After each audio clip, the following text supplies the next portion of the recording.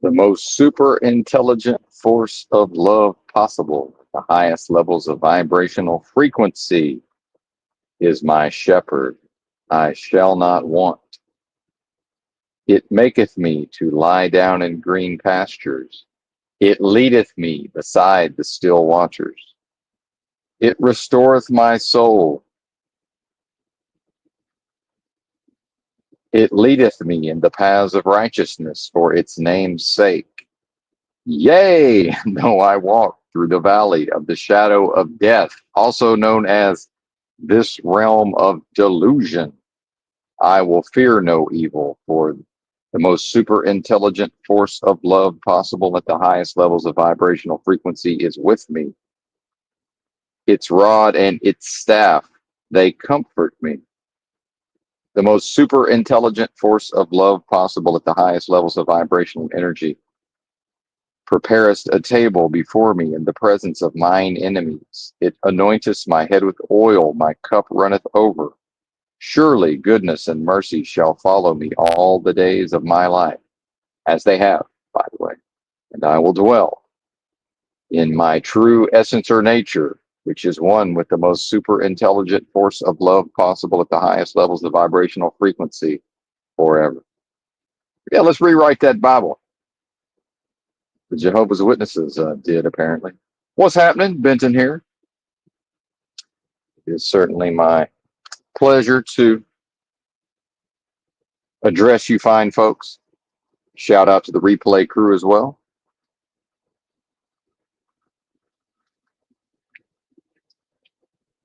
Let me put the phone to where I won't be scrutinizing the viewer numbers, but I still need to be able to see the screen in case we become disconnected.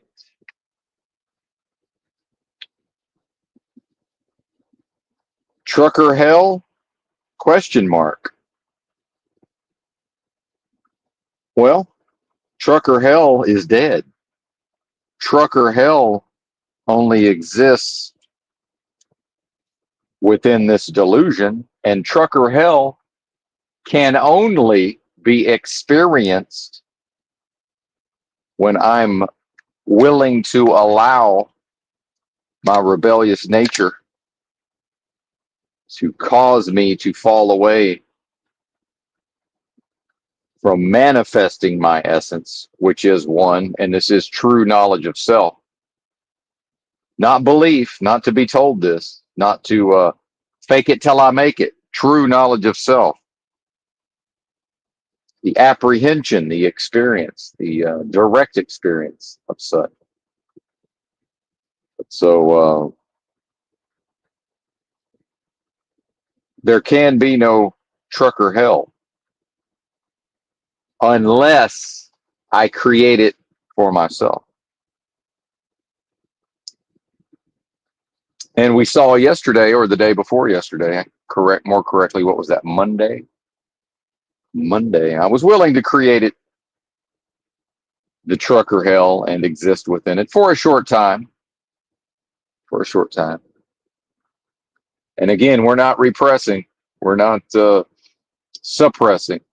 We're not taking anti-anxiety medication. We're not taking antidepressants. And then, taking on all of the burdens that this realm of delusion will throw our way. And that's the royal our, or the royal we, for the purposes of the discussion. It's not a team or a herd. This is very important. It's a key point. I individually, whatever this persona is, this discrete being, again, a delusion, right? When we begin to speak about the way I visually appear, the way my voice sounds, although the voice could be something a little different now that I think about it. That's vibrating energy. So, but then again, is not the physical image vibrating energy? Regardless, actually, let's check the audio before we get too deep into this. I did a pretty solid 45 minutes recently on the wrong audio settings, so let's not repeat that.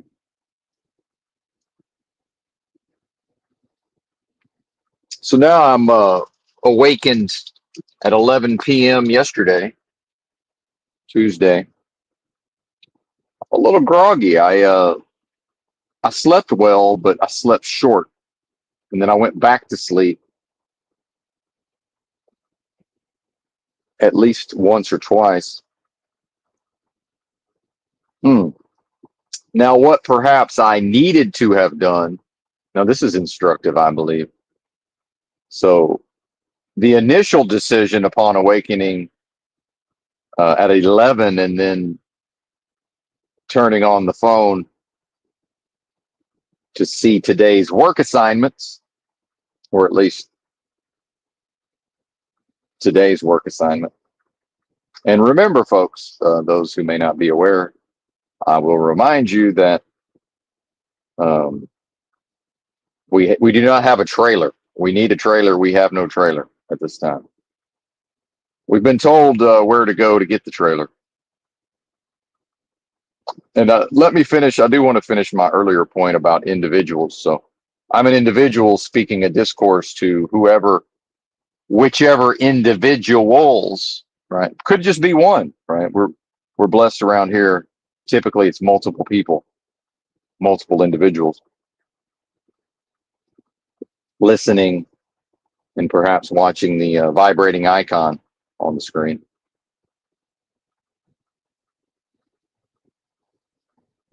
So that is the context when the pronouns go into a we or an our. I want to be clear from the outset.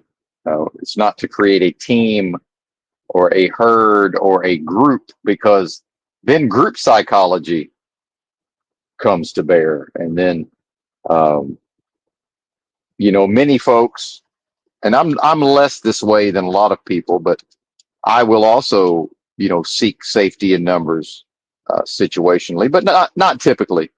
But this very human idea of strength in numbers, I'm here to tell you, no, there's not. That's that's one of the myriad of delusions within the larger delusion that I find myself. Um, and this is, by the way, this is the delusion itself. Is the idea? This is probably, a big part of what allowed the delusion to be created. This heaven or hell realm manifesting as a hell realm. The delusion is the idea that it is possible to break off a little chunk, a little sliver of an indivisible force. In fact, the proposition, the thesis, if we call it universe, beyond all time and space, whatever we're, again, I'm not intelligent enough. I do not have the IQ to go into a lot of these topics around, um,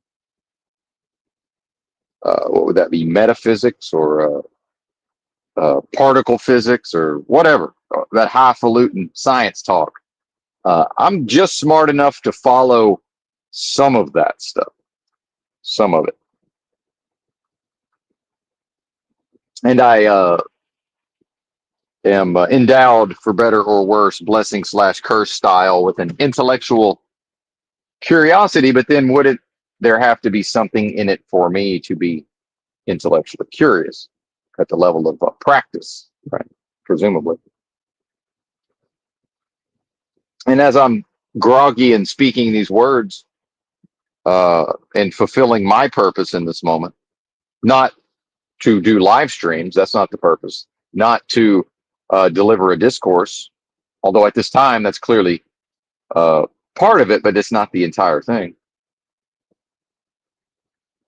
right? But it's what results from when I'm properly identified without the question mark. If you see my user text down there, it says properly identified, but then in parentheses question mark, because not yet practicing perfectly. And perhaps that point, perhaps I will be able to practice perfectly in the future. I must allow for the possibility that, and in fact, on some level, expect that there will be times when I'm also rebelliously knowingly or unknowingly, or for whatever reason. Again, that's the delusion. That's the job of the delusion. Moloch's machine, this world, employment, truck driving, all dead things, by the way. This realm's dead. I'm the life in this realm. Now, not to say that again, I'm not saying something that many will then say, oh, Benton's over there. And I can already see the comments going into other channels, right, in the so-called truth community. Oh, Benton's over there saying he's God, right? Never said that. Would not say that. I know that I'm not. How could I be? I'm in a limited human form, so it's actually not possible. And my brain doesn't work that way anyway. However, everything in this realm that is not one with my nature or essence or soul, that is one with the most super intelligent force of love possible at the highest levels of vibrational frequency, a quickening spirit, by the way, a quickening spirit, the thesis, the proposition that is in fact the most powerful force, and in fact all of what would be considered living or life or love or activation, propulsion, potential, um, energy, movement, um, all of that is the source of all of that. Is also that is what I am. That is what I am. That description. That's me. Everything that I experience in this realm, other than that, is the result of a delusion, and it's dead. There can be no life to a delusion itself. Now, the being endowed with the creative ability to bring something new, and in fact, endowed with a creative force that, as far as I can tell, never lies dormant in any new moment. It always brings something new into the delusion, right? It can never not create. So what I am is not capable of uh, destruction via the cessation of creating. So I will, every moment, I'm birthing something. I'm creating something. Something's being brought forth and made manifest. And how often, if I look back at, I'm 49 years old, if I look back at my early history, nearly every one of those trials, right? If we think about a simulation, oh, it's a simulation. Well, we can think about it's a delusion. So what's being simulated? Okay. Because this is what I've started to ask people. Okay, it's a simulation. What exactly is being simulated then? And, other than just pointing at the realm and saying this is being simulated. Okay, but could you please describe the original? Like what are we, simulation implies facsimile, right? Or even the idea of a cheap knockoff. Because if I am a computer programmer, team of programmers, let's say I'm a corporation. Remember, in this delusion, everything's a business. So now I'm running or heading this company. I'm tasked with, we need you to simulate this particular phenomenon, right? Oh, okay, sure. And then I deliver the finished product, and it will then be critiqued, in comparison to the genuine article, right? Or at least memories of the genuine article, or maybe just this is what we think the genuine article is or would be like. And then whoever paid me the money or gave me the task, and I've said, okay, I will do this simulation. Me and my team of programmers we will create this simulation in exchange for Federal Reserve notes.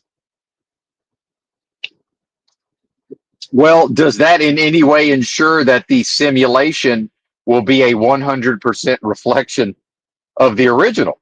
So if you ask me, if somebody truly believes that this world, this matrix, what we experience, and by we, I mean any individuals who may hear this discourse, who's willing to entertain these notions, by the way, because we each have our own levels of resistance to these ideas based on our own reasons. We got our reasons. Hopefully, I'm not disturbing anybody. I repositioned the tractor, but I think I hear some banging around. I may have woken up some folks. Oh well. Such is life. Anyway, so anything short of a 100% successful effort in creating the simulation, that means it's not possible to examine only the simulation and never to experience what's being simulated and say, hey, what is this thing simulating? If a person can't give me a description or an explanation of what's being simulated, it's not enough to say, well, this is being simulated. Okay, but what do you mean by this? Right? Because my mind, my intellect is able to, but see, this is born out of intuition, right? This is the super high functioning retarded person aspect. I've been knowing what I'm telling you for quite some time. I just now have the words. I'm just now experiencing the concepts in my conscious mind put together this way with these words right now with you folks, by the way. But I've bits and pieces of this I've picked up along the way. But I've been scratching my head and saying every time somebody mentions simulation, oh, we're in a simulation. This is a simulation. So now I've started replying months ago in the YouTube comments saying, what exactly is being simulated? Nobody can answer that. Well, I shouldn't say that. I believe I'm on the verge of answering that question. It's delusion via creative force. My creative force, there's the solipsism, is making all of this. And most likely, although I can never be fully sure, it's also your creative force, which again, remember, very important key point to always go back to. And you can see part of the undiagnosed fake autism is that I'm able to almost perfectly discipline myself to go back to the concept of um, the creative force never lies dormant. And then it's this idea of it's interesting because we have a concept as Americans within a business structure, right? Again, everything in America is a business. So it's this idea if I'm not actively doing something, I'm being lazy. But then in a way, the inverse of that is the idea that, well, then I'm going to seek to enjoy and to sort of fall into and relax and into those moments when nothing is needs to be done, nothing is being done, right, in this moment. Well, in those moments, your creative force, if you are what I am, again, I can only truly speak to my experience, but if your essence is also one with the most super intelligent force of love possible at the highest levels of vibrational frequency, then, like it or not, uh, you're always bringing something new into each moment, right? And then, by the way, that moment is all that exists. Or more correctly, uh, that moment is the only time and space in which, and not even space in the physical sense, but that's your only opportunity to direct or guide or work with or make manifest consistent with, if you're willing to accept that you in fact have a purpose in life and that you're here in service of something, perhaps. Because how is it possible to have a purpose without the concept of service? In service of something, in service of the delusion, to be viewed a certain type of way by the other people within the delusion, right? To behave in certain ways so that, oh, well, when I get this, and in the olden days when a college degree, still meant something, but let's say law school, and I'm a Nepo baby, and, there's already a path to me, going into a high paying career, right? And I'm going to retire a multimillionaire, if that's a thing, right? Well, the only chance to act towards that, right, is in the moment. And then, so it's everything in service of that, right? But then with the human nature, the repression, the oppression, the depression, the anxieties, the fears, the psychological errors, the defects of personality, right? That's all a part of the process all the way through, right? However the person was socialized, the upbringing, right? The memories, as accurate or inaccurate as they may be, the lack of memory at times.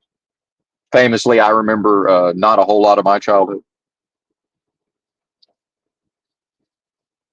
Somewhat famously. infamously, perhaps. And I do realize I've um, left a few stones unturned uh, in walking the path metaphorically within this discourse, and for that, uh, I would apologize, but it's the best I can do at this moment, because that's another part of every man hath not the same office from the Bible. Old Benton's striving to do his best, and that's part of what I was dealing with initially when I awakened yesterday at 11 p.m. But that material is always there. Give us a moment. Let's see if we need to backtrack within the discourse. I think the simulation. Yeah, I have a few more points to make about the simulation. So thank you for reminding me. Let's go back to the simulation and the fact that I know I'm being observed, or I'm almost certain I'm being observed by an audience. It is helpful. So thank you. So going back to the simulation, that doesn't really, how does that help humanity, even if it is on some level, not, it's not the original, or it's not the genuine article, meaning it's not actually this force creating, right, this paradise of a planet. If one is, you can't even call it a planet, right? Realm, planet, whatever it is. It's a delusion, sir. Oh, let's worry about the shape of the delusion. Oh, here's Benton calling it a realm. Earth. Earth is dead. Earth's a delusion. Earth don't exist in practical terms. Now, here's where people must be careful psychologically, and I will correct my own discourse. It does exist. Absolutely, it exists. Because how does it exist? Because my creative force never lies dormant in the now, neither does yours, if in fact you and I are the same thing. So this is the key point that I failed to make fully, right? Let's not serve the enemy out here, Bubba. And by the way, that's where it comes down to purpose and service. Because if I'm not serving the nature of the most super intelligent force of love possible in each new moment, I'm, no matter what, there's no middle ground, lukewarm and spit out of the mouth. Every moment I fail at the level of my creative force to serve the most super intelligent force of love possible at the highest levels of vibrational frequency, but not in a guilt ridden way, not in a, I'm so bad, I'm so shameful because I didn't do this, and now that force is going to be angry with me. That force is not capable of being angry with me, right? That force is incapable of experiencing those states. It doesn't know anything about that. That data does not compute, right? So how am I experiencing, if I'm experiencing, fear, trepidation, loathing, revulsion, whatever you want to name, that people gobble psych meds to cope with these days, right? That's the result of improperly identifying myself with something that's dead and is a delusion, right? So I think I've found out why folks are fascinated by watching Jack Talcott, because that's highly relatable, isn't it? The fact that he uh, practices the most perfectly out of everybody. He's never not identified with delusion. He's more, hey, spend the rest of your life deluding yourself. You can't touch that guy. You will. And if anybody doesn't know who I'm talking about, it's a YouTube channel called Jack Talcott. He does panels. He's a guru. He's a life coach, right?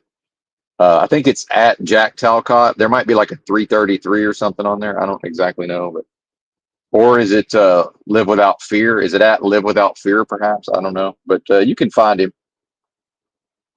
Jack Talcott. So when we look at the concept of a Christ or a Jesus, right? And then what are we told? As someone who grew up in the Bible Belt, right? I shouldn't say we, but speaking for myself, me and my peers were all told certain specifics about Jesus, Christ, and say, well, yeah, he done it, but not you. You can't do this. You can try as hard as you want all your life, and you'll never perfectly practice like that man did. Well, that's delusion. That's dead. That's the talk of the enemy. Like, what are you talking about? That so here's how we know that it's dead and it's a delusion. Who does that serve? If I truly internalize and believe that there was a Jesus, there was a Christ, right? And I do.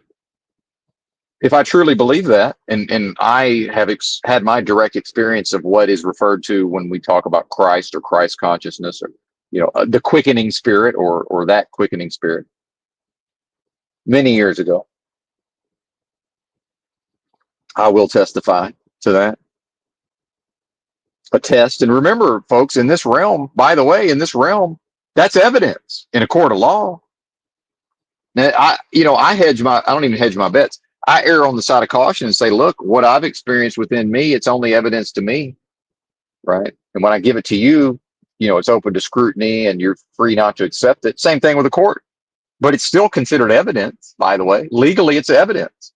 The fact that if I was to be sworn in, right, and to testify, okay, then that is legal evidence at the level of legalese within this delusion, by the way, just to be clear.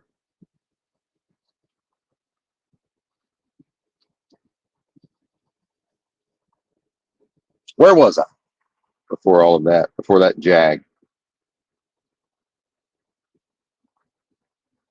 Purpose, service. So again, we're backwards rationalizing, or we're coming at this from the inverse, right? Which, by the way, the yin, the surrender, right? Again, as Americans, we're taught never surrender. The frog throttling the bird from inside the bird's mouth, never surrender, right? Well, I'm here to tell you, no spiritual surrender means no spiritual victory, right? That's a limited being. That's a being born into the delusion that it's even possible for what I am to experience limitation. Number one, that has to be a delusion. Oh, Jack Talcott, I'll get back to it. So the application is surrender to the notion of, so I'm surrendering to accepting that in the framework of my creative force never lies dormant, it always brings something new into the realm moment to moment, and that what is birthed in that moment serves the most super intelligent force of love possible to highest levels, or which is the proposition or the thesis, right? That, well, what I am, what I know myself to be, is in fact, that's the most powerful phenomenon possible, right? That's the highest of the high, right? The so-called alpha and omega, the quickening spirits, or spirit, more correctly, indivisible, omniscient, all of these characteristics of an all-powerful God. In this realm, whoever mentions what that force is not able to do, I've almost never heard that.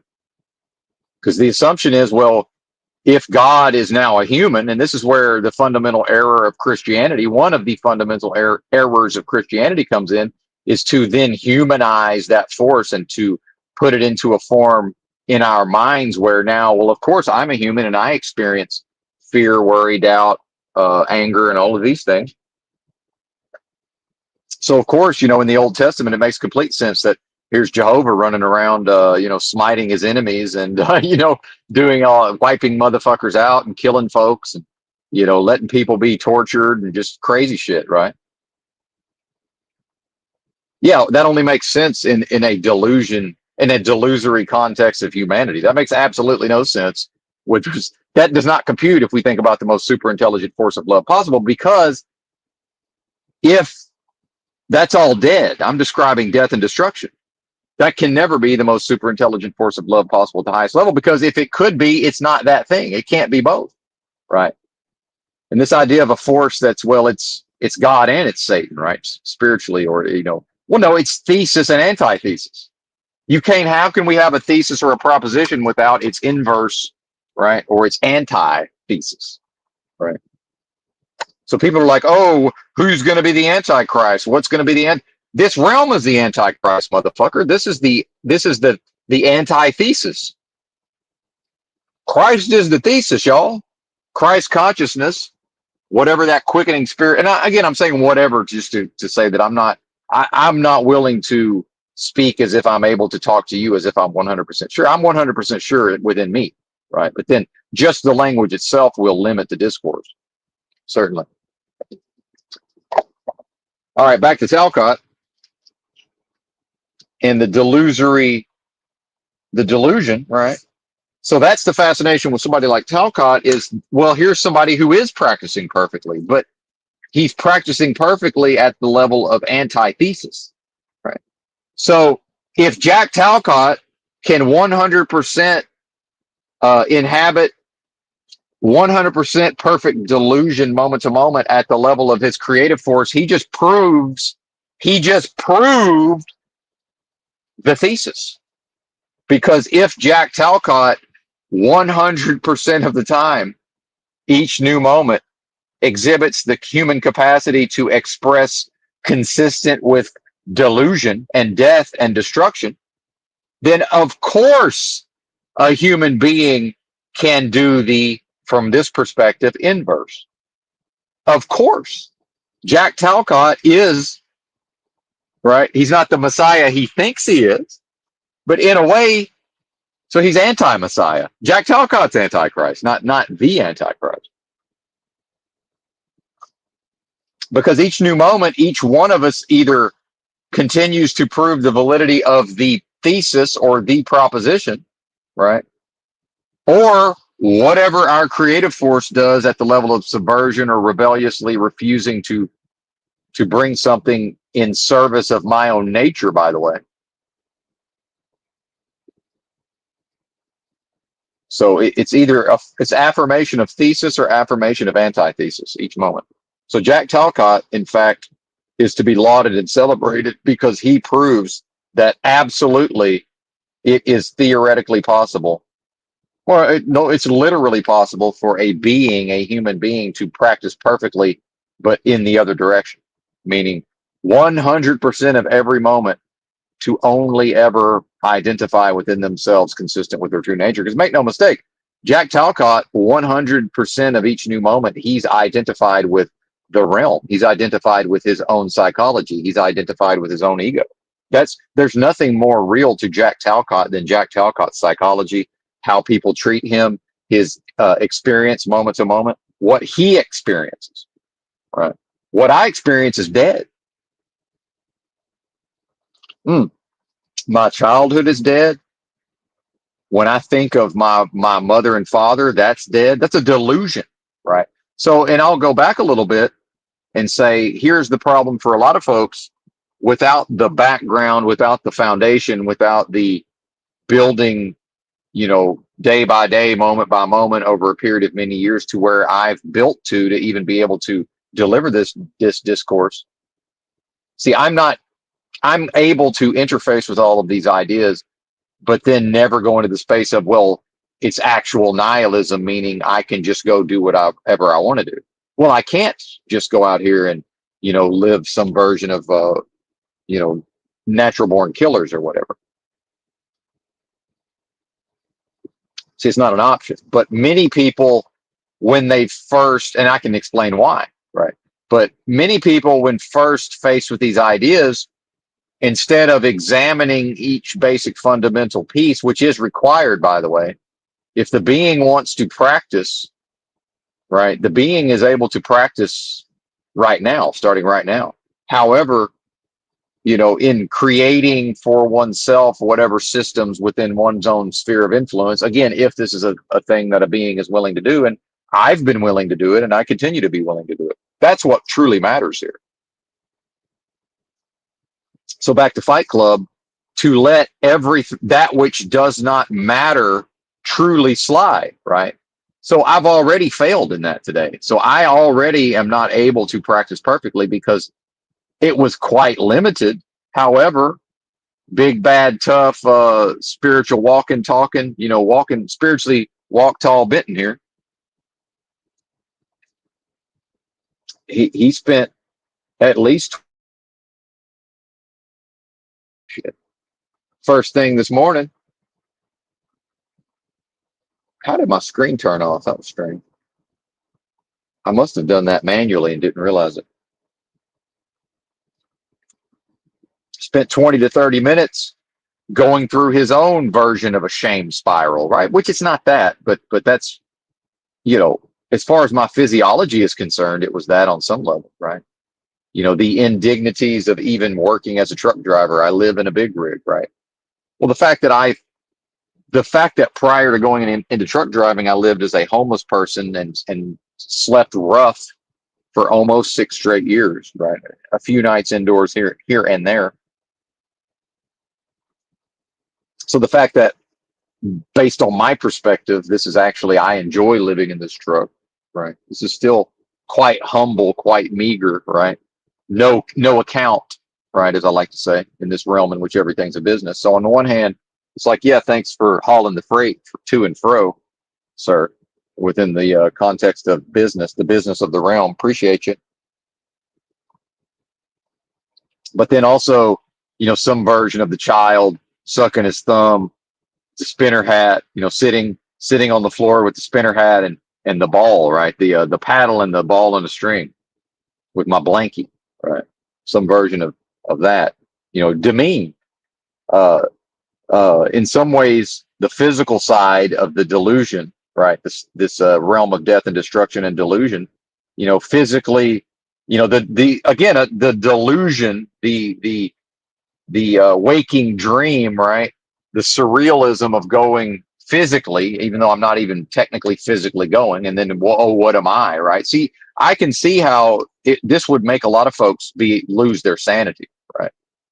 So, in fact, what was required from me was, see, the homelessness had to happen in order for me to serve my purpose, because I have a firm foundation of many years wandering the streets, literally wandering the streets of America, honing and strengthening and training my psychology and my thought process and my mind to be able to consider actual reality as close as I'm able to get to actual reality, right? Within this delusion or simulation, and not go insane. And I mean, go insane by, if I can't at some point go back to employment, because there was a period of time when I eschewed regular employment. But at some point, I was going to have to prove that I was functional in society. Meanwhile, even when I was living in the streets with almost nothing, I was still functional in society. But I mean functional in the way that society considers. Society will sign off on, okay, this is a functional person. He can pass a background check. He has a valid CDL. He's got a DOT medical card. We just sent him for a random drug test. Apparently, I haven't heard anything. I'm assuming I passed that. And I was in no danger of failing. So all of these aspects so I say, hey, realm of delusion where everything's a business, I'm a business too. I'm a business too, right? And I'm here to participate in society, but even within that framework, and as much as people might want to say, well, oh yeah, keep America moving, right? Um, truckers keep America moving, make America great again, go out here and serve this dystopia. Well, I'm doing one of the, for white collar, low level jobs, I'm doing one of the most productive jobs there is. And there's no dignity in it, right? Because what I chose to subject myself to on Monday, going, scraping and bowing and begging at the large corporation, pretty pleased with sugar on top. May I have the one trailer on the property, by the way, perhaps, or at least the only one that was anywhere near being emptied, because it was at a dock door being unloaded. For all I know, they put that thing in the door 5 minutes before I rolled up. Who knows? It's a major corporation, right? I don't have access to that information. Whatever low level people they let me talk to doesn't have access to that information.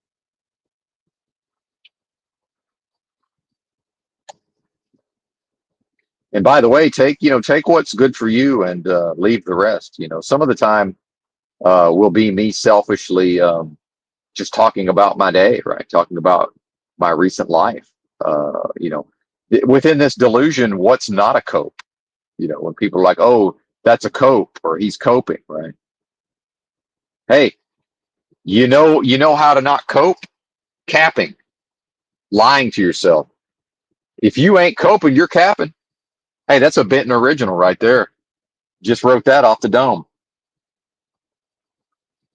So if I have value, is my value in driving this truck and performing a business within this realm of business and death and destruction, or is my value in that via my creative force that never lies dormant? I just, you know, delivered a line that, could be a signature Benton aphorism from now on. If you ain't coping, you're capping. Again, one of two masters is served each new moment. You can cap, meaning I can lie to myself and repress and suppress, which will then oppress and depress, as we know. Or I can cope, right? Now, what is the transcendence of the cope? Well, the transcendence of the cope is by properly identifying within myself with my proper nature. So in that 20 to 30 minutes, when I awakened yesterday at 11 p.m., what I think of as this morning, that's how confused I am. And I say that tongue in cheek, but that's the level of confusion here. That's my morning, right? Today's my Friday. Today's my Monday. Well, 11 p.m. at times is my morning. So I don't know what to tell you. It is what it is. But so I recognize through my practices. And why are they my practices? Because I'm here in service of my purpose, which may or may not have anything to do with your purpose. Again, solipsism, I don't even know if you're real or not, right?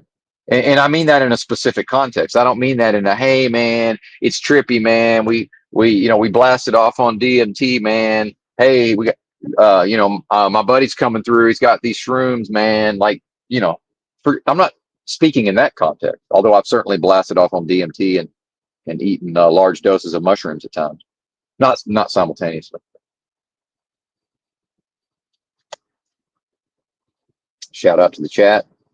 Hilariously, in this delusion, I can't even read the chat because we got one person, thank you, has chatted, and here's what I see when I see part of their icon, and then there's a button that completely, since I have the phone sideways, there's a button that completely obscures the comment that says share your referral link, because StreamYard's a business, right? And Alphabet, Google, YouTube's Hell Pit is a business, actually a series of businesses, right?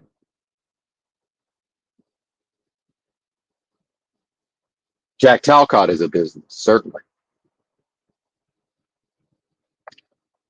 The aforementioned Jack Talcott, who God bless him, or bless him, right? Blessings, blessings / curses, proves that, of course, the potential exists. Now, in practical application, I have no way of knowing, if will reach, the hallowed heights of fully mastering this human form. Because that's the endeavor, that's the undertaking, by the way. When I talk about full send, I talk about I'm all in. See, in a way, I'm Jack Talcott in a way, right?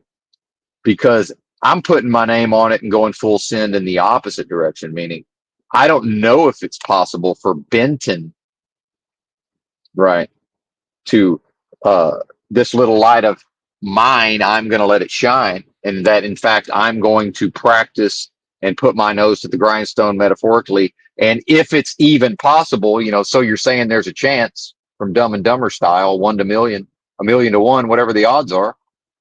As long as that potential exists, I am fully committed towards working to that, which would be to fully transcend what? This human form. Well, guess what, folks?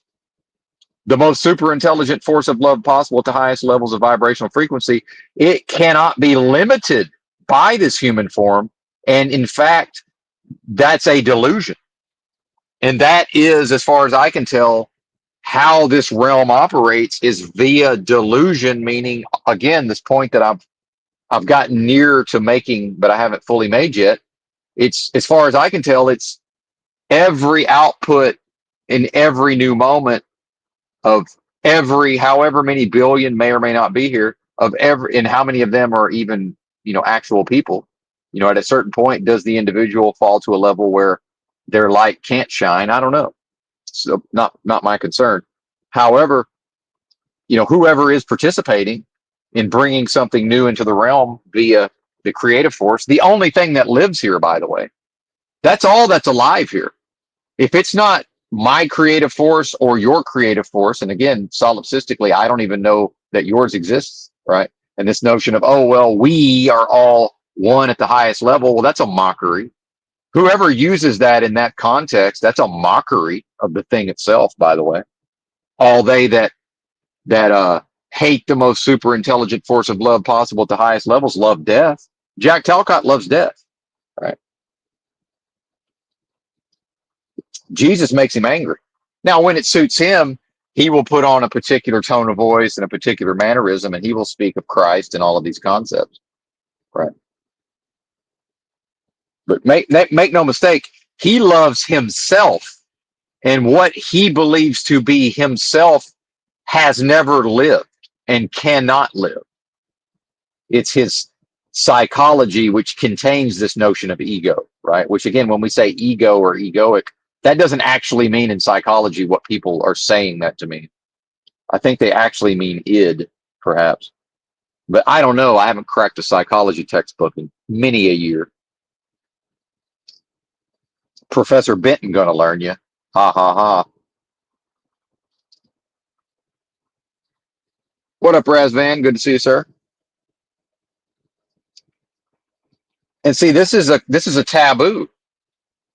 Just hearing me say that Jack Talcott, by perfectly 100% of every new moment, his creative force always serves delusion, death, and destruction, thus proving at the level of antithesis that absolutely what I am is capable of transcending any and all human limitation.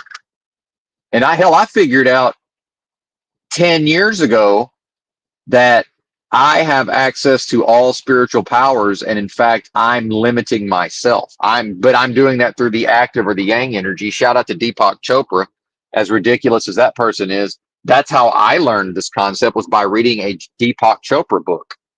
So if anybody's ever wonders, well, why is he on his community or post tab? There's a Mike Andes home service millionaire video. It's because I take what is there for me at the level of information and intellectual discussion, and I leave the rest. And what allows me to come on here and speak this way, I never know where I will find something of value, right? So it's up to me to be open-minded. So Deepak Chopra, it probably was not his intention. He taught me this concept, which is, if I come to understand, and he didn't talk about this. This is not the Deepak Chopra part, but so when I had an epiphany in the moment that, well, actually, I am creating the limitations, meaning within me is this great force, which I did not fully understand at the time. And this was even before my what I used to call a religious conversion experience, actually a direct experience of Christ, but not a humanized Christ, right? A perception of Christ consciousness, right? But from my perspective, as if a human was communicating with me, but again, not a voice, not written, not hearing something uh, in a perception, right? So Deepak Chopra, and probably in a mocking way, he's looking at, a person with a broken arm doesn't realize that energetically the only way that the broken arm exists is that, like it or not, moment to moment, a broken arm is continuing to be created. So that, and again, this is not the perfect way to explain this, because Deepak Chopra, obviously we know what master he serves, right? He serves death and destruction and the delusion. So it's already a flawed, bastardized version of truth, right? Because this realm is happy to present truth to you as long as it can present that truth in its own way, right? It's up to me to then apprehend truth for myself, viscerally, directly, right? So what I got out of that was, okay, there is truth in this, right? And spiritually, the human limitation. So basically, what he's saying is, as soon as the person stops creating the broken arm, that is the process of healing, right? And it's probably correct in a certain type of way, but it's such a ridiculous example. But I was able to grasp the metaphysics of what he was talking about, meaning, if in this context the broken arm is a limitation, because what if I do a physical job, right? How, truck driving, obviously, if I had a broken arm, would be much more difficult. So it's the human on some level creating the limitation. So it's this idea of, if I'm choosing to identify with this limited human form and experience, but then I'm coming to see that various aspects of the limited human experience, even if I'm not willing to or able to understand back then that it's actually all of it. In fact, I've just now fully accepted this today on this broadcast, that the entirety of the human experience can be transcended. And I mean transcendence in the literal dictionary definition term, right? And I mean it in the exact context of the meaning of the word, right? Of transcend, to move beyond limitation, right? So again, the inverse, look at how much of the delusion operates. It has to. See, things are the way it has to be. The realm has to be the way it is, because it all has to manifest consistent with a delusion that's been created via subversion and antithesis, right? Whether that was a tricking of the most super intelligent force of love possible at the highest levels of vibrational frequency into unknowingly, or a deception that caused that force to create this delusion. Make no mistake, this delusion is the result of the highest levels of vibrational frequency at the highest levels. Now, in conjunction with other things, right? In conjunction with other forms of energy. But then, if the most super intelligent force of love possible at the highest levels of vibrational frequency is the alpha and omega, wouldn't all lower or slower forms of vibrational energy be contained within? That is the antithesis, right? Antithesis would know that. Antichrist would know that. Well, contained within Christ has to be the inverse of all of these aspects, even if they don't express. The potential to express would have to be there, would it not? And again, I don't know. I'm not smart enough to tell you. Maybe I'm wrong. This is now a thought experiment. We've moved on to the thought experiment portion. But we won't stay there.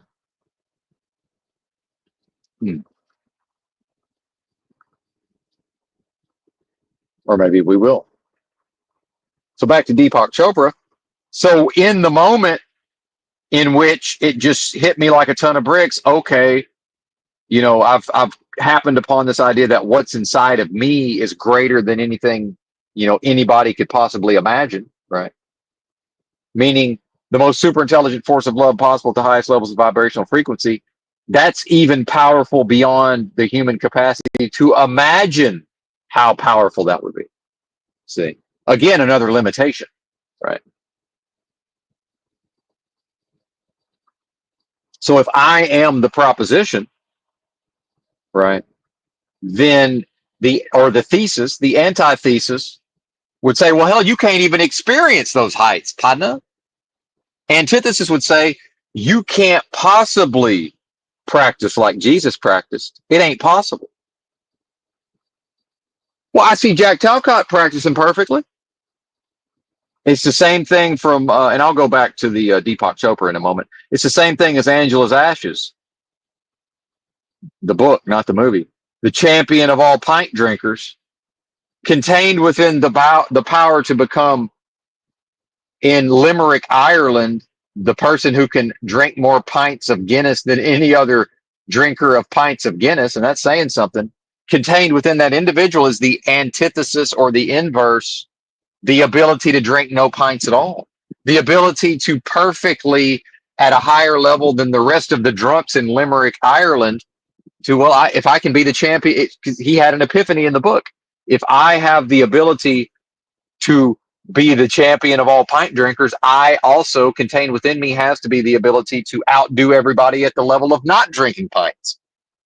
the inverse, the antithesis, right? Both have to be true. Now I believe we're onto the Kybalion concept of all truths are merely half truths. The antithesis, the inverse, has to be there. It has to be there. Otherwise, how can the thing itself be there? So this realm, the delusion is, for whatever reason, the most super intelligent force of love possible at the highest levels of vibrational frequency. Love came to town within this delusion, because now I'm speculating, perhaps because love, that force, is not capable, right, when properly identified within itself at the level of its own true nature, right, forgetting what's lying hidden or occulted, right, paying no mind to the man behind the curtain of, what the inverse of these concepts, right? Jack and the Beanstalk style, by the way. Even when warned, Jack can't fear. Jack's walking through the valley of the shadow of death. He can't fear evil. Jack and the Beanstalk's not able to fear evil. And that's probably what that lesson is about. That's probably what that story's about. So back to Chopra, the moment it struck me, and I remember where I was, and it was quite an interesting time and place when I fully came to grasp this concept of how powerful I am. But it was still connected to something outside of me. It was this idea that I was strongly identified as my human self. And it was this idea of, okay, there's spiritual powers outside of me and beyond me. And what limits me from experiencing and using those spiritual powers? Because remember, to even think of these as powers is to view it in a specific human context of, I'm in a realm and of business and modern life and all of these things, and power has a lot to do with the experience. So you can actually see I'm speaking of a concept in a way that I would not speak of it now, right? We've built a time machine and gone back into the past to make a point that in that moment I realized, okay, I have access to unlimited spiritual powers. Probably everybody does.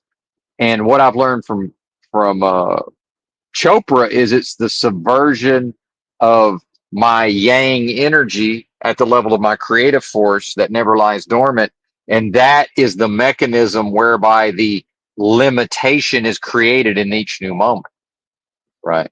So my essence is unlimited and can't be limited unless in each new moment I choose to identify, right, with something other than my true essence or nature, which is to affirm the validity of the inverse, the antithesis, death, destruction, delusion. Every new moment is a literal choice at the level of my creative force between life, love, activation, right? Everything. And again, look at how easily I can look at how easily I can describe the detriment. So that's the exaltation, right? That's the exaltation, right? I'm better at describing the detriment than I am the exaltation. And I bet you are too. As much as, oh, Benton's a doomer, he's a this, he's a that. Yeah, y'all capping because instead of coping with the reality, guess what? That's you, partner. You think I'm the only one out here? Full doomer? Hell no. Heaven or hell no.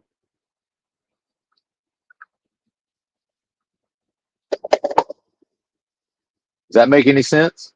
Of course not.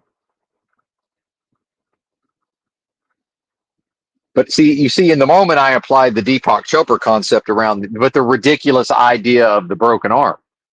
And so then if some normie bozo reads Deepak Chopra, and then he's like, okay, he or she's like, I'm going to practice this, but probably a he, and why does he even know why he wants to read Deepak Chopra books and practice things? Mine was my own intellectual curiosity and vacuuming up concepts and ideas, and then liking to read at the time and reading a lot.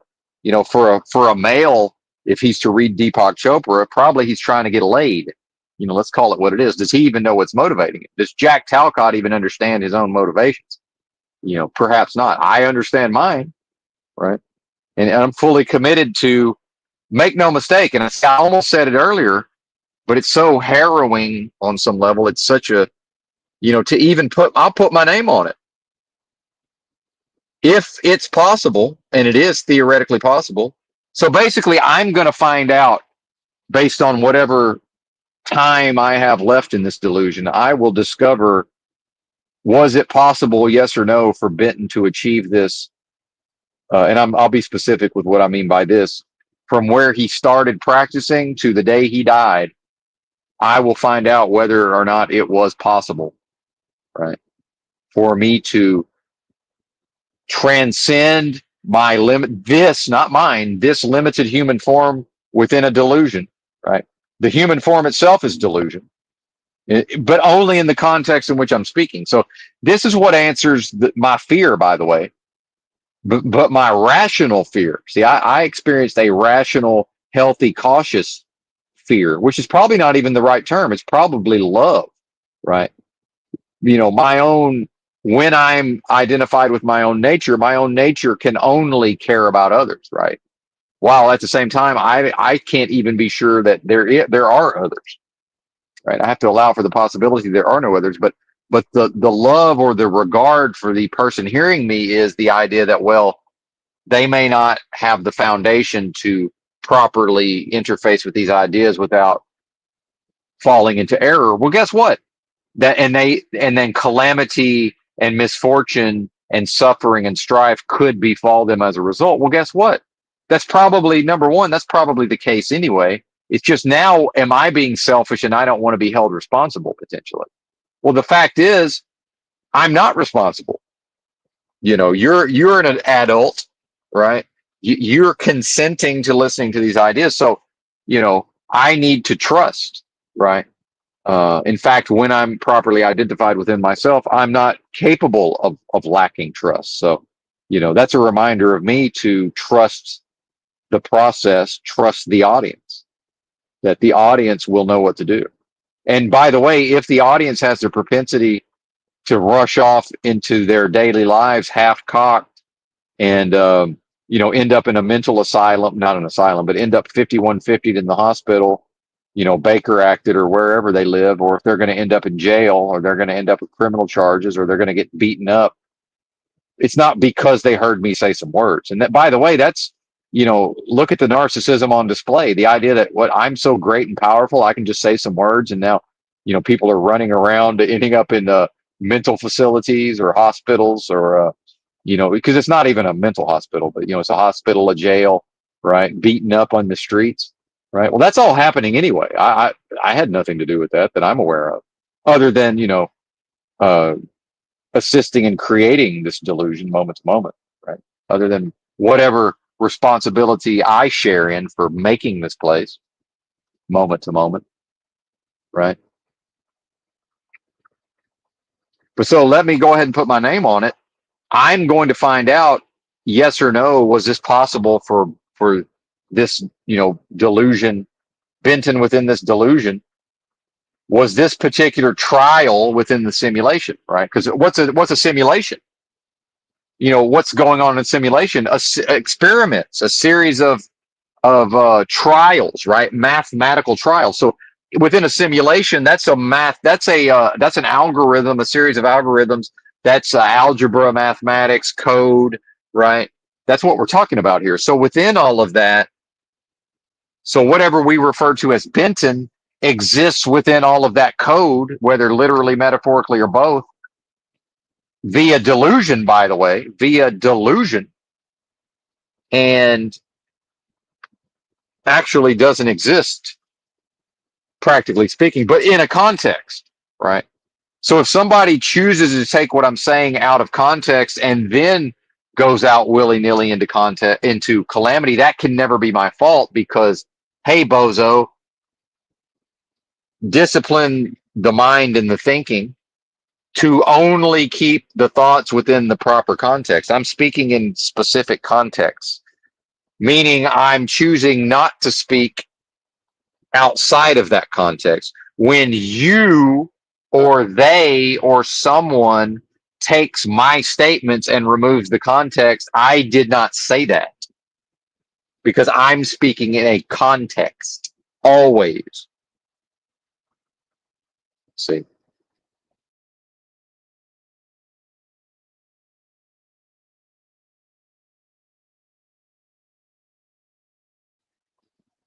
how did my phone turn itself off again? My screen keeps timing out. Hang on, we got to go find the screen timeout somewhere. I can't be dropping off in the middle of my high level discourse. What's up, our poll? Where is screen timeout? We got to find that in the settings.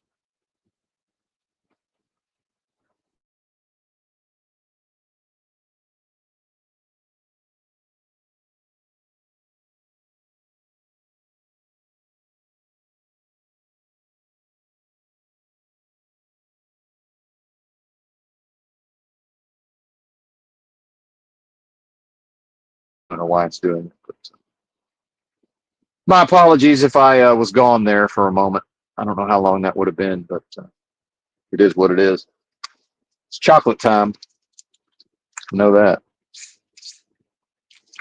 So maybe it's a good thing.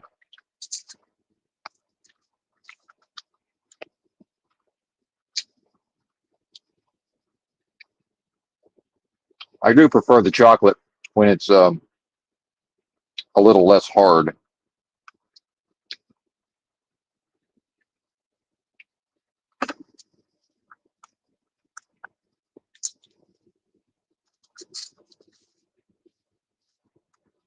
But I never put my name on it. So let me fully put my name on the full send, I'm all in aspects of all of this. I'm fully committed and will remain fully committed to, if it's possible within this simulation, if it's a simulation, for Benton to perfectly express the most super intelligent force of love possible in each new moment and to never, yeah, that's right, Razvan, the more glitchy it becomes, to never identify with anything but my own nature, ever, perfectly, to perfectly practice. That's my intention. And I will either get rich in that sense or I will die trying. By the way, what greater riches could there possibly be than to express the most super intelligent force of love possible in each new moment for the rest of my life, hopefully beginning at some point in the near future. But going to continue to work for a day that may never come or a moment that may never come. Anyway, let me finish the chocolate. I'll be right back.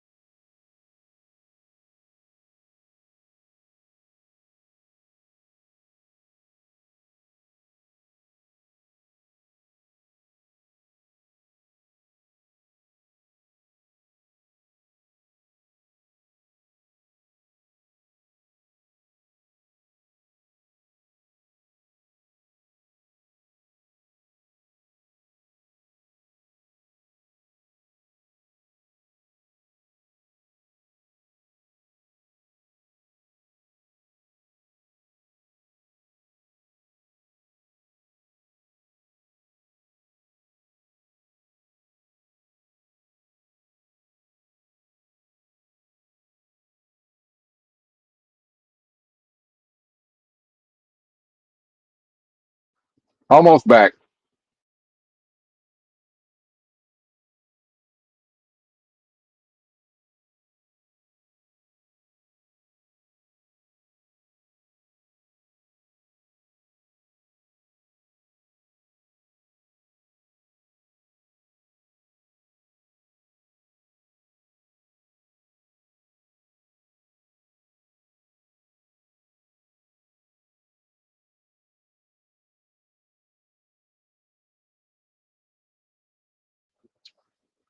And Razvan's talking about the technology, and I agree. by design, bad on purpose, right?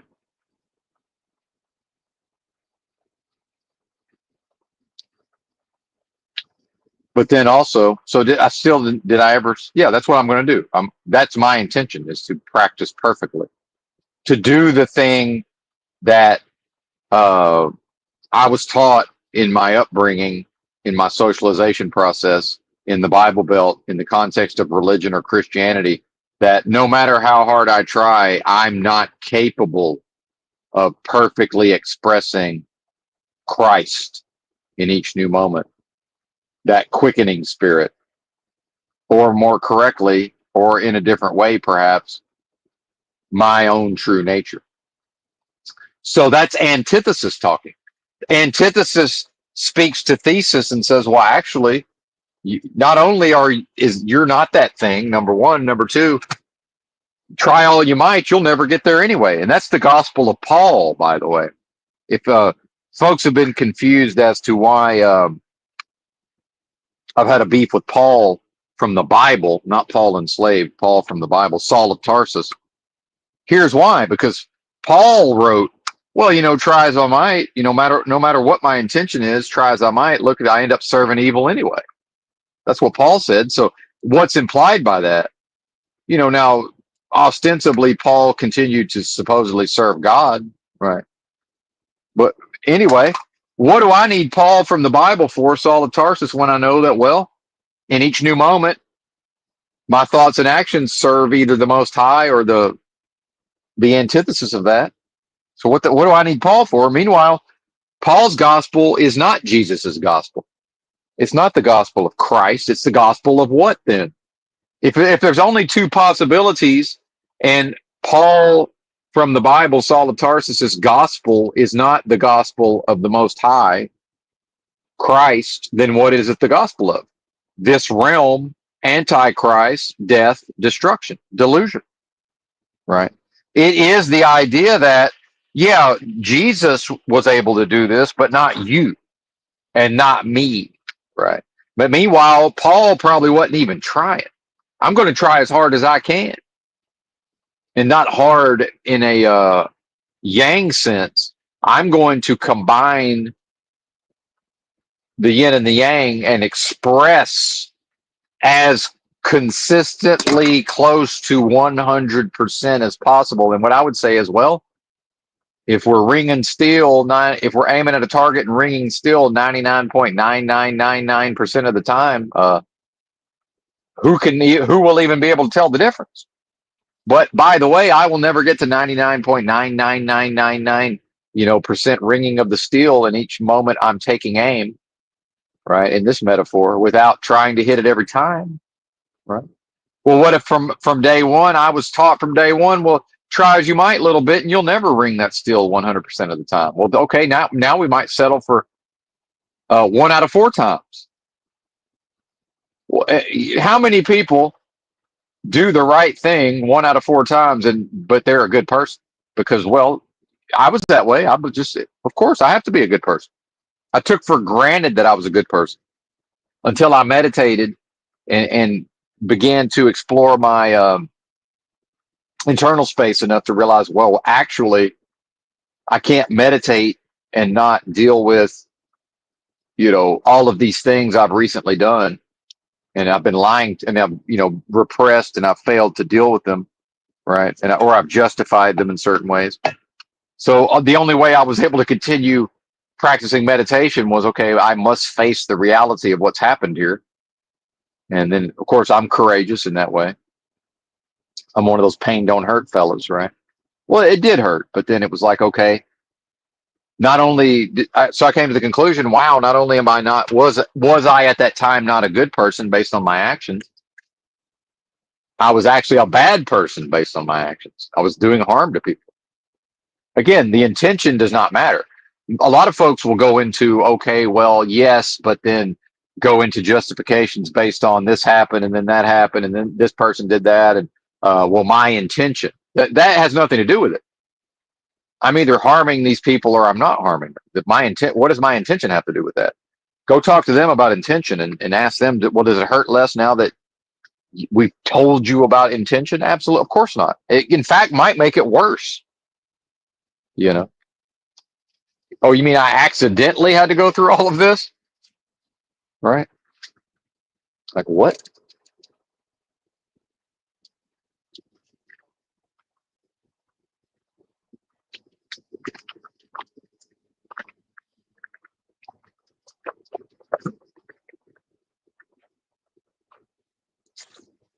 So back to the concept of this delusion is the way it has to be. Like it has to be this way.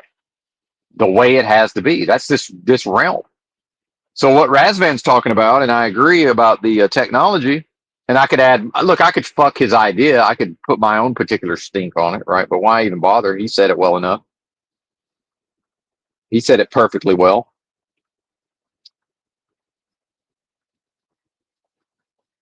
So the realm has to be the way it is to do what?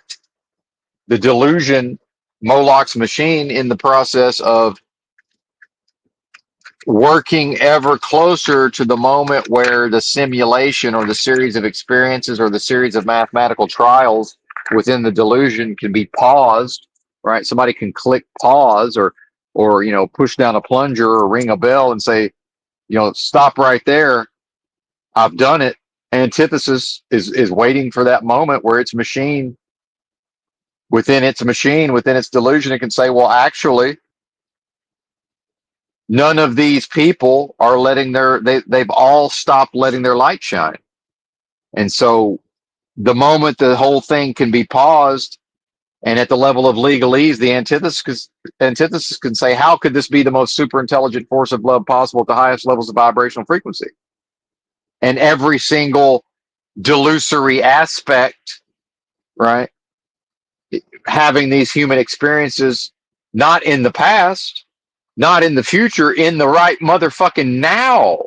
See, the antithesis has to capture everybody. Antichrist has to capture everybody. As long as one motherfucker in this realm expresses in a given moment consistent with their nature, if in fact they have the same nature that I have, right? Then antithesis cannot usurp, right, the most super intelligent force of love possible at the highest levels of vibrational energy. That cannot happen, right? So it's all based on observing what the most super intelligent force of love possible at the highest levels of vibrational energy is doing at any given moment within this delusion. And then antithesis operates based on that. That's why things are the way they are. Because in that context, things have to be the way they are. The technology has to be the way it is. In service of what? In service of disproving a notion.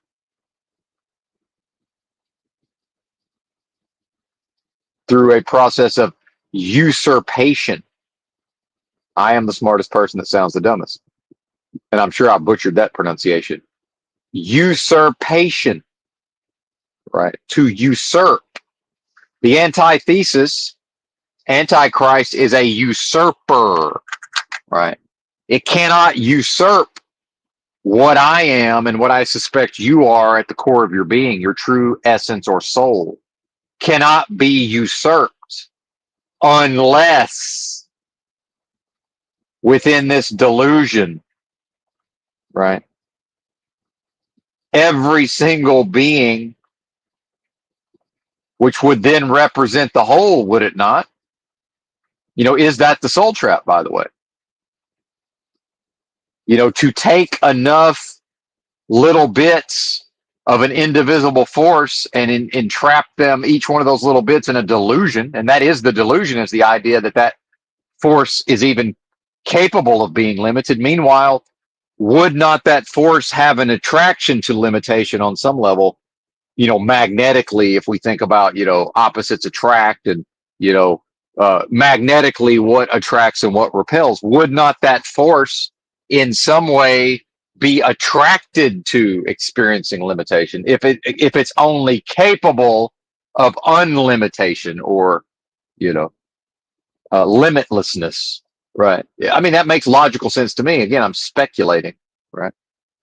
Speculating, but that at least seems to account for how the delusions have happened, right?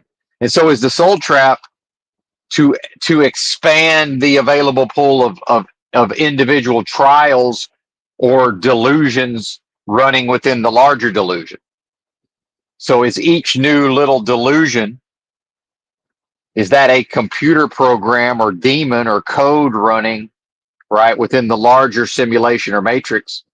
And each new moment is a trial, right?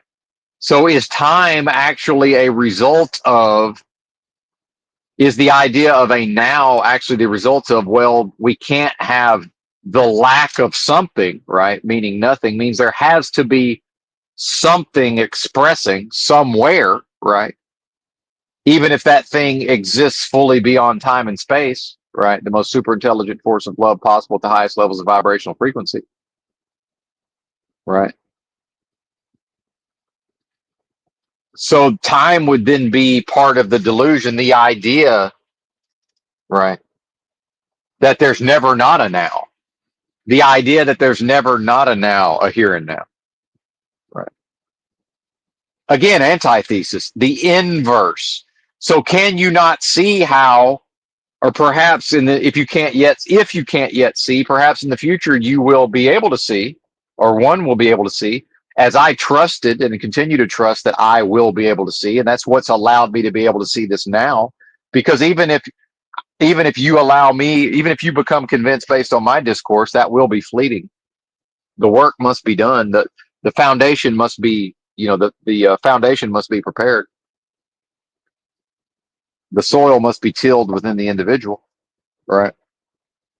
But so Moloch's machine, the antithesis, being responsible for the formation of your psychology, right?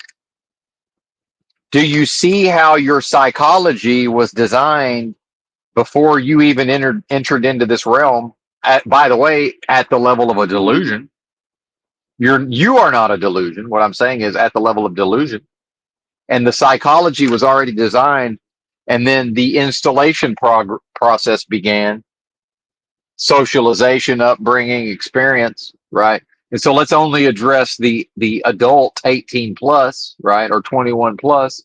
Let's just say 18 years of age and older. By the time the age of maturity is reached, the psychology is nearly fully installed, right? Or let's say effectively the psychology is installed. And in fact, part of the psychology itself, the psychology is an AI in a way. Because the psychology actually contained within the psychology and the design of our psychologies are mechanisms that we program ourselves, but in service of death, destruction, delusion, Moloch's machine, business, or all of these ideas. But that you can see now, and I'm just now, well, maybe you can't, but I can see, so let me speak for me. I now see that the psychology is designed at the level of antithesis because that's the way it has to be. Because it's not possible to design, create, operate, and for Moloch's machine to serve its purpose as nearly perfectly as possible unless my psychology is designed to operate at what level? Antithesis or inverse to the proposition. So if what I am is the proposition, in my brain it has been installed a psychology that has its own AI and updates itself, right? To serve Moloch's machine, to serve delusion, to serve death, to serve destruction.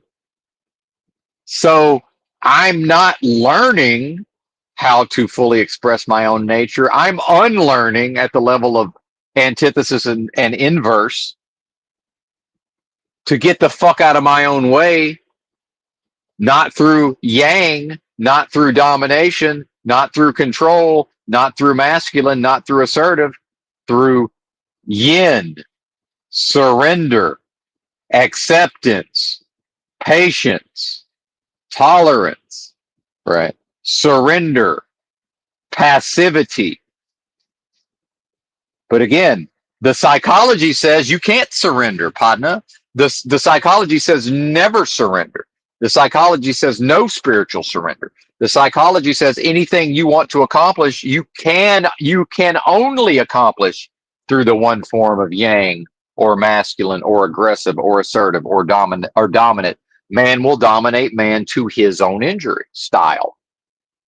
Moloch's machine, over however many billion or trillion served via Moloch's machine, aka the larger delusion in which we all find ourselves. That is what's happening. Please don't kill the messenger, or hell, don't threaten me with a good time. Do kill me. But if you're going to do it, again, I won't even, let's abandon that. But, people who may know what I mean there. I was just kind of making a joke, but let's not even go there. I don't want to accidentally invite. Anyway, it doesn't even matter. Doesn't even matter. It don't make no matter.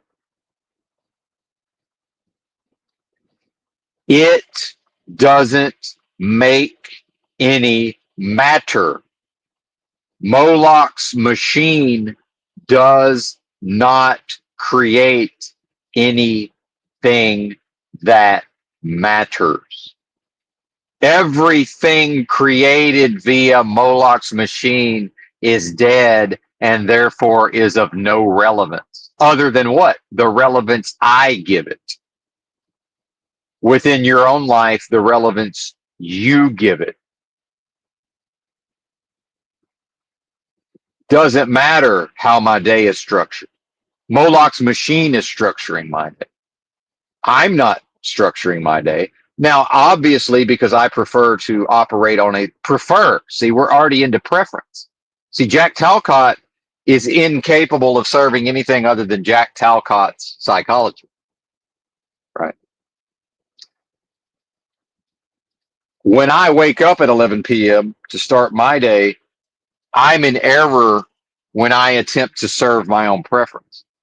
Yeah, preference, when possible, is part of this experience, but the reality is it's out of my hands. Moloch's machine is dictating to me, and it can't dictate to me, but within what I'm choosing, in choosing to endeavor as a long haul truck driver in order to achieve specific goals within my human experience, right? Today, Moloch's machine decides, well, I think I'll suit myself. And then on occasion, by the way, this is the way it has to be. In order for truck driving to serve its function within the present iteration of Moloch's machine, right, which is a new thing every moment, right, being created in each new moment via the subversion of our creative forces by continuing to engage in a delusion, right, or at least to continue to be willing to, to interface with delusion to whatever level. I'm still interfacing with delusion. See, here's part of Moloch's machine and part of my psychology is I could very easily fool myself into superiority by saying, well, I'm no longer interfacing with delusion, aka I've woken up. And how long have I been on these streams explaining, well, waking up's not a thing, because it's ascending. All one would do is ascend layers of false reality, also known as delusion, right? The fact is, I'm still dealing with delusion. It's a matter of I have a different perspective to some extent, but only in the context of comparing my perspective with the normie perspective, or perhaps some of the audience's perspective, right? I'm still behaving and acting and interfacing with delusion. The idea of driving a truck to live in the truck and to also accrue Federal Reserve notes and to also do live streams and to also consume, to give my physical body, which doesn't even exist, certain types of food, right? And that this is all like one holistic closed loop system in a way. That's a delusion.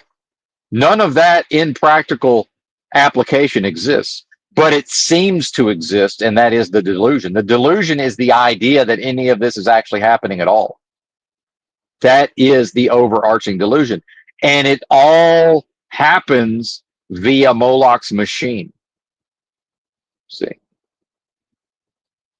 And ultimately, within this, again, perhaps this is the soul trap, until whatever I am stops experiencing, the idea of being Jason Benton in the year 2025 with gray hair at the age of 49, with this accent and this physical appearance and these abilities and this history, right? And all and on and on and on, these characteristics, right? These potentialities. That's all limitation. I'm not any of that. What I am can never be any of that, because all of that is to describe what? Human limitation. What I am can never be human limitation. So now we're to the antithesis. Now we're to the inverse. This is why things are the way they are. They have to be this way, because what the delusion is always the inverse, right, of whatever's going on and being made manifest via the creative force of the most super intelligent force of love possible at the highest levels, right? Within this, what may very well be a simulation or experiment or series of trials in which each delusory individual aspect of the possibility of a limitless force, an indivisible limitless force, the possibility that we can break off the idea that it could break off a piece of itself and create a delusion for itself, and then say, okay, I'm going to experience limitation of my own design, right? And then antithesis says, yes, exactly. And furthermore, based on the seeming willingness, I'm going to take up the so-called devil's advocate position, right? But remember, antithesis can't create any of this, right? Antichrist is not a quickening spirit, right? It's the opposite of it's the inverse of a quickening spirit. See, it's always the inverse. Again, all truths are merely half truths, and it would depend on perspective. See, so my job is to, at the level of my perspective within this delusion, which is within a series of delusions, in an America, in the delusion of an America in which everything is existing based on a delusion that everything's a business, right? Delusion upon delusion upon delusion, fractalized delusion, fractal delusion, right? Fractalized delusion.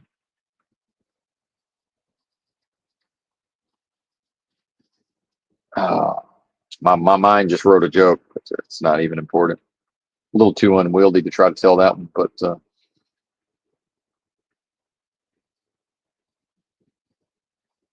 do you see what's happening here, right? And I understand the ability of the audience to grasp, right, all of this in the moment. What it is I and this is my nature being one with the most super intelligent force of love possible at the highest levels of vibrational frequency, in a namaste kind of way. If I see in another person, right, Nancy Pelosi's MS-13 spark of divinity, which is again, the lovers of death mocking, the most powerful force of creation possible, right? But if I see that in you, even though I can never be truly sure, although it feels real, right? When two or more are gathered in my name, meaning what?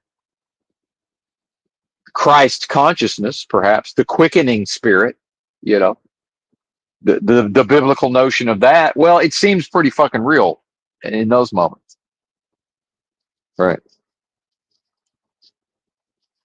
So that's what excites me, is that someone may hear my discourse and may embark upon whatever their version of a holistic system of spiritual practices based, but it has to be tailored to them, by them, for them, in service of their own nature, by the way, and the potential for the individual to do that, which is what? My potential.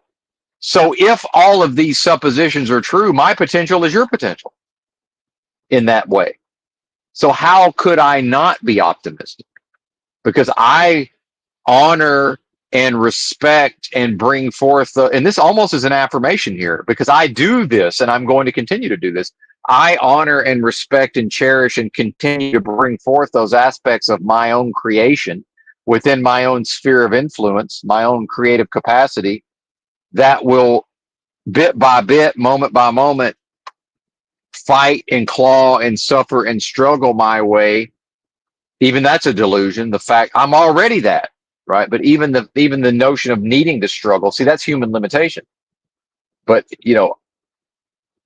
I will continue to do that. See, it's almost an affirmation.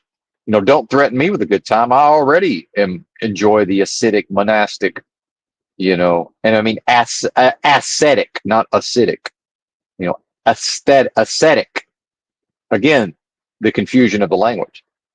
There's several words. I just tried to say a specific word. It sounded like three different words. So don't talk to me about intention. Or do.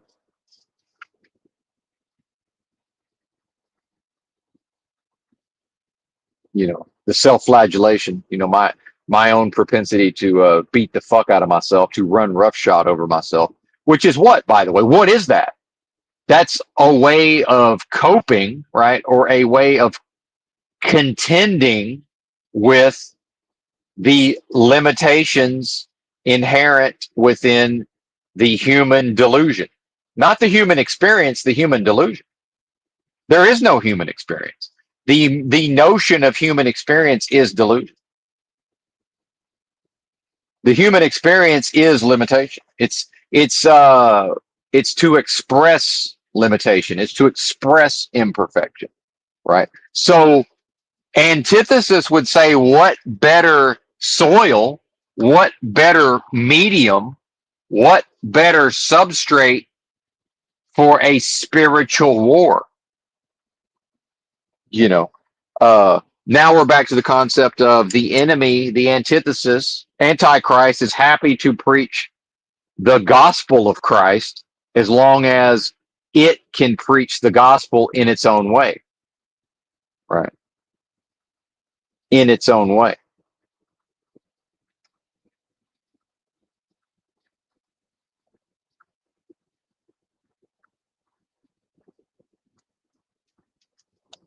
So that's what's going on here. That explains and accounts for the design, the installation, the operation, some of it self-perpetuating of my psychology.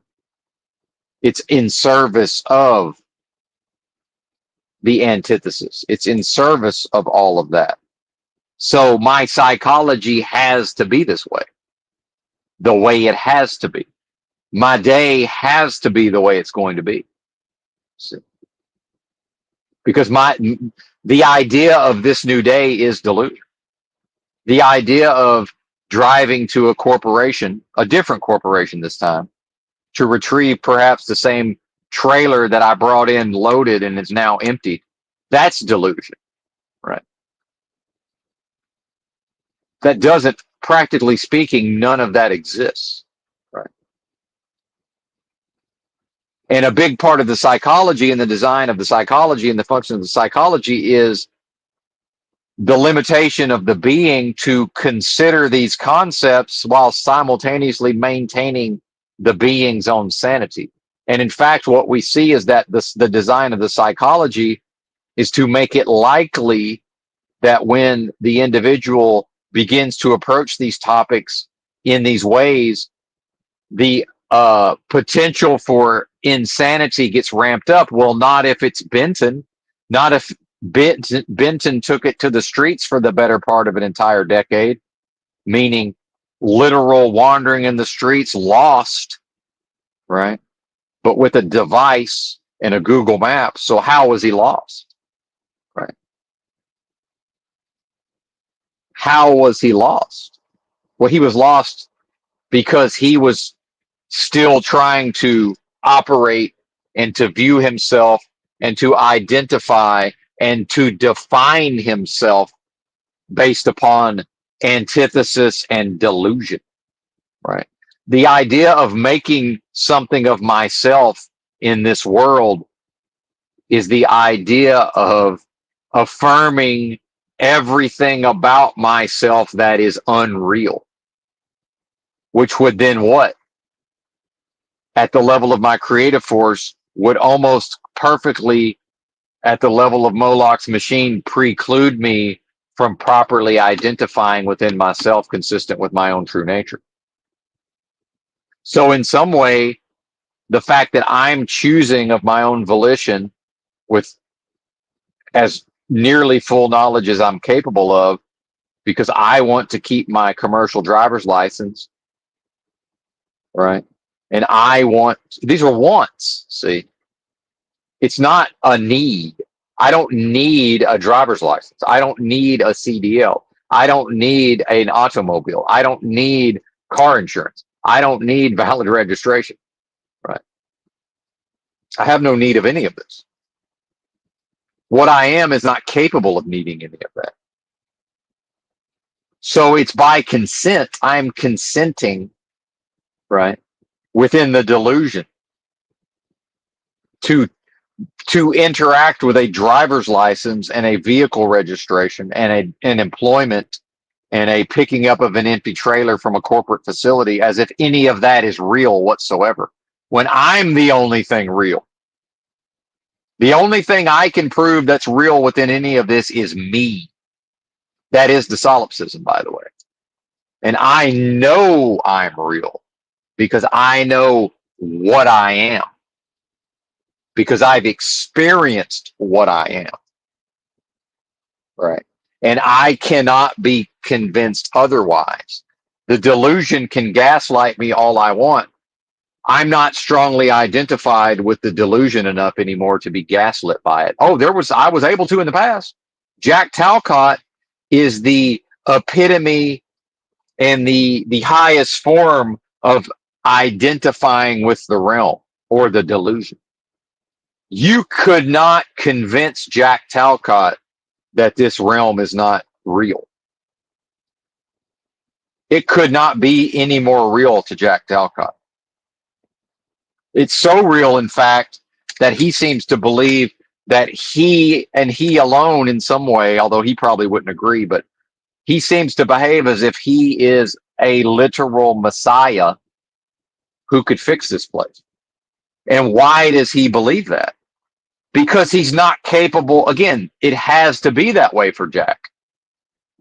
He has not the capacity otherwise. Because why? Because his psychology is operating in a way that precludes him from properly identifying within himself. It's why he went on his own website and claimed to have full control of his thoughts and emotions at the level of some high-level spiritual practitioner. He probably really believes that. That's probably his real experience.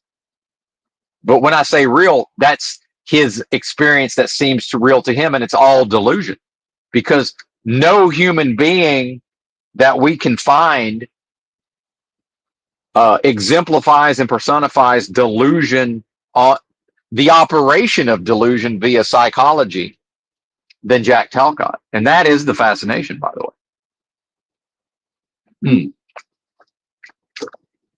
That's the appeal. And it's right there. It's right there for anybody to see. Live without fear, right? So if I'm going full send and putting my name on it at the level of, I'm going to find out if it's possible to 100% perfectly express my nature each moment to moment, which would be some version of Christ, right? As blasphemous or heretical as that may seem, right? It would. How could it not be?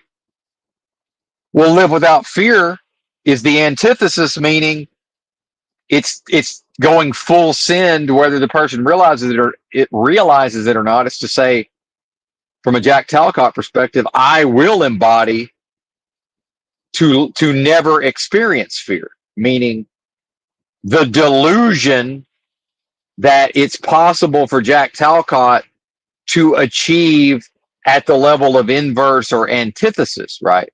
It's to view Christ or Christ consciousness or the most super intelligent force of love possible at the highest levels, and to say, okay, I will embody that, but to embody it via delusion at the level of the inverse or anti, right?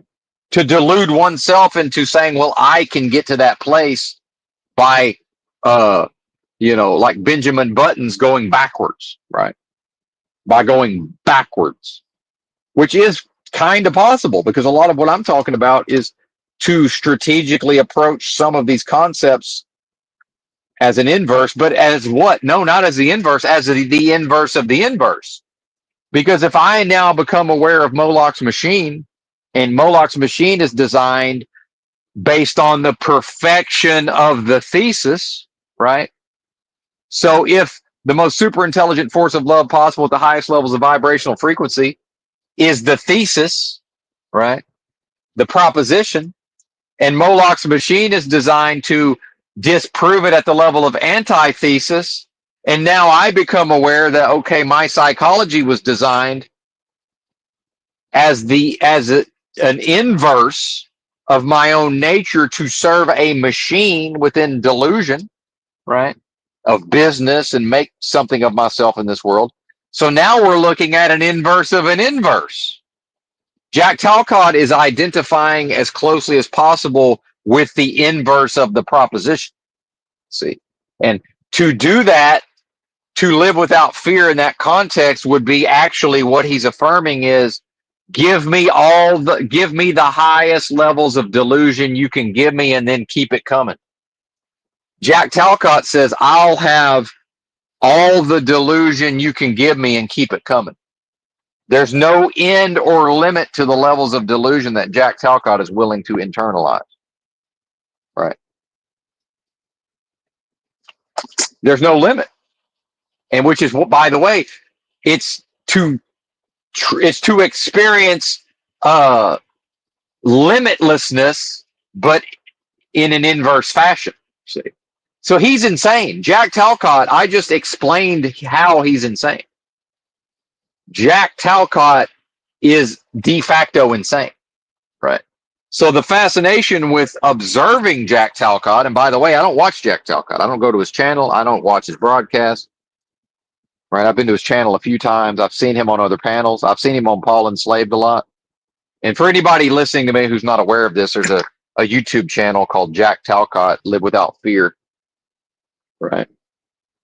And he used to, we're in the so-called truth community genre on YouTube, and there's a lot of so-called panel channels. And I used to be one of the panel channels. In fact, I was one of the most popular, let's be clear, one of the more popular panel channels, but it's such a tiny corner of the internet, who cares? But we did daily live streams, 6+ hours a day, 6+ days a week for several months, and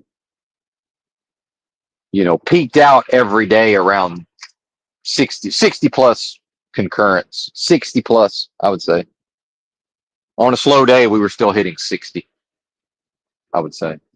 Just so y'all know who you're listening to, if you've stumbled in or if you're otherwise. Not that it matters, right? Well, who cares? But, maybe it's apropos of something. Maybe. See, for Jack Talcott, it will never not be apropos, meaning his experience is sacrosanct, right? His experience within the delusion, his experience that itself represents delusion. So my experience in this moment in some way is representative of delusion. It has to be, because that's the only way I have experience. I never don't have experience within this realm other than at the level of delusion. Think about that. I don't. Meaning, the moment I'm willing to consider that there's a Benton or an I, delusion exists.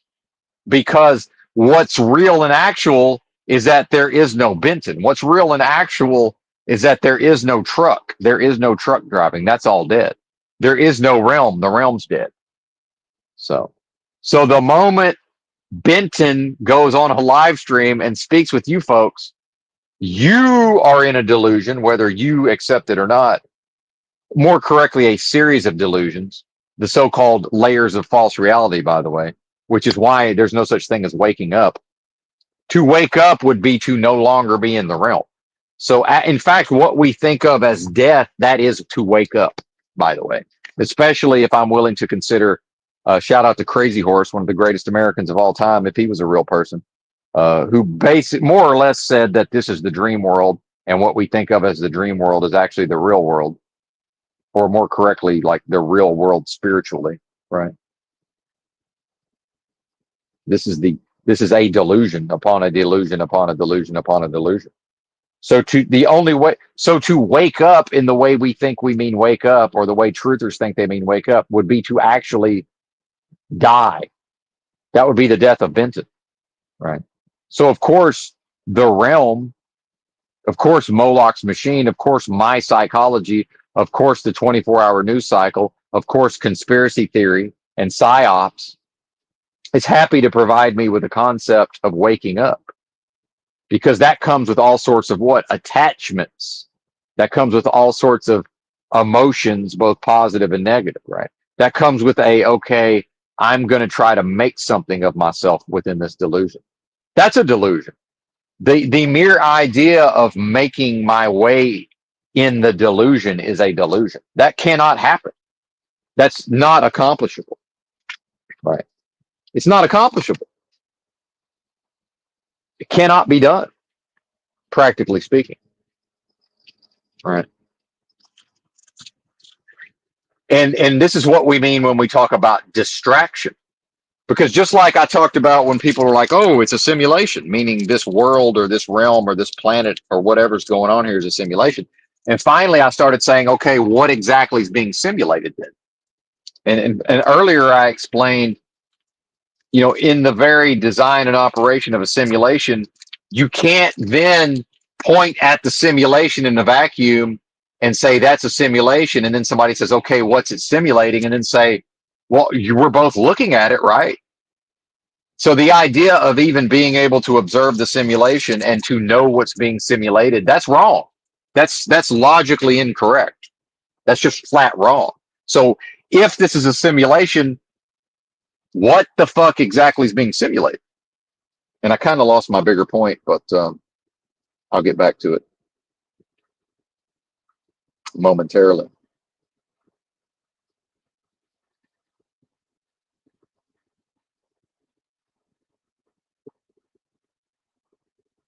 I lost it, but it'll come back. It was in the same vein as being able to observe a simulation, and then asking the question, what exactly is being simulated? And there was something else I've started asking a question about. Anyway, it'll come to me in a moment, or not.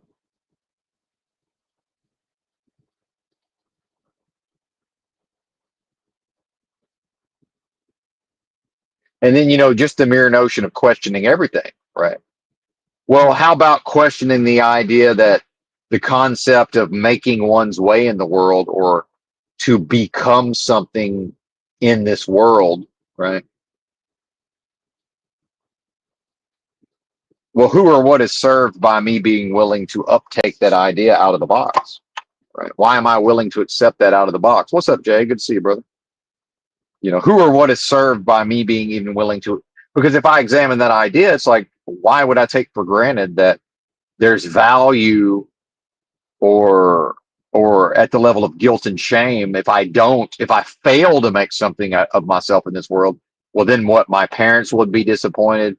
My ancestors will be disappointed. Well, I had an epiphany, because I do, part of my, the idea of a cross to bear, or a blessing slash curse, is I happen to favor my famous ancestor, who was, it was the New York Times wrote a news article the day he died, and Sports Center, ESPN Sports Center covered it. And he's not famous now. He was famous. My grandfather was famous for a time, but most likely in service of a psyop, by the way, and certainly in service of Moloch's machine, undoubtedly. But the fact is, my own father, having his father being this great man, like capital G, capital M, great man. My father Larry internalized ideas around what he's. So again, at the level of antithesis, my father internalized an idea of, well, Larry Benton can never try. Larry Benton can try as hard as he wants. He'll never be as great as Jim Benton, James Warren Benton, my famous ancestor. Well, Jason Benton is just as great or greater than his famous relative or his famous ancestor. I'm as great in my accomplishment within the spiritual aspects of what's going on here. I'm as great or greater than he was in football. So I'm equal to, I've already equaled or surpassed my famous ancestor. Undoubtedly. But here's the rub. I'll never, in this life, will I ever receive, I will never be treated as if I'm as great as him or greater. Because I have not, I've chosen, or it chose me for whatever reason. It's only occurring in a way that's, even if I wanted to turn it into a business, or now I'm going to be seen as this great guru or whatever, I'm not even able to do that. See, I'm precluded from all of that. Thankfully. What a blessing, by the way. What a blessing.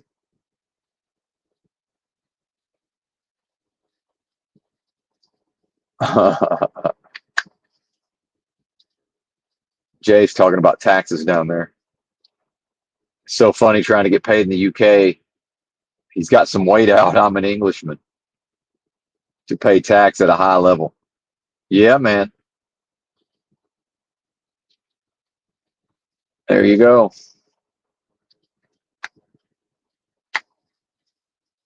Fee, fi, fo, fum. I smell the blood of an Englishman. Oh, man. Jay's in Scotland, for those who, I believe so. I know he used to be in Scotland, but he's not a Scot. And unlike many of the Americans, I can actually sort of tell the difference between Scotland and Ireland. Right.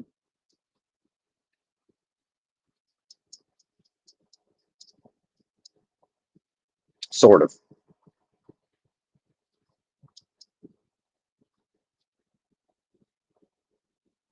And then some would say, well, now there's been being prideful again. Like, I'm supposed to be proud of what I've accomplished. Can somebody pretty please with sugar on top point me to the part of life that says, go out here and accomplish all of these things, make your way in the world, make in some way make the world your bitch, but don't be proud of any of that. Like, what? Huh? What? What?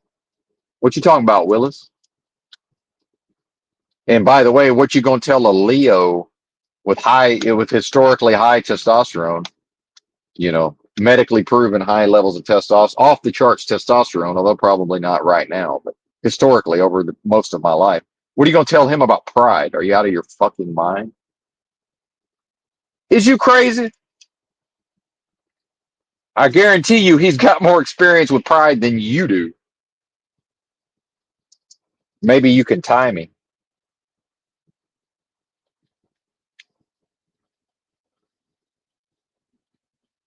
Perhaps. But so it struck me the other day. I said, I have this famous, this supposed great man. Number one, he probably wasn't as great as people thought. Right. Number two, when I look at what I've accomplished, I'm just as great or greater. He did not make the Hall of Fame, by the way, in football.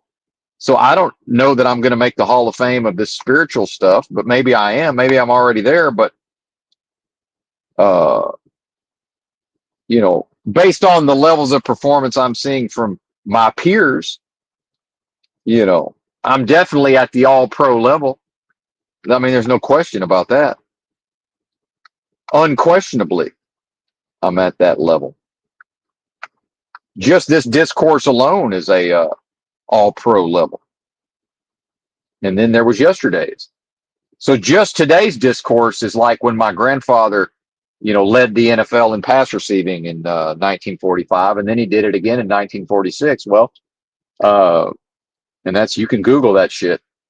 And even if you think, well, Benton just happens to, he found somebody with his last name.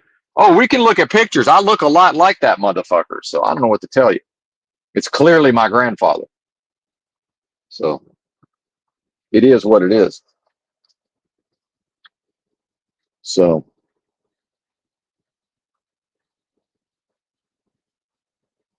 so just yesterday's live stream and today's live stream, that's like me leading the spiritual NFL in pass receiving. Okay. Same fucking thing, man. How's that any different? Meanwhile, if we look at the Freemasonic um, origins of the NFL, and if we look at what the NFL is today, I don't know that he really did all that at the level of honest competition. What I'm doing is at the level of honest competition. Moloch's machine is really attempting to thwart me at every turn. See, I'm unquestionably doing all of this against the highest levels of competition that I'm able to find. My grandfather was not playing against the best competition. He only played against white boys. See, so I've already outdone Big Jim Benton, right? So my father, afflicted with this notion that try as he might, he could never be greater than his father. See, I didn't have that. And it's interesting because my father treated me in a way where I could tell that in his mind, the son never outdoes the father. Well, wait a minute. Did not our famous ancestor outdo his father? What are you talking about? Right. But this is the level of consciousness on display, that supposedly was tasked with guiding me. So my father, you want to talk about Jack Talcott levels of ego and arrogance. My father's life is a success solely based on he made me. And now here I am, kicking the shit out of this realm in certain ways and dancing a motherfucking jig, right? And showing Moloch's machine to be foolish in some ways, right? And saying, do your worst, Moloch's machine, because what I know myself to be, you can't touch this, partner. So do your motherfucking worst, because what I am can't be touched by delusion within delusion in a context of a Moloch's machine. Are you crazy? Are you crazy? And I need either more chocolate or more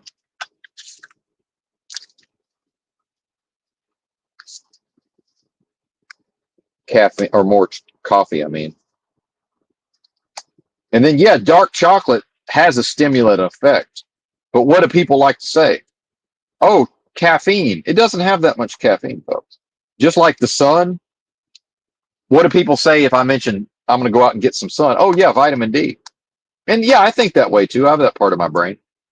No, it's actually that and many other things, right? It's various compounds. But anyway, I'll be right back.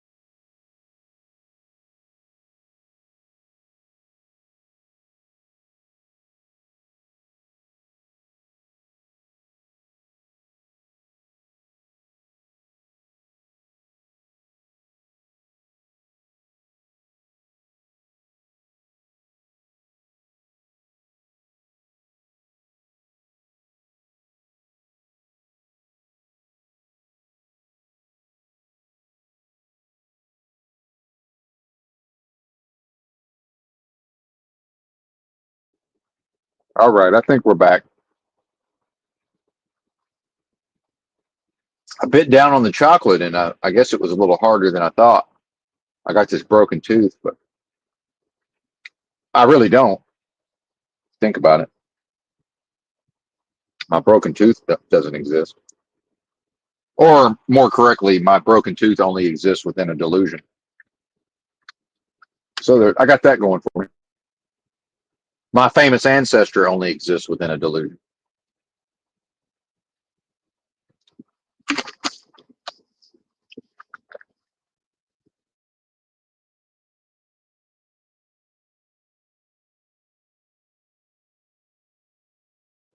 So then if I get back to the concept of a blessing slash curse, the waking up at 11 p.m. yesterday and experiencing as a curse, oh, okay, I have to go. I get to go back to the place I dropped this trailer at on Monday. And I know from experience, I probably most likely can't arrive there any earlier than 6 a.m. to be physically let into the facility to get said trailer. But then the blessing is, much like yesterday's live stream, I'm afforded the opportunity now to do the live stream without the distractions built into driving, right? And over time, my ability to watch other people drive and not, choose to not allow it to distract me. Yeah, I'm gotten better at that, but I definitely, at times just begin to describe the traffic. And then sometimes I have to pay strict attention to whatever's going on. I think maybe I broke off. Sometimes I can't tell if another little piece of my tooth broke off or not. I don't think so, but maybe. Anyway, shout out to iodine. Really good for the teeth.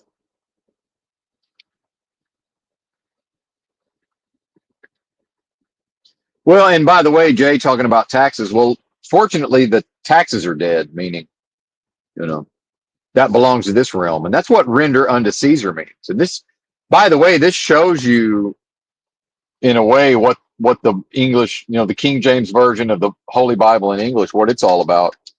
Because how often does Christianity and 501c3 churches and pastors and everything in America is a business, especially Christianity and the Pope, Catholicism, all this stuff. But the notion of render unto Caesar, right? Meaning, which then pretty quickly becomes Christianity's way of saying basically more or less do as the government tells you, but then within reason, right? It's sort of implied, but not necessarily, right? That's not what's meant. The Bible 100% does not mean to do what the earthly government within a delusion tells you to do. So am I really to believe that I am the most super intelligent force of love possible at the highest level, and there's a holy book that says that I must, within this delusion, do what the government of the delusion tells me what to do? Does that make sense to anybody? Where's the logic in that? That makes no sense. So, but okay, what does render unto Caesar mean? It means Caesar is representative of the everything this realm has to offer. Meaning what? Meaning all of the things that in the Bible Satan offered to Jesus in the desert, right? The kingdoms of this earth. So Caesar in this example would be a human who had the ability to rise through his own power seeking, his own ambition, right? His own ambition to rise up through the ranks and to wield power, to seize and wield power at higher and higher levels, right? And on a trajectory of continuing to seek power. So what that means is the realm within the delusion itself, the material world, the money supply, right? The industry, the business, the war, the armies, Caesar being representative of the power near the top, right? The power near the top of that structure or artifice within the delusion. And what I believe the Bible means when it says render unto Caesar is Caesar is out here glorifying and magnifying himself based on what he's able to control and accrue in this life within a delusion. And what he's accruing is all made of delusion within a delusion. And its nature is dead, meaning everything within this delusion that Caesar sought to obtain for himself was death. Again, all those that hate the most super intelligent force of love possible at the highest level love death. Who loved death more than Caesar? When we say render unto Caesar. So in the context I'm speaking, what does render unto Caesar mean? It means to let the dead bury the dead, or more correctly, let the delusion concern itself with the delusion. Delusion's gonna delusion, right? Death is gonna death, right? Caesar will take care of that. The money is dead. The taxes are dead. The business is dead because it's all what? It's not illusory. It's delusory, delusory. Now it's also illusory, but let's look up the meaning of the word delusory. Delsusour. I can't even spell. Delusory. I spell more visually than I do phonetically, so it's hard for me if I'm trying to do it in my head sometimes. If I write it down, I can almost always.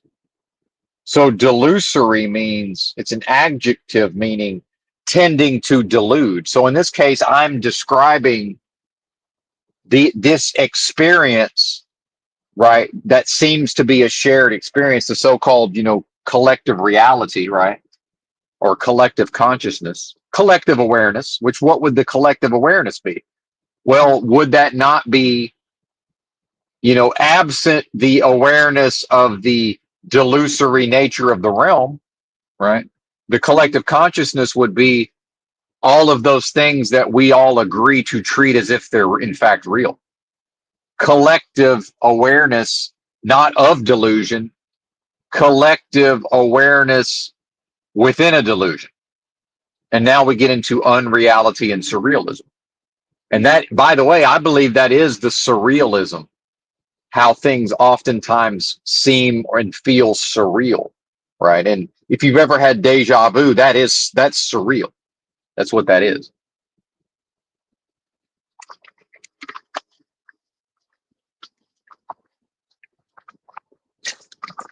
Right.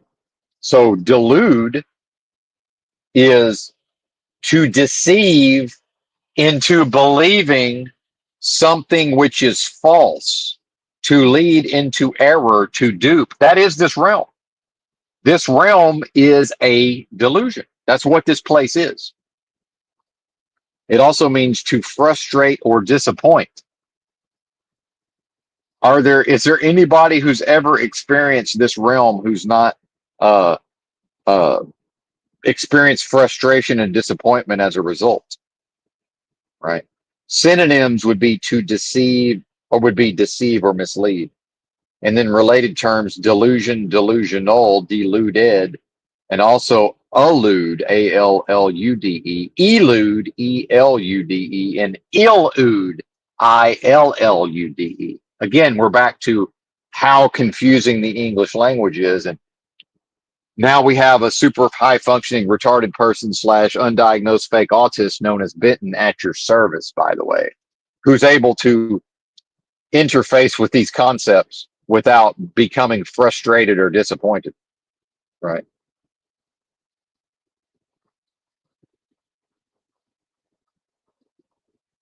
So here's the illusory the illusory aspects is illusion, I-L-L, illusion. right? It's right there in the terminology. Ill, right? Illusion, to give a false impression to, right? Again, this is all looking from the inverse or the antithesis. My opinion is that the language itself proves what I'm asserting, right? The terminology is designed in relation to what I know myself to be when it comes to true knowledge of self, but at a level of inverse, right? Not quite backwards. Let's look up the meaning of inverse. Not backwards in meaning opposite, right? Inverse. Opposite in effect. Well, of course it means opposite. How can it not? Right? Opposite in effect, nature, or order. Reverse, opposite in order. In botany, it means inverted, having a position or mode of attachment the reverse of that which is usual. In mathematics, having the properties of an inverse, said with reference to any two operations which, when both are performed in succession upon any quantity, reproduce that quantity. Interesting. And then, so multiplication is the inverse operation to division. Then from geometry, that has the property of being an inverse, or maybe that which has the property, that which has the property of being an inverse, the result of a circle inversion of a given point or geometrical figure that is constructed by circle inversion. I don't know. That might be. We're getting into visualization, so I'm not able to. I actually don't know what that means.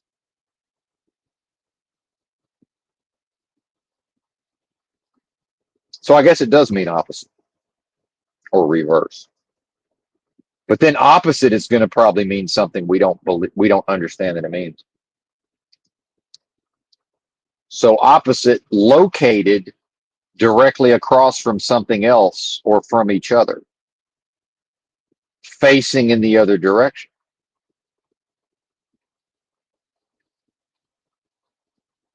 Of either of two complementary or mutually exclusive things. Complementary. See, is that the opposites attract form of things? Complementary or mutually exclusive. Now we're back to, the potential confusion inherent within the language itself. Do they complement or are they mutually exclusive? See? And then 5, extremely different, inconsistent, contrary, repugnant, antagonistic. See, now we're perhaps into the antithesis. See,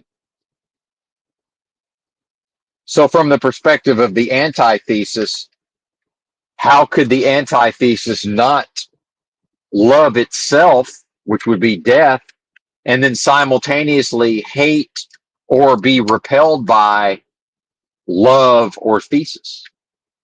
It has to be. How could it not be? All right, it makes total sense to me. So, what's left to be done? Well, within me, not much. So this is what I mean by true knowledge of self. I'm sure there's a few epiphanies, and there's more to come within myself, presumably. Although, how do I know that? How do I know? But then, you know, if I'm effectively at the point of true knowledge of self, meaning at the level of an accomplishment, right? Meaning in some way, my spiritual career in a way is over, but not fully, but in a way. But by the way, what does this enable? Further, and further service. So the more my mission can be viewed as complete, the less my daily life needs to be in service of me, whatever that even is, right? Again, a delusion, a making of myself, or more correct, making my way in the world, or making something of myself at the level of reputation, or good standing, or having a proper accounting, meaning I've described myself as no account in this world. I can't have an account in a delusion. See, so does it not make sense that I would begin to identify at a certain point with, well, I'm no account, or as a Southerner, something we've heard colloquially as he's no count, meaning he has no account in this realm. He's of no reputation in this realm. Or more correctly, if I make something of myself in this realm at the level of reputation, am I not in some way becoming a version of Caesar? Right. How can I make something of myself in this world without seeking power in this delusion? Can one seize power within the delusion? Right. What's up, Chow Fun? Is that even thing achievable? Render unto Caesar, let the dead bury the dead. Right. Let the part of me that would identify with seeking power within a delusion and magnification of my own id or ego or me, as a personality, right? Jack Talcott style, right? And all of these things. That's all dead. And I'm free, by the way, I'm free to subvert or to see the overthrow of my nature or essence, which is creation, right? And my creation never lies dormant. I'm never not creating something new in each given moment, ever. That process never ceases. It, in fact, can't be stopped, right? So now we're back to the limitless nature of my essence. And again, this is true knowledge of self. What I am can never be made to stop, even by me. What I am can only ever manifest. What I am can only ever be in flow. What I am can, best branding since the situation from Jersey Shore. What I am can only ever flow, express, manifest, experience, right? Experience, live, move, act, right? That's true knowledge of self, but not at a level of intellect, at the level of mind, body, and spirit, right? And by the way, does an ascetic monk need other ascetic monks? I would say no, right? So this is back to the idea of, okay, Benton, now go start your own business and go make your way in the world by creating an organization and then directly running other individuals through this gauntlet of whatever needs to be done to facilitate their tilling of their soil internally at the level of mind, body, and spirit within this limited human experience, that's such that they have the opportunity, right? You can bring a horse to water, but you can't make them drink style, right? Yeah, I have those capabilities, but I don't have the capability to view it as, okay, this is my business, this is this is my identity. I'm the guy who, David Goggins style, they come to me and I run them through the fucking gauntlet, right? Meaning, we go out and put ourselves through, only eating, not, I won't even say proper food because that becomes dogmatic quite quickly. Only eating food that does not prevent us from achieving the level we need to achieve bodily, right? Because remember, it's always mind, body, spirit in conjunction, in alignment within our own sphere of influence, right? Again, the idea of the kingdom of the most super intelligent force of love possible is within me. Now we get to, okay, what's my ability as a human to get out of my own way to allow that to have the most direct experience of my own nature possible? And I'm here to tell you the limitation within the delusion is whatever is the lowest level, mind, body, and spirit, that's the exact level at which the person is able to do what? To experience their own nature within themselves. Meaning what I put into my body within this delusion is very important, but not at the level of dogma. What I mean in the modern, in Moloch's machine in America, it's really not about so much what do I put into my body It's what I don't put into my body.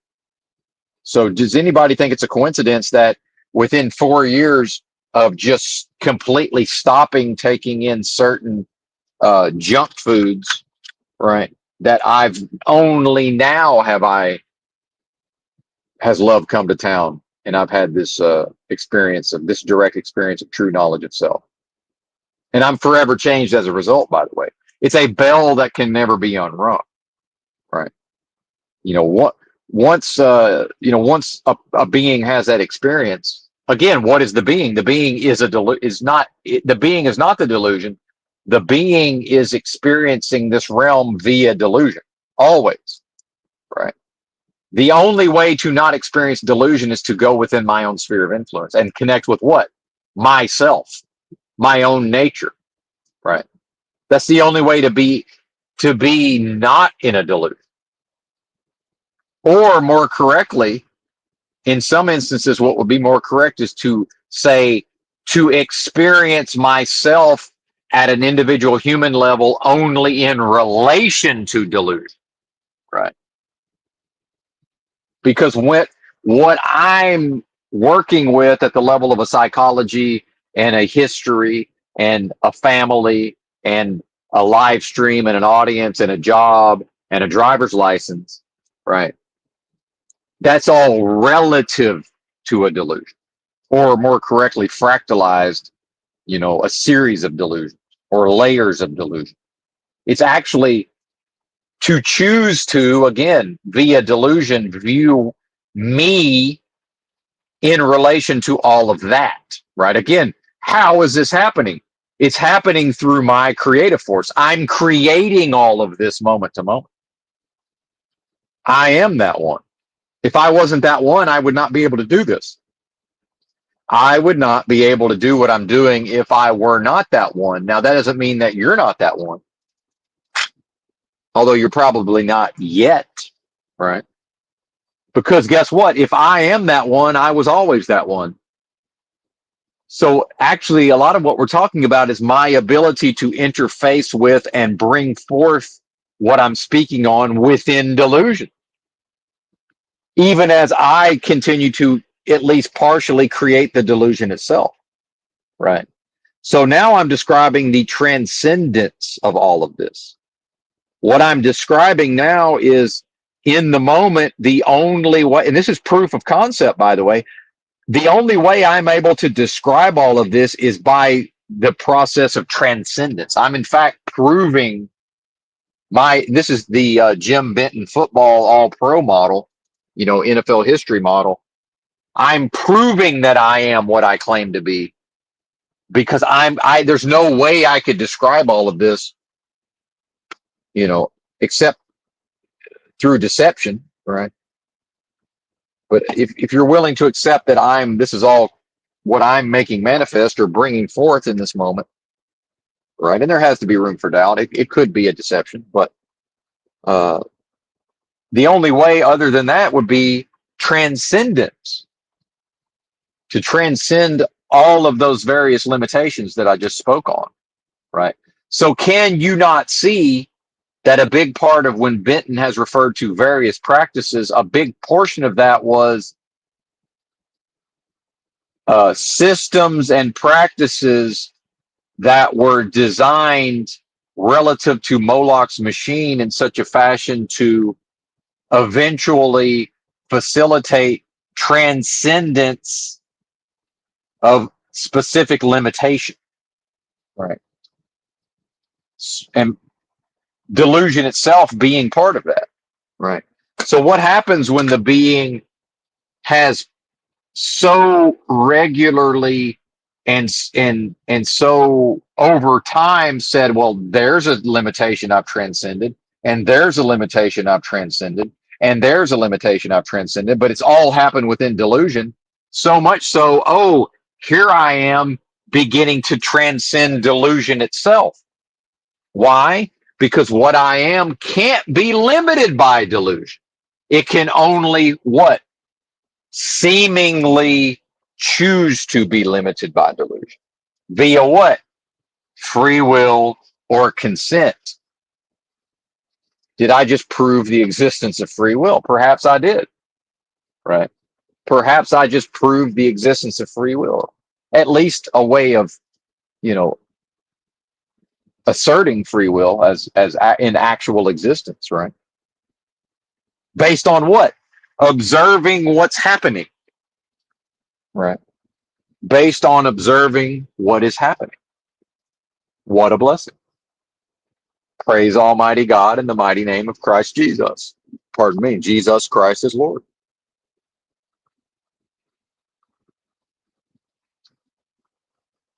Not a Christian. Guess what? Neither was Jesus. And I know people are like, yeah, well, that's a technicality. I don't think it is. I think the chances of Christ inhabiting a man and that man growing up in this delusion, in a series of delusions, what are the chances that that man would subscribe to a pre-existing religion within the delusion? And in fact, the religion itself is a delusion. Does that make sense to anybody? Not to me. Doesn't make a damn bit of sense to me. In fact, I suspect that at no point would Christ in the flesh subscribe to a religion. Are you crazy?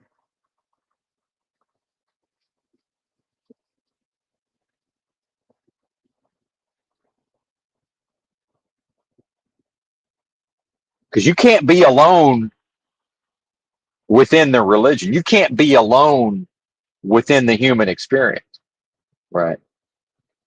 You can never, it's just you, right? In a delusion. You can only be you within you. Like you can only be singular or alone within you, right? So again, back to the uh the psychology designed and then installed via Moloch's machine in service of Moloch's machine at the level of antithesis. Of course, the human is acting upon characteristics of what? Not being willing to accept loneliness, right? I've never experienced it. I have never, for a single moment in my entire human existence, have I experienced what is meant by the term loneliness. Not once, right? Meanwhile, I've had a lot of experiences involving solitude, and it's just me and whatever else whatever phenomenon or phenomena I'm interacting with, right? In a given moment. I've had a lot of those experiences, but the idea of bowling alone type shit, right? That sort of thing.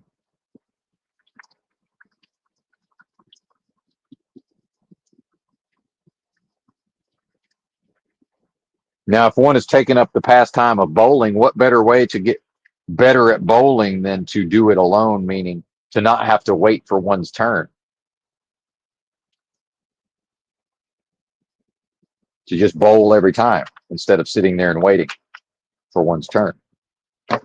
And I was never great at it, but I was okay. It's halfway decent for somebody who never learned how to throw a hook, a proper hook. For a straight baller, I was a halfway decent. Halfway decent.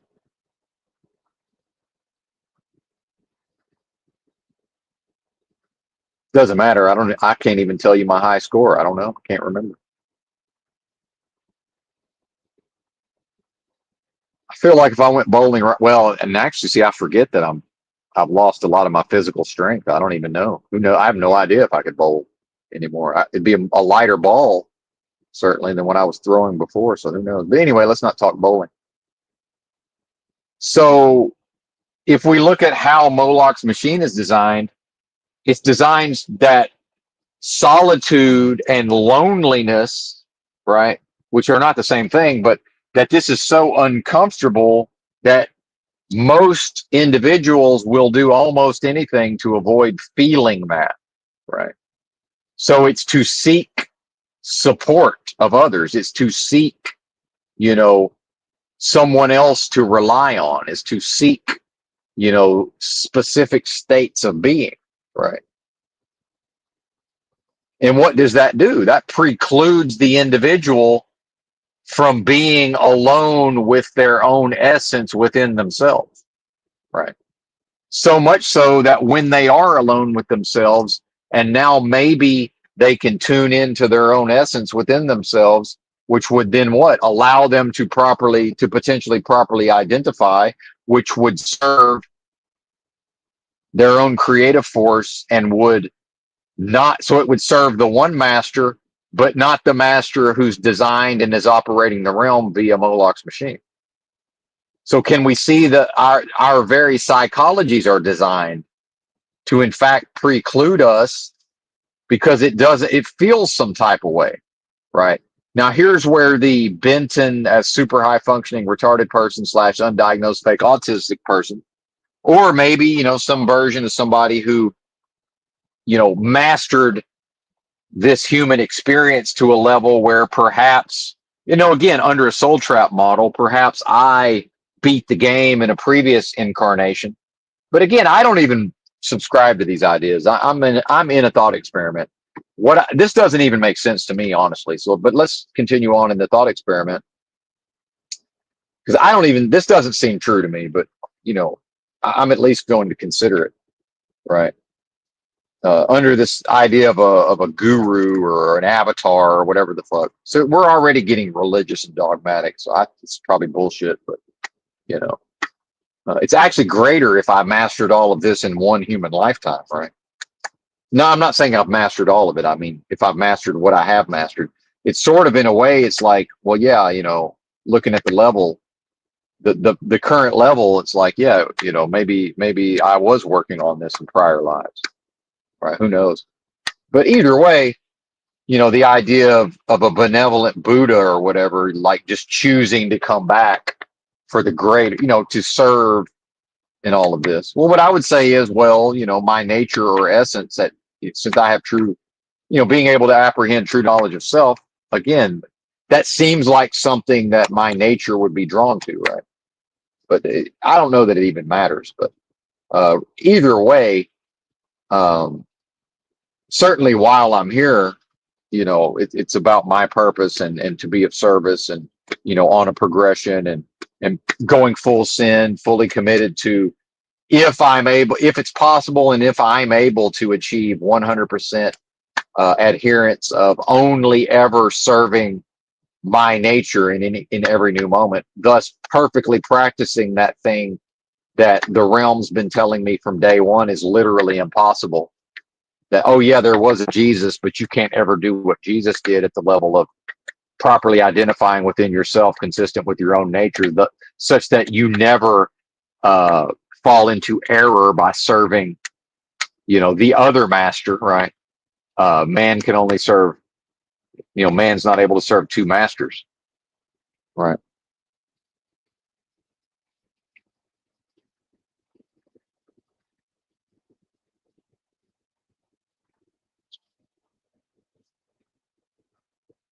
And do I get more coffee? The thing is, I'm realizing now it's not that I need more coffee. I need the same amount of caffeine, and my body's telling me that what I had yesterday was the proper amount, and it happened to come in 32 ounces. Today I've drank 32 ounces, and it's not the right amount of caffeine. So do I go back for more? I don't know. It's a good question. We shall see. Perhaps. And it's almost time to where I can actually start the old clock and get the day. Actually, I am going to start the old clock, because now it's like, okay, how late do I want to work this evening? How late am I willing to work this evening? And then how far is it to the pickup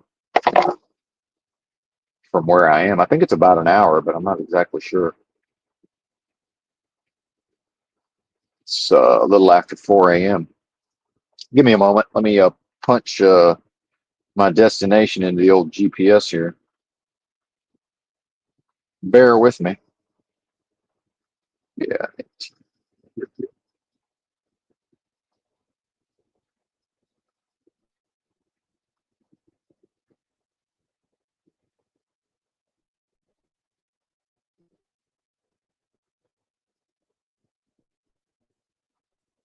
Oh, for fuck's sake. There it is. 46 minutes. Although, never mind. Okay. I think this, yeah, this on ramp is closed. I'm almost, no, maybe not. Maybe not. Maybe though. Ramp closed. Yeah, I don't think so. Okay, this ramp should be. It may not be though. So I'm looking at. Anyway, we'll cross that bridge when we'll leave early enough that we'll be able to get there either way. But yeah, yesterday morning when I drove to where I am now, I discovered that some of the on ramps were closed, trying to go from one interstate to another, and that may become a factor in today's journey.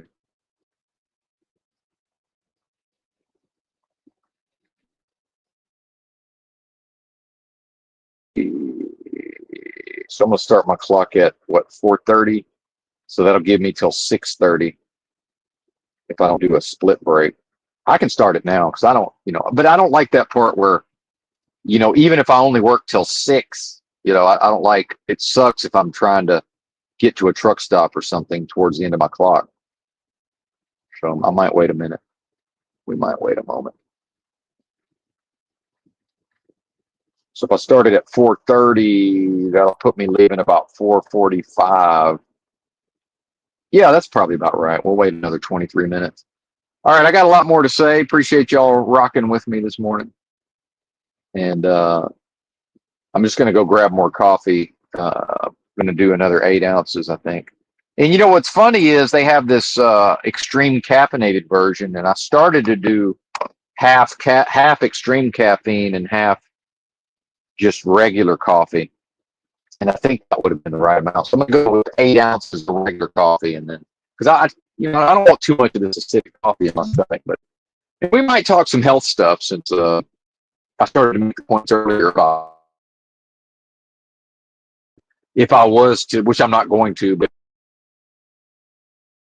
to help people get to where I am in these practices, a lot of that would have to do with providing them, proper nutrition, which is more correctly to help them avoid the bad food as much as possible. And I don't mean bad in a moral sense. I mean bad in the sense of what is going to prevent the body from, what is going to ensure that the body is always the limiting factor between mind, body, and spirit, right? And of course, Moloch's machine is trying to keep us at the lowest level of all three possible, obviously. But anyway, I'll be right back.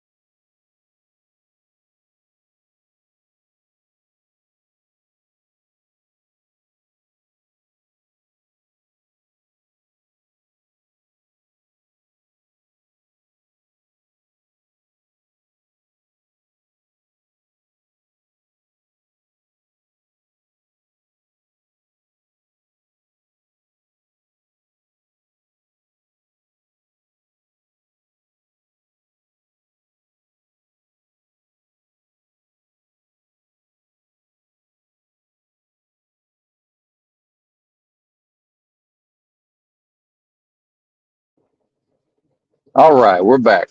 We got the coffee. We got the coffee. What time is it? 5:15, 4:15.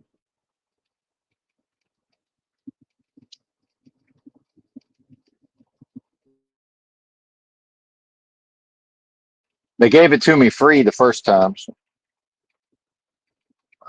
messages. They're sending me messages. I already read that one. It's not a new message. All right, we got to go to real quick. Let me handle some business. Yeah, yesterday I failed to certify my logs, so we're going to do that right now.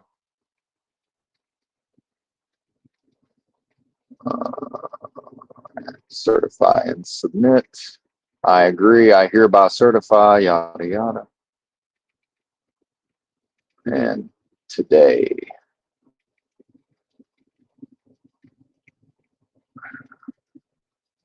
got to erase the shipping ID because we do not have a load.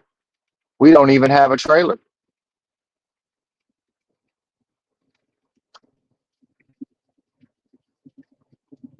All right.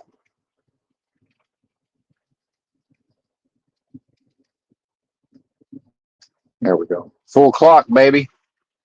Got the full clocks.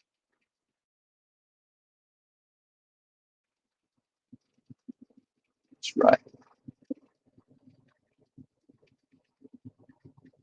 So then I guess I'll get to the facility around 5:30, and then they'll let me in the gate. Hell, and this is what's interesting about this whole process is, you know, when I delivered the load, I got there early and I had to wait to be let in the gate at exactly 6 a.m. But then the waste management, garbage driver, I think he had the roll off, where he coming to pick up a roll off container or whatever. They let him in at like 15 till or something. So for all I know, I could have just, instead of doing this live stream or doing this live stream and driving there, for all I know, I possibly could have been able to get there, and then maybe there's somebody there overnight. But then, would they even let me in? They might know, okay, this company has an empty trailer, right? So let this guy in and just let him have the empty trailer. I have no way of knowing if, number one, there's even anybody there that would let me in the gate, and number two, even if there's somebody there to talk to, they might just be like, look, I'm not able to, I don't have that authorization. I can't do that. You got to come back, during normal hours. Right. And, I could technically have driven there and just been like, well, if it doesn't work out, I'll either wait here or I'll wait there. Right. I'll either wait at the truck stop or I'll wait there. But, um, to me, it didn't make any sense to go in early, just hoping. Right. So that's why I didn't.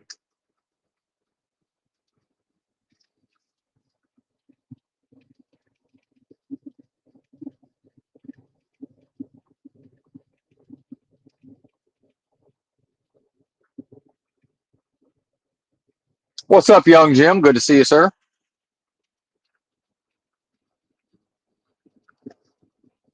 Namaste, perhaps. Perhaps. And this it might sound ridiculous, and that's fine if it sounds ridiculous.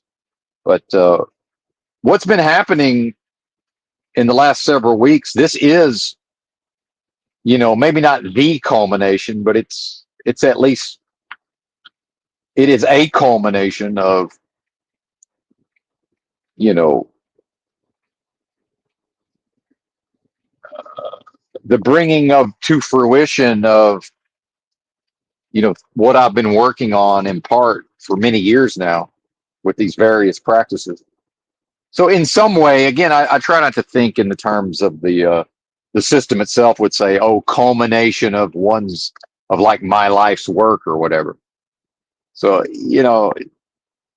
I think originally I had that thought, and then the more I think about it, it's not quite correct to approach it from that perspective.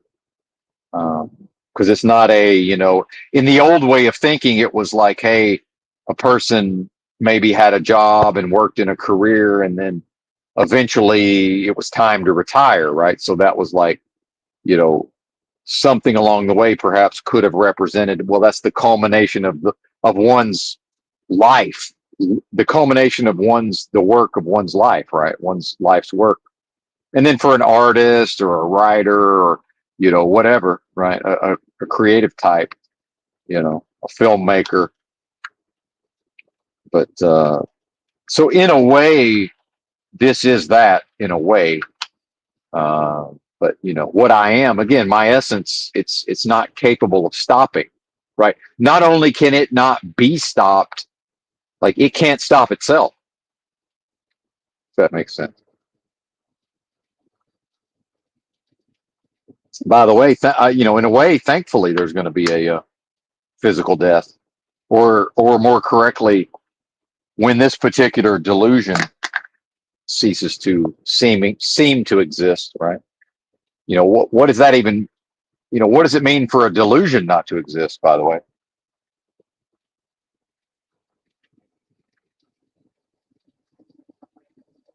again, above my pay grade, thankfully. I don't have to worry too much about that. I don't have to worry my pretty little head too much about that.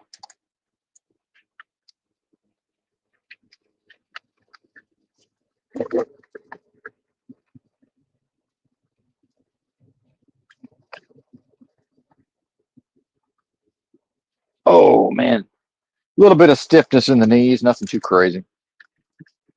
Feel pretty good overall, I have to say. And why is that, Benton?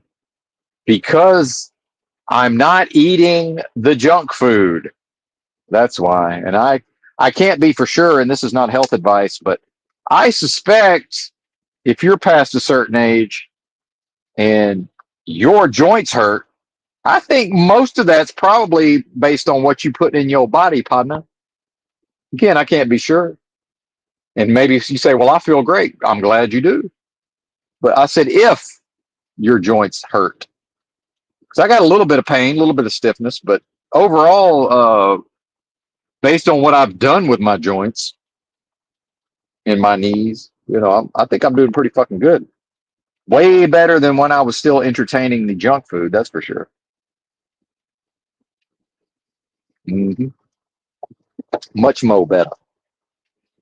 If I can abuse the language to such an extent, and I can.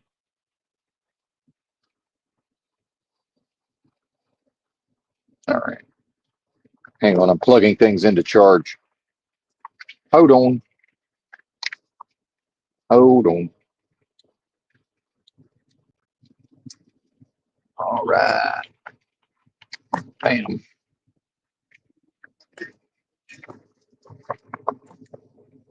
Got this little cigarette lighter inverter.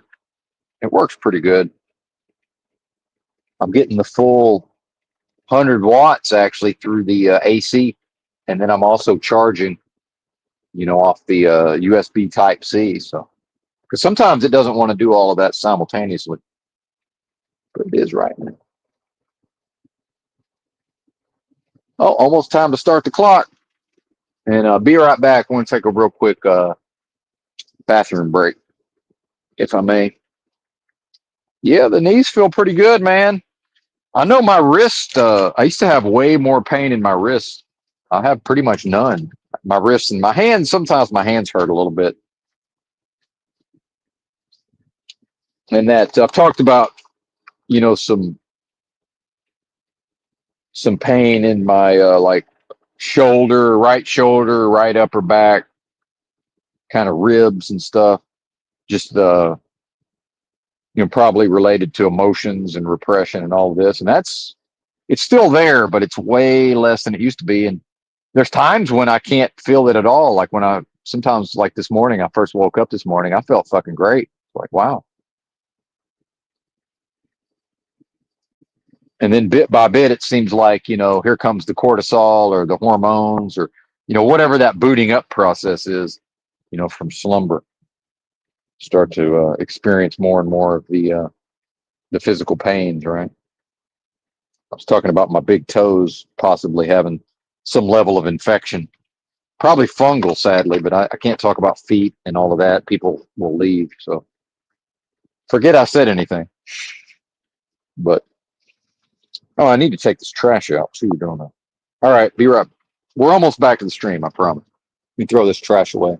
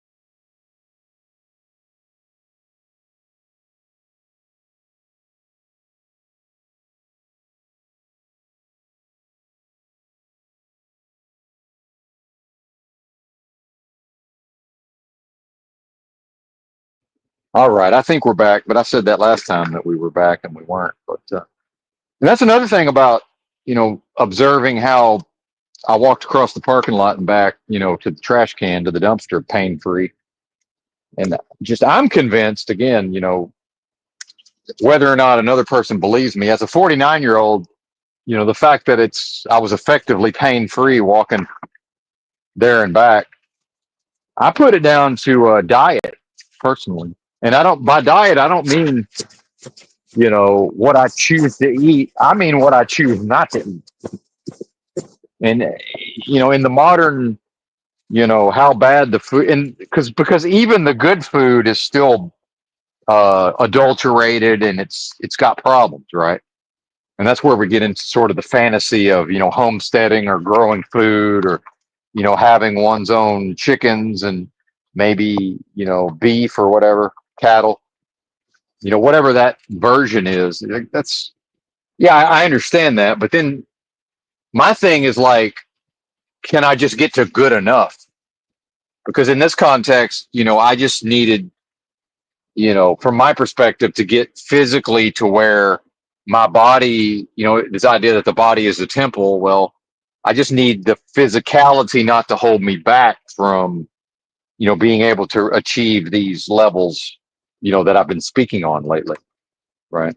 And really that I've been speaking on all the way through. But, as I've gotten closer and closer and closer, and then again, like I talked about within the last 3 weeks or so, achieving that true knowledge of self, as I refer to it.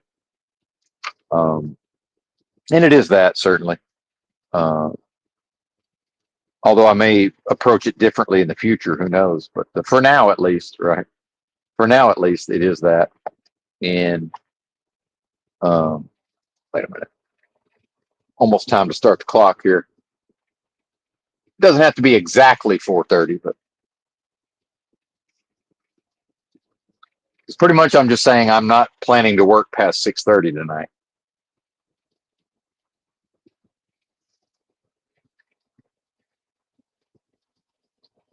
And I haven't even looked at how, because it's going to be so long. It could conceivably be such a, it's an indefinite period of time as far as actually picking up this load, that I haven't even bothered to look at, I don't even know if I'm delivering today or tomorrow. So assuming I'm able, because this I think is a fairly short run. So assuming I'm even able to deliver this, because generally it's not the same day, right? You don't typically pick up and deliver on the same day, but it happens sometimes. So if I end up delivering this thing today, now tomorrow I'm kind of back in the same situation where I may not, I may be starting my day later with no load. And like I say, I don't even have a trailer right now. But anyway, it's time. Let's start the old clock. If I had a trailer, I would at least go out there and like pretend to do a pre-trip inspection, like open the hood. And, I would still check the equipment, but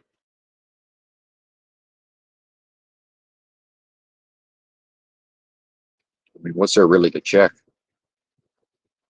If I can trust the engine to run for hours and hours and hours, like what, there's really nothing that could have gone wrong. I've just walked past the truck several times. It's like, yeah, the tires are still there.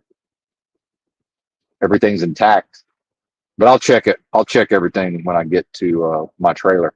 If, and that's another thing, it's possible that I could get to this place and they're like, yeah, we don't know what you're talking about.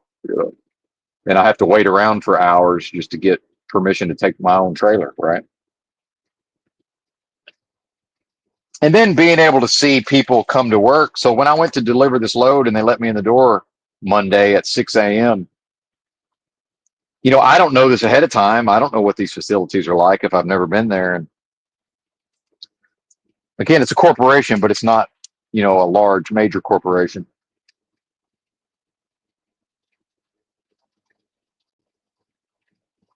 Hmm. And, I don't know that it's really pointless to get there right at 6 because everybody who can help me still sort of filtering into work. And, in an office setting, they're all like getting to their desks and booting up their computers. So I don't know that when I walk into the shipping office, because oftentimes the shipping office is like one person on the other side of sliding glass. And then maybe there's other things happening behind them. But this was like just a room where if I'm standing at the glass, like everybody at a desk in the room is like pretty fairly close to me, right? It's a pretty intimate thing. So, and I'm having done office jobs and white collar stuff, like I know what that's like, right? That, we roll in here at a certain time of the morning, we're still getting our coffee, we're saying hi to our coworkers, right? We're not necessarily in the seat ready to go at 6 a.m., right? But then here's a truck driver. By the way, they don't know that it's just like I'm not in a hurry. I'm either here or I'm out there in that truck, and that truck's either here or it's somewhere else. But from my perspective, doesn't fucking matter. Like we can do it now, we can do it later. Like I don't give a fuck. Meanwhile, it's an information age. How am I not able to ascertain this ahead of time? Well, look at the title of the stream. The way it has to be. That's the way it has to be in the context of Moloch's machine. Things have to be this way, right?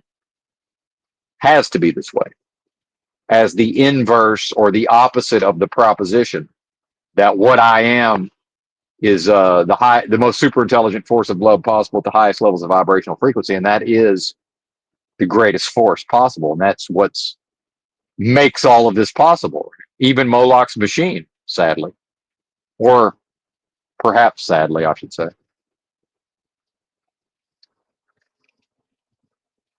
Perhaps sadly, because if what I am will always overcome, you know, this delusion in this realm and the way this seemingly has to be, right, within delusion.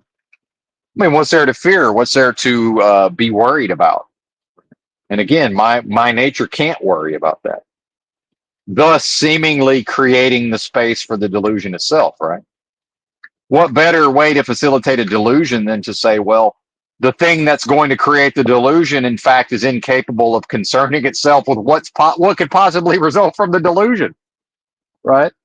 So the same force that's able to create, whether knowingly or unknowingly, whether directly or indirectly via, deception and subversion, but still the creative force that's creating the delusion itself. Well, what happens when that force can't even be bothered to concern itself with what possible struggles and strife and calamities and pain could result from the delusion? Right? And is that not, that's probably the most accurate description I've ever heard, and it just came out of my own mouth of what the fuck is this place and what's happening, right? Well, it seems to me like this specific force that's unable to concern itself with the potential fallout of the delusion and the chicanery and the the lies and deception and death and destruction and hell realm that we seem to find ourselves operating within, right? The overarching delusion, right? Makes sense to me.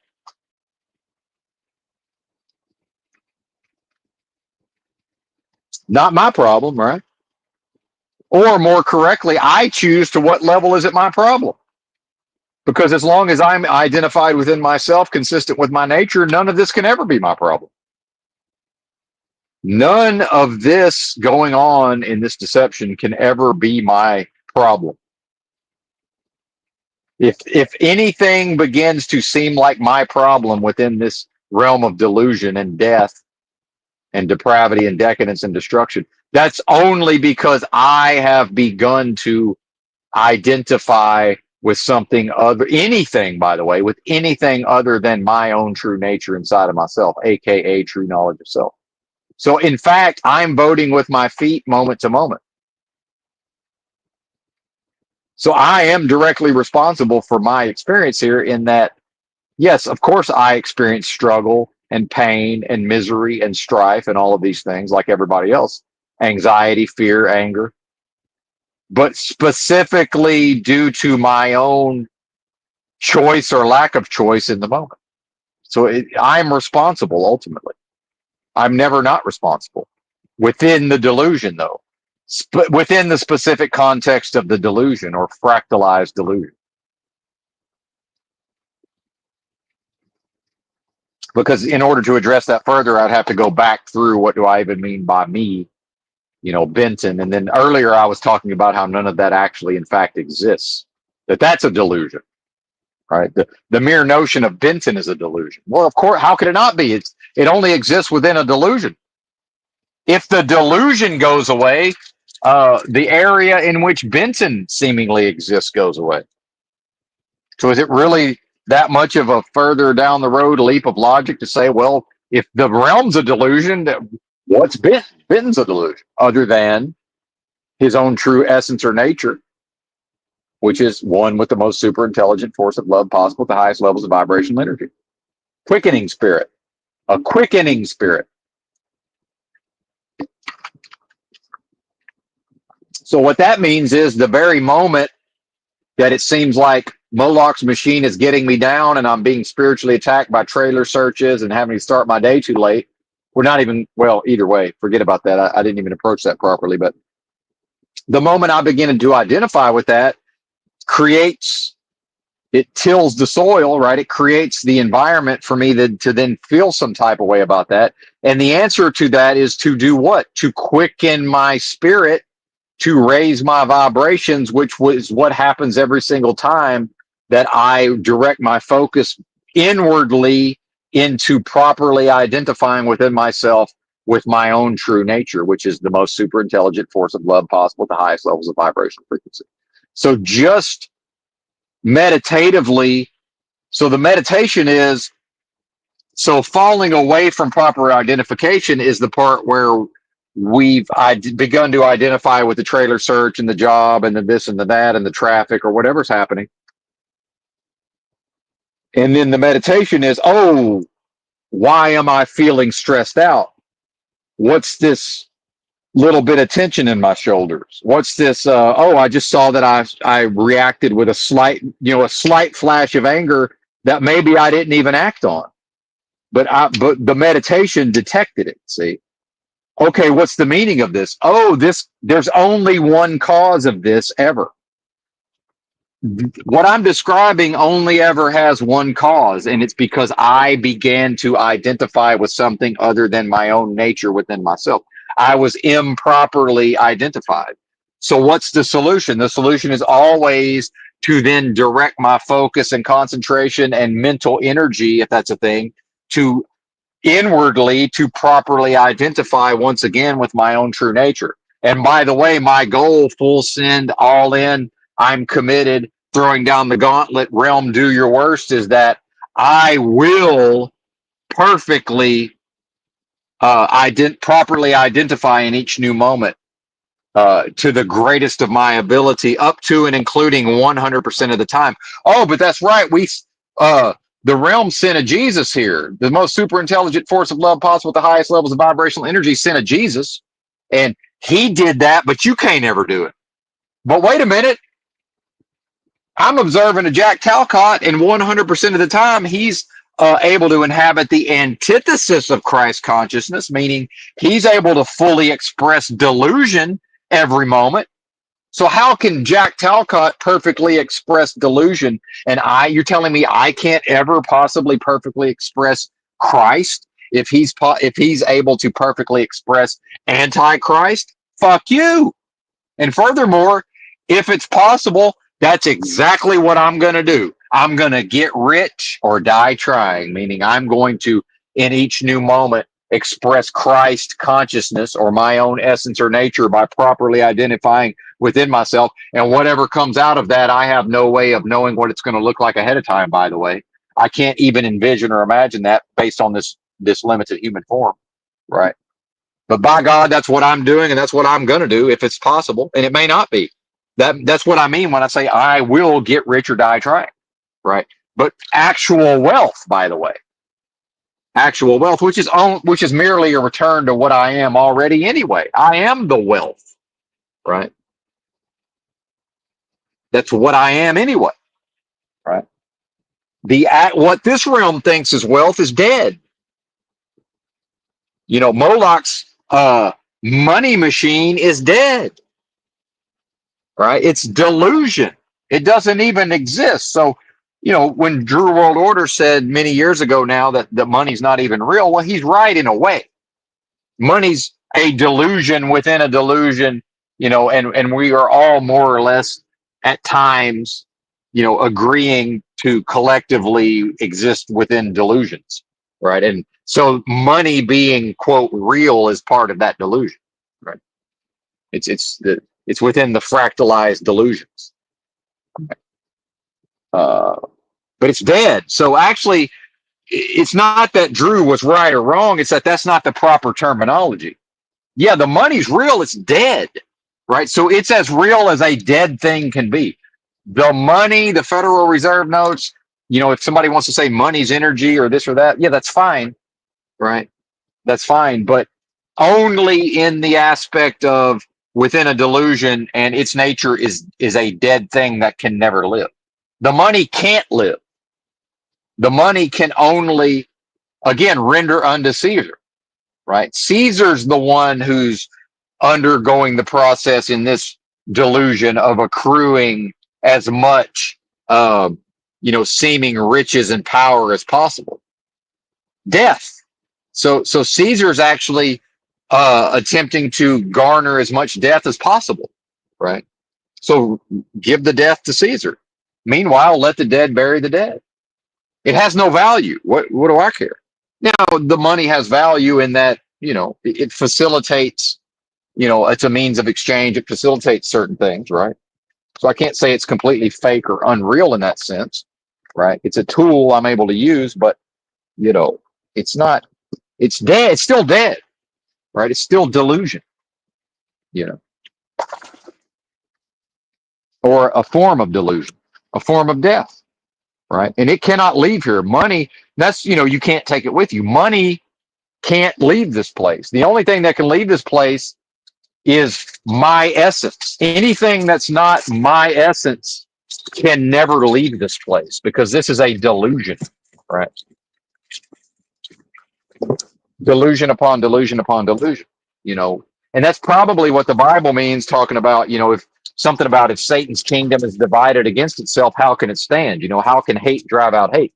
You know, how can a delusion escape a delusion? Right? Same fucking thing. How can a delusion escape a delusion? Well, I don't reckon it can. I don't reckon a delusion can escape a delusion. Does that make sense to anybody? Because then what, you know, if anything that can escape a delusion cannot properly be a delusion, right? I can't be a delusion. You can't be a delusion. Now, what I can do is see my creative force subverted into what? into serving delusion and identifying with delusion, right? And that is the free will or the consent, right? The voting with one's feet. Like that's what that is. All right, we're rolling out. I'm backing up. I'm carefully backing up since I had nosed in to try not to disturb these other drivers. Although both of them, they don't have their front curtains drawn, so maybe there's nobody in them. There might not be anybody in those trucks. But just in case, I wanted to be considerate. All right, let's get out of here. Let's get on out of here.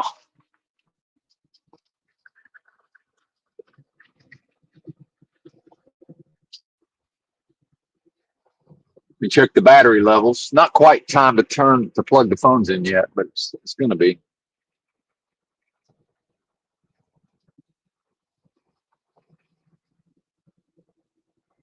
So at this point, there's really, and this is not simple necessarily, but what realistically is left for me to do in this place of delusion, by the way, other than continue to apply proper identification, right? Everything else is what? Circumstance. Everything else is, circumstance within delusion, by the way, right? Circumstance within delusion. And then, we get into sensation, right? Maybe like when I was living in the streets with nothing, I chose to, spend most of 2 winters outdoors, but, southern winters, but, as low as 0 degrees Fahrenheit, by the way, you know, and at least most of a week in Austin, Texas, where it was, stayed below freezing for, 5 straight days or whatever. And I mean, 24 hours times 5, right? Where it never got above freezing for 100 hours or whatever. That's possible. So you folks who, from the cold areas, yeah, I understand that we don't have a real winter in the South, but it does get cold from time to time, believe it or not. It just never sticks around for very long. Right? It's like, yeah, it might, maybe we're going to have a couple of nights in a row where it's single digits or gets down to 0 even, but it will not persist. It's not staying. It's leaving pretty quickly. But, so the sensation of being cold, right? The sensation of being rained on, which I managed to avoid mostly in homelessness. These sensations, right? Which is back to kind of the ascetic monk practices of, so what, right? It's sensation. Yeah, I have a preference to not feel cold.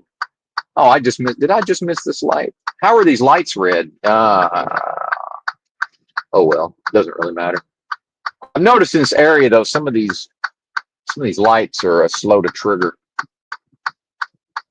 I think backing up on the sensors might actually help. Some intersections that matters, and yeah, well maybe some it doesn't.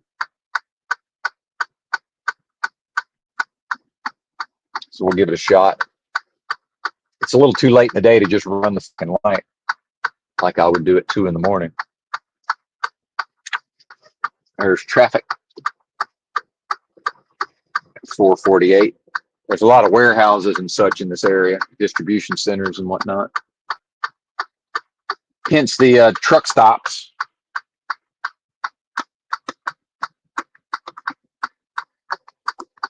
I'm all stocked up on eggs, you'll be happy to know. What did I buy? $45 worth of eggs yesterday. What a blessing. What a blessing. Well, at a certain point, what I'm seeing about the near future for Benton, a lot of my daily circumstances, those circumstances I just mentioned, it's going to be about like, how do I have to design my life? Like, what does my life have to look like in order to, continue to drink my eggs in the morning and, hopefully the dark chocolate, right? Although, with what that costs, that may not be a given necessarily.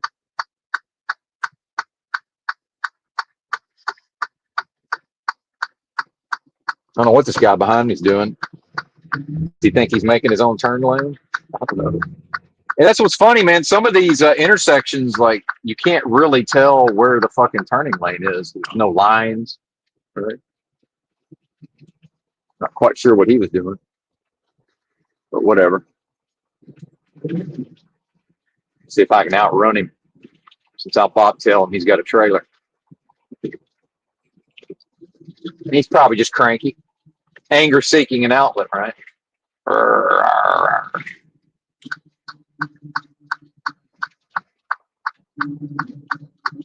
All I'm trying to do is get up on the sensors there, Bubba. Maybe he was helping me, though. He might have been like, okay, I'll get on these other sensors.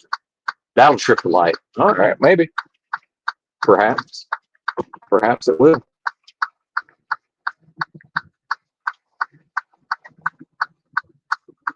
I can't call it.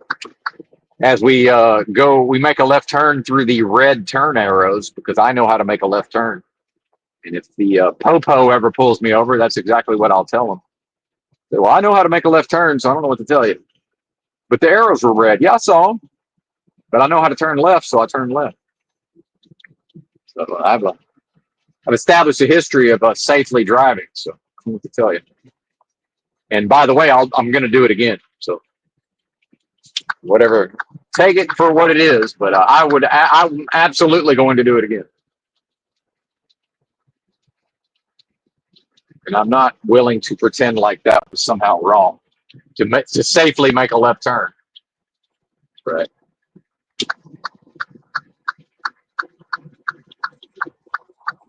Yeah, this says we're going to get there at 5:37. Of course, that's if the on-ramp up here is open. Because if the on-ramp's closed, that's going to add probably 10 to 15 minutes, I'm assuming. While I try to figure out how to get there on an alternate route.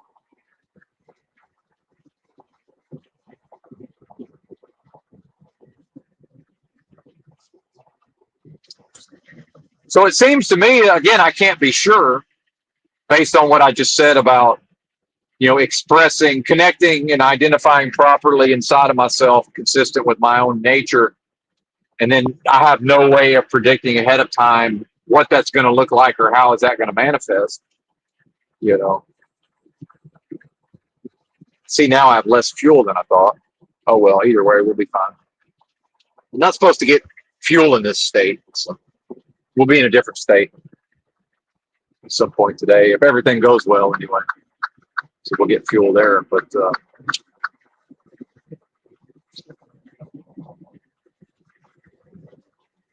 so it seems to me that a lot of, my so-called purpose or whatever is going to be, continuing to discourse in this manner, at least, perhaps only up until the point when I've so thoroughly grasped the concepts. I suspect that at a certain point, there really won't be any point in me speaking these concepts. It will be my life will embody the concepts as a proof of concept of understanding and comprehending the concepts themselves. And then, maybe at a certain point, certain individuals who are at least tapped in well enough to see, well, Benton seems to be, not claiming to embody these principles and not espousing these principles, but actually living certain principles. And, probably nobody will notice or think to ask, but,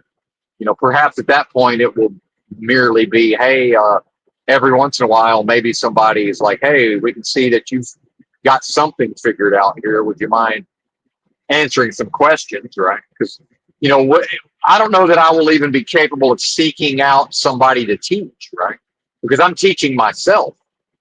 I am the student and the teacher simultaneously. So, and then understanding there's not going to be a Fight Club style, go find a dilapidated house to squat in, and because remember the movie Fight Club is all framed within Moloch's machine as if there would somehow be some value in revolution or in some way changing society. Well, I know that to be false.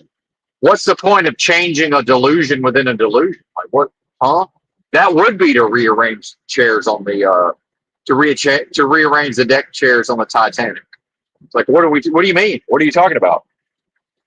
And that, by the way, when I criticize Freedom Grower Dick for the loop into problem solving, you know, what's the point of?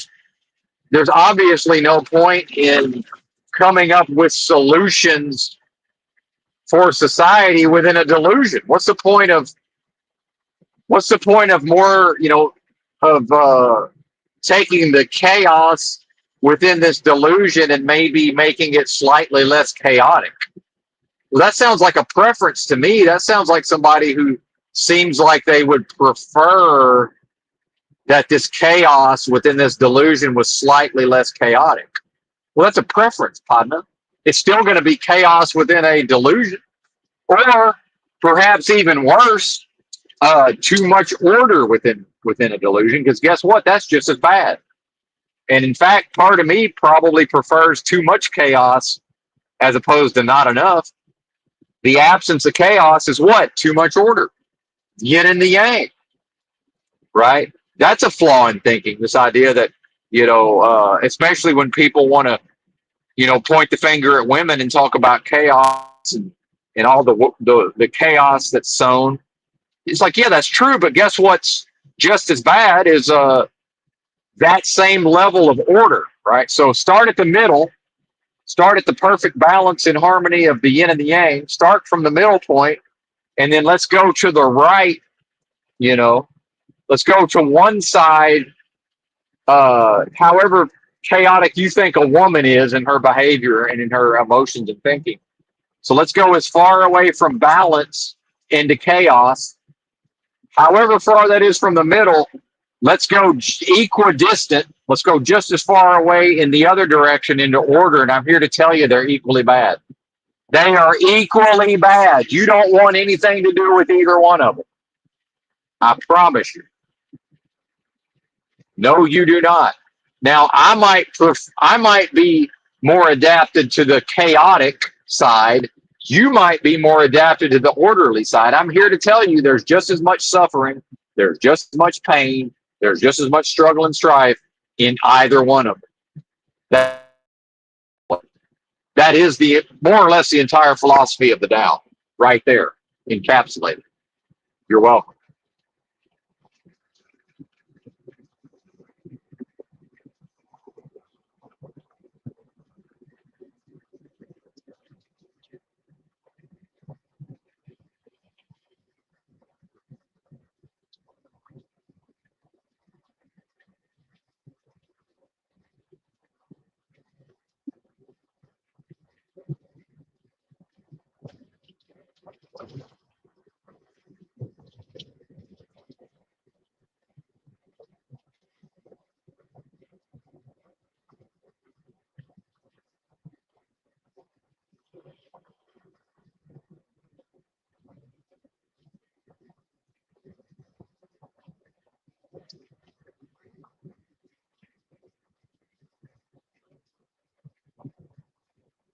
Yeah, I'm definitely looking forward to whether or not I continue in truck driving or not. You know,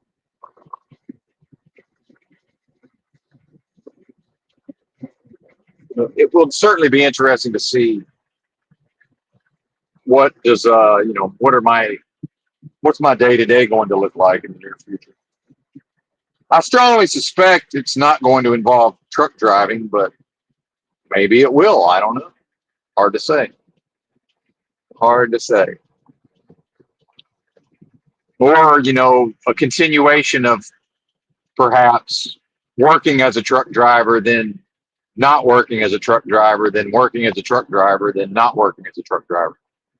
That seems to be the most likely. As long as the realm is set up to, as long as the delusion is set up to support that anyway. And again, the way it has to be, right?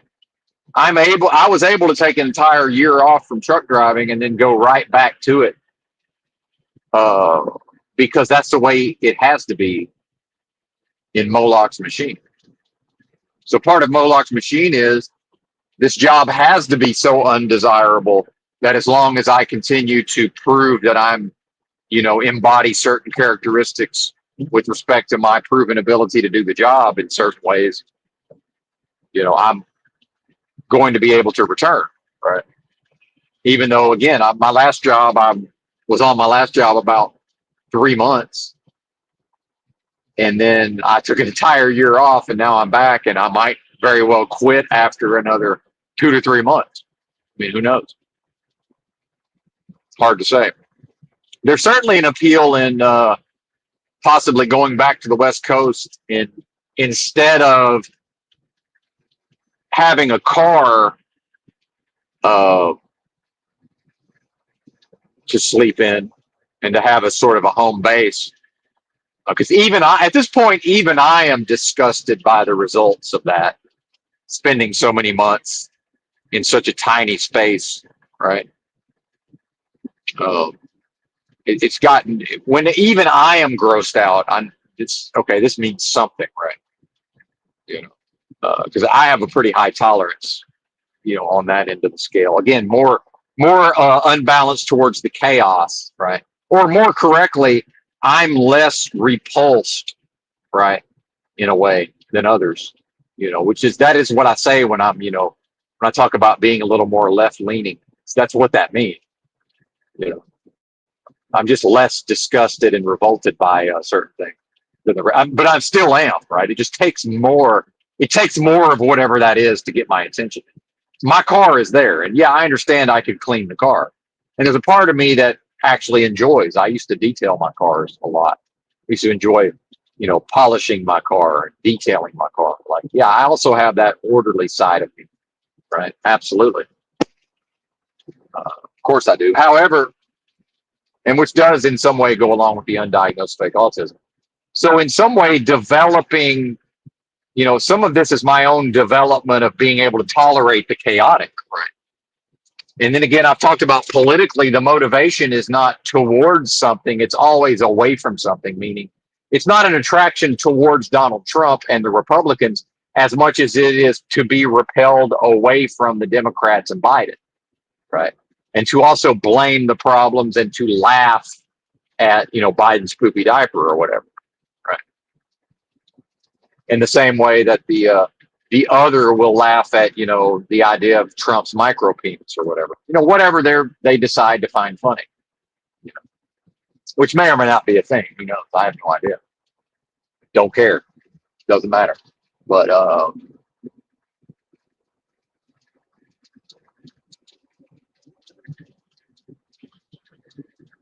so, and I've already had this idea in my head for a while of continuing to wander the West Coast, mainly because of the weather, right? And the fact is, the middle part of the country is just simply not set up to be able to. I mean, I've done versions of pitching a tent, right, in up to 40 states in my travels, but even that is based on what time of year it is, right? And at 130 pounds, right, I may not even be willing to try to live outdoors again. I had 40 more pounds on me last time. I had about, I had significantly more body weight on me when I was sleeping outside in the Austin winter, right? Whenever that was.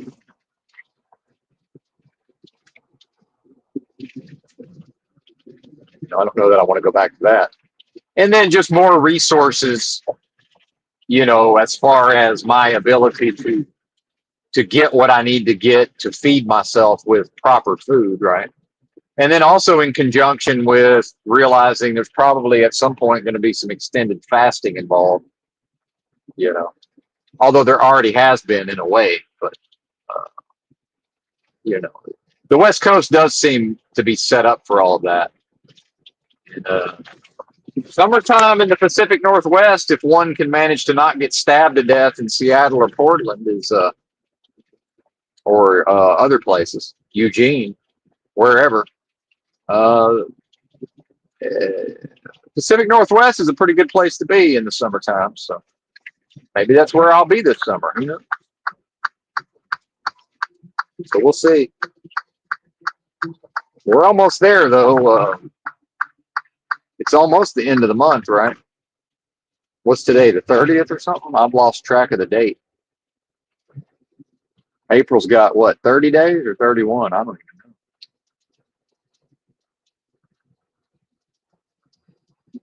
know. Or is it less? I don't fucking know.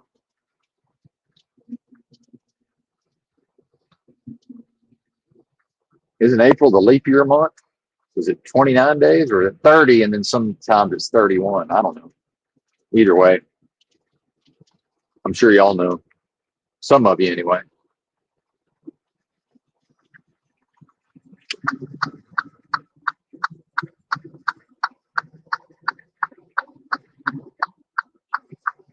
Oh, I'm actually am taking this exit. Oh, never mind. My lane ends anyway.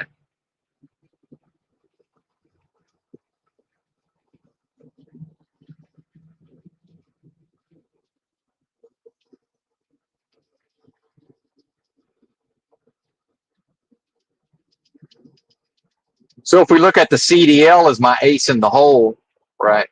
You know, to at least maintain the ability to go back to employment.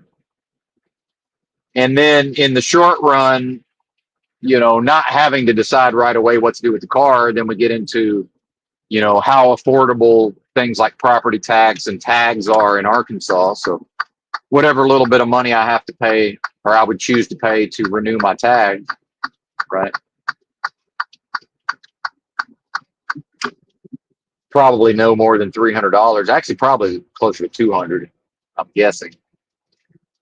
And then I think I've got like $106. I'm back to paying car insurance by the month. So this is in like 10 days. It's my payments due, my second month of paying car insurance by the month. And then about to most likely buy a new phone. And then about to pay for another year of phone service, right? So we can see pretty quickly it's all coming to fruition as far as having my ducks in a row, you know, if I were to choose to, you know, leave truck driving behind once again, while hopefully continuing to maintain the ability to go back to it. But then if not, you know, that's okay too. Right. And certainly I've considered just saying fuck it and turning in my CDL because I could always start over as a new driver if that's what I wanted to do. Right. Uh-oh. Am I fucking up? I might be fucking up here. I think I'm fucking up. I think I need the other lane. And these people aren't going to let me over. We know that. Oh, fuck.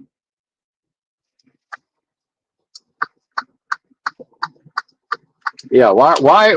See, this is where the instinct is just wrong. If you're a car, right, and there's nobody behind you, and there's an 18-wheeler with no trailer, and it puts its signal on to get into your lane, don't slow down to let it over. Just continue on past it. But because so much of this realm is operated based on shame and losing face and how are we perceived, their inclination is, oh, I need to make space for this truck to get over. Except what's best for all of us is to just go past me, right? Meanwhile, the only reason I put my signal on is because they're not going past me, right? So the signal is supposed to be, here's your sign to go past me, please, so that I can get over into your lane. Oh, but now the potential shame spiral, losing of face, is kicking in. We need to slow down and make space, which is true. If there's people behind you, if the mirror says there's no traffic behind us, pretty please with sugar on top, just go past me, right? And it's interesting how all of this is going on within the human, right? And my thing is like, yeah, I just want to get over. But then I have nothing to gain. So it's like, most likely in the pitch black, I'm looking in my mirror. It looks like I have enough room to get over, but then it's a big city. They're not really going to give me any extra space. So I can't be 100% sure that I have enough room to get over. Right. All of this is solved by pretty please with sugar on top. Just go past it. And then here's another human instinct. I was accelerating because I thought I was in the proper lane. The moment I realize, oh, I need to get over, I start checking my mirrors. I begin to slow down. What does the person directly beside me in the other lane do? They begin to slow down because I'm slowing down. Because my slowing down could signal what? Unknown impending danger, right? But it's not necessarily an accurate signal. So their instinct is, oh, slow it down, danger, danger, danger, potentially. Except actually, I'm not from here. I'm driving based on the GPS. I was unable to determine prior I'm in the wrong motherfucking lane. Right. The moment I know I'm in the wrong lane, let me get into the proper lane. Right. Oh, there's somebody there. Oh, they see the signal come up. Oh, they slow down because I slow down. I'm only slowing down to get over. I'm only putting a signal on to give them the hint. Hey, I need to get over there. Could you please go past me? And I slowed down. If I could have sped up and got in front of them, I would have. Right. But then now they're like, oh my God, I don't want to look like I'm greedy. But meanwhile, if it was rush hour and there was a lot of traffic, that same person would feel completely fine about not getting over for me. So in fact, if there was a big line of traffic behind them, they would be less likely to slow down and let me into traffic. Or what I'm saying is the fact that there's nobody behind them, pretty pleased with sugar on top, I'll happily wait over here, go past me. I will then safely get behind you. Right. And then there may be some version of they don't want a semi behind them. Well, fair enough. I get that, but you know, you don't have full control of that necessarily. And then part of my own, again, perhaps incorrectly identifying within myself, for those few moments for me to feel that frustration, right? Even as small and as slight as it was, right? That's part of what tortures me is that a lot of my positive characteristics that have allowed me to create and operate a lot of these spiritual practices and disciplines, it's the same fucking thing. That whatever just described to you that whole process, it's the same exact thing. It's the same mechanism whereby it's not the same feeling, it's the same analysis, it's the same logical forms, right? That's how I know what's happening in the traffic well enough to. It's the same reason I'm able to explain and break down a lot of this stuff. Right?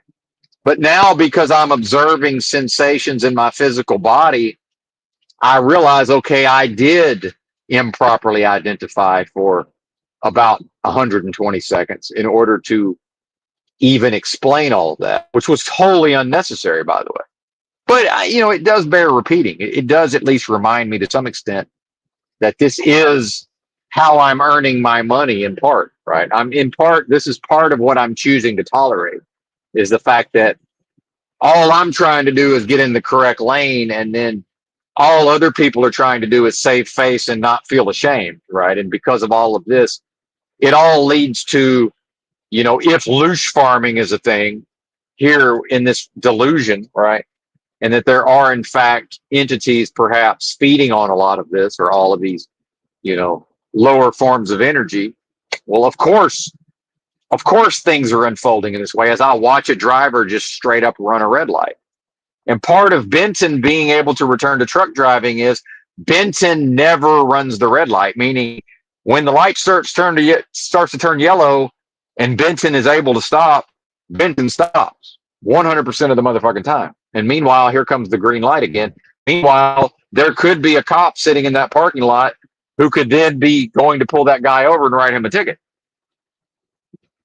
And part of the reason I was able to return to truck driving is there are companies who say, well, we want drivers who are willing to tolerate a driver facing camera, who are willing to put up with, certain things we demand. And then we also need them to have clean driving records, right? But in exchange for that, we're willing to not even ask this motherfucker, well, what have you been doing for the last 365 days? Right? Like, what the fuck have you been doing, sir? Yeah. Well, that's neither here nor there because I'm in the pool of talent from which they've chosen to draw from, right? So, but part of that is I don't ever run the motherfucking red light, ever. Now, sometimes the light turns yellow and I'm past the point of no return and we go through on a yellow. We don't go through on the motherfucking red. Like, that's crazy. But he sure did it. He said, fuck it. I ain't stopping for this motherfucker. Okay, whatever. That's his job. That's on him. That ain't on me. And sometimes truck driving is just we stop at a red light, we get up to speed, and we almost make the next light, and then it turns yellow and we stop again. And then the light turns green, we get up to speed, and we almost make the next light, and then we stop again. Sometimes that happens for fucking 45 straight minutes. Right? So I better be set up within myself to be able to deal with that without getting, too beside myself, right? Without too like now I'm a victim of, shout out to Ben Thorpe, now I'm a victim of stoplights, right? Because he, in a comedic fashion, if anybody knows who Ben Thorpe is, sometimes he will comment on how, Grace is behaving as if she's a victim of a particular phenomenon or collection of phenomena, right? It's like, yeah, I'm not a victim of the fucking traffic lights, but I'm certainly able to choose to identify with victimhood via traffic light if I so choose, right? If I want to identify that way. And as we saw for about 120 seconds, I begin to identify with the realm itself, whereby silly humans behaving in ways that I view as illogical. But by the way, I know why they're doing it. So what's the relevance of why even describe it? Who cares? Of course, they're behaving. Again, what I've talked about is the driving doesn't bother me for the most part, and here's why: because I expect people to do the dumbest thing possible at all times, and I'm rarely disappointed. So they did the dumb thing, and that's fine. And their heart was in the right place to some extent. To some extent. To some extent. And since I've added a third egg time, it's almost egg time again. Will be in a couple of hours. Probably I'll wait till we. That's another thing though. It's not a guaranteed because I can either do second.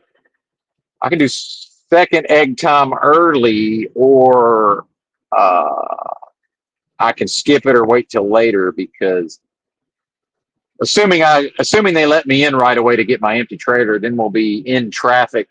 We'll be in rush hour about an hour and a half of rush hour traffic to get to the pickup rather. That's just my guess. It's going to be about an hour of rush hour traffic all the way to. If you look on a map of Chicago, directly north of Chicago is Milwaukee, and we're going to be driving through the greater Chicago area during rush hour, and then we will drive out of the greater Chicago area, and then perhaps Milwaukee's considered part of that. But either way, that's where we're going. So, considering that it's now 5:18 and I don't even have a trailer yet, that the entirety of that journey will be conducted within the context of major city rush hour traffic, which is fine. We know what to do. We're good. We're good to go. It's part of the job. Yep, part of the job.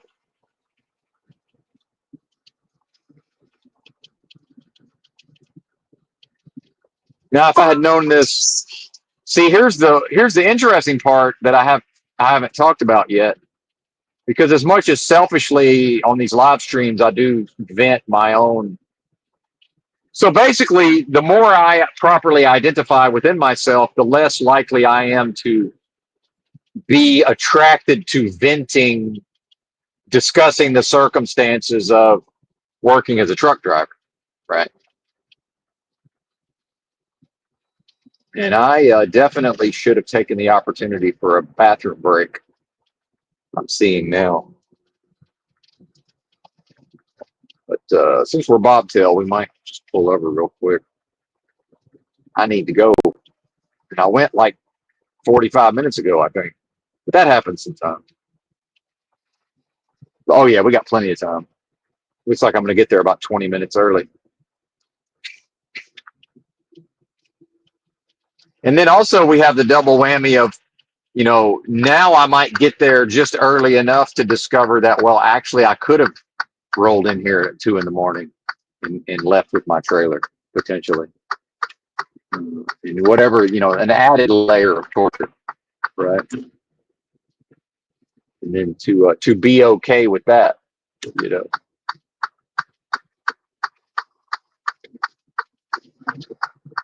which I am. I accept it. I surrender. I surrender.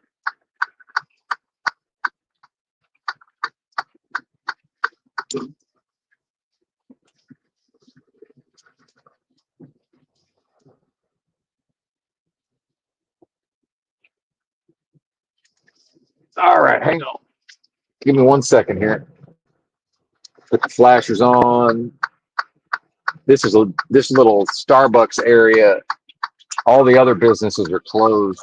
The Starbucks is open, but it's dead as fuck. So I'm only blocking one of the two lanes in this direction. So I think we're okay.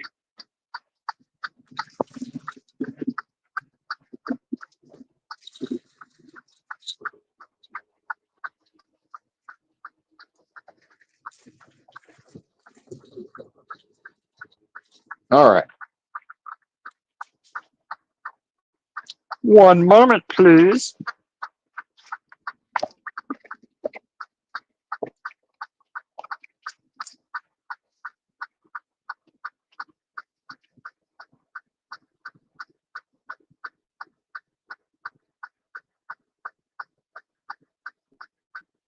And if I have to skip, optional egg time, that's not a big deal. In fact, it's probably time for apricots. Now that I think about it,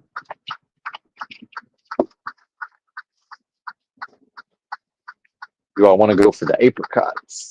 I think I do. If y'all will humor me real quick.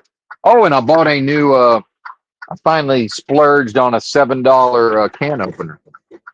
All right.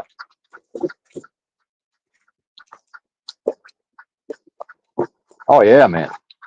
Woohoo! Way better. That's so much better than that Dollar Tree.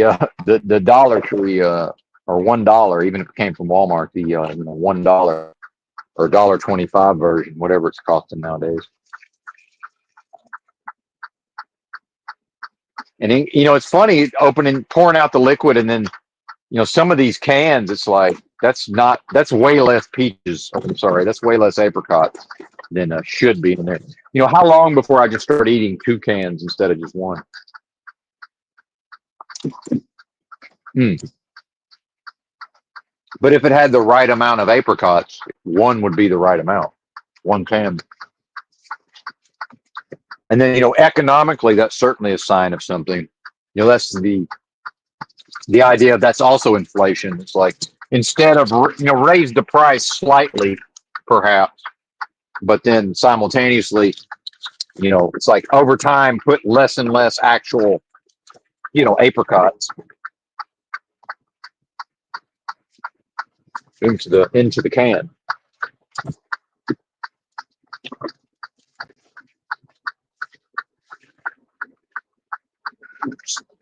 Okay.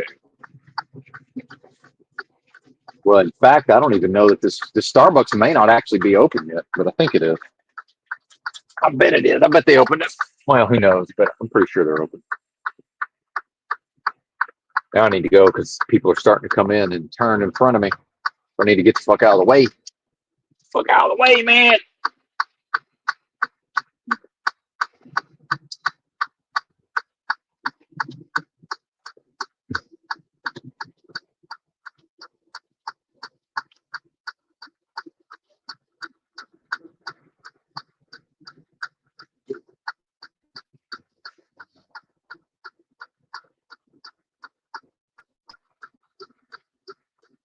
So, waiting to pull out. The traffic's coming so fast, I really have no choice but to pull out in front of somebody. If they're not paying attention to get in the other lane and pass me, that's going to have to be their problem.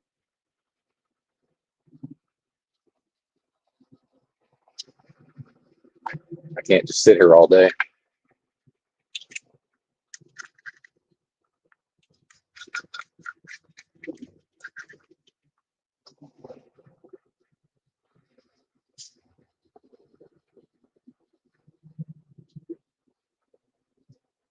What's up, Denise? I'll see you down there.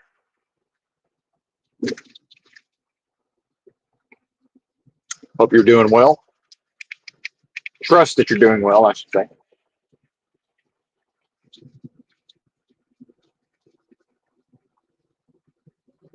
Apologies for the eating noises, but we're taking down a can of apricots,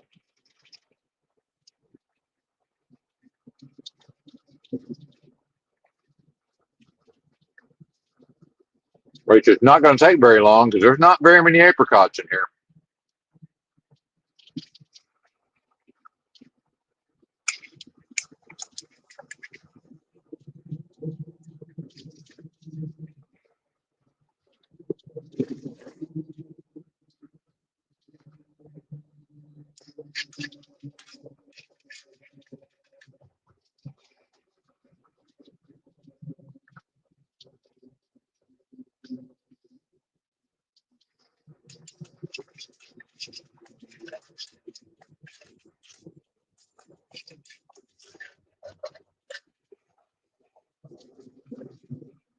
Uh-oh.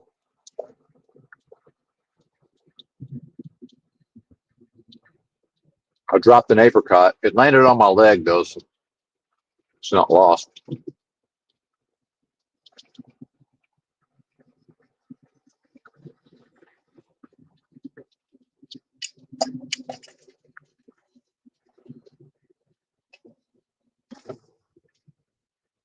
2 points. All right, rinse the teeth out, and I'll be right back. Got to rinse the old, get the sugar off the teeth.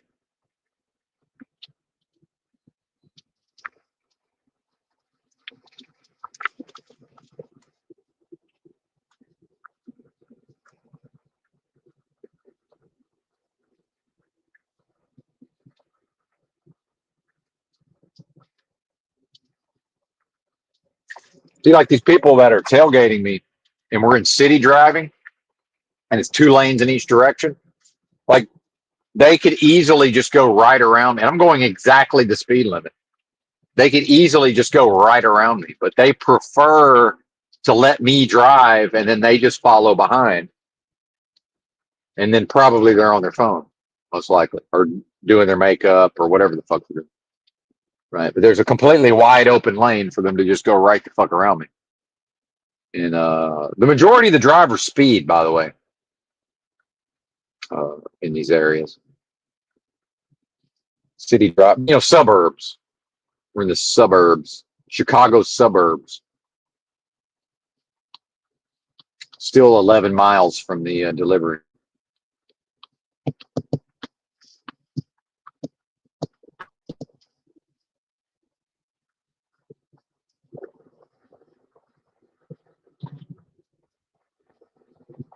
Oh, well, they were turning, but either way, they still could have gotten around me.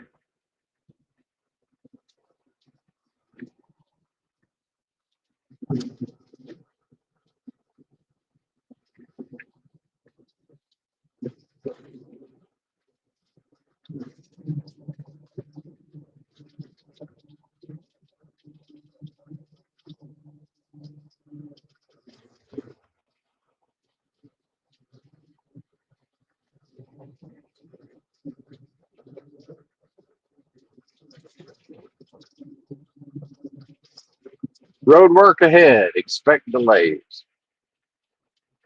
And do those signs mean anything? Is the question. Maybe. Maybe not.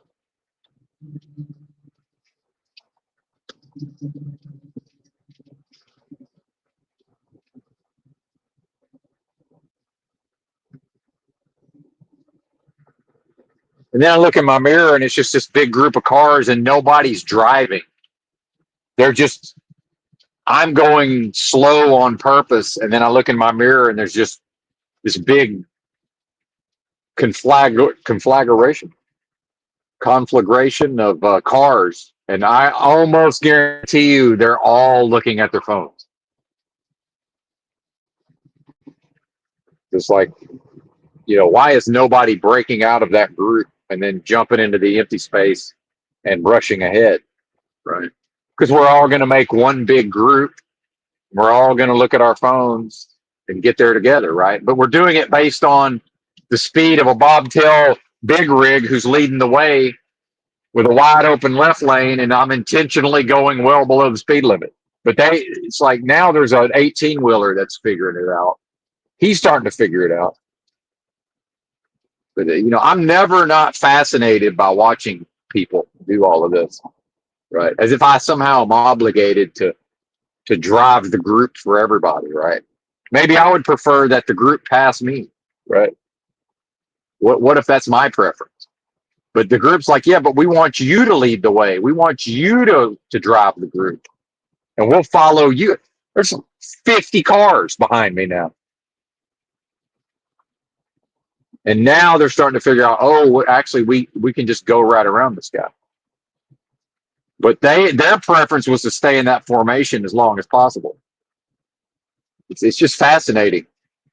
And now it's a follow the leader of, okay, we're all going to move into this empty space, go around this bobtail, and then go up to the front, and then all get in the other lane and all go around this 18-wheeler. Right? Oh, but now there's a red light. So, and those are the same people who are happy to stay in a big clusterfuck group going slow as fuck looking at their phones are the same people who they're going to feel anxious and, oh my God, these trucks are in my way. I'm in a hurry. It's like, well, which is it?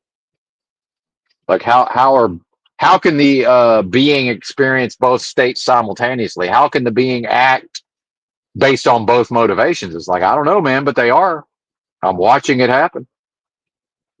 Right.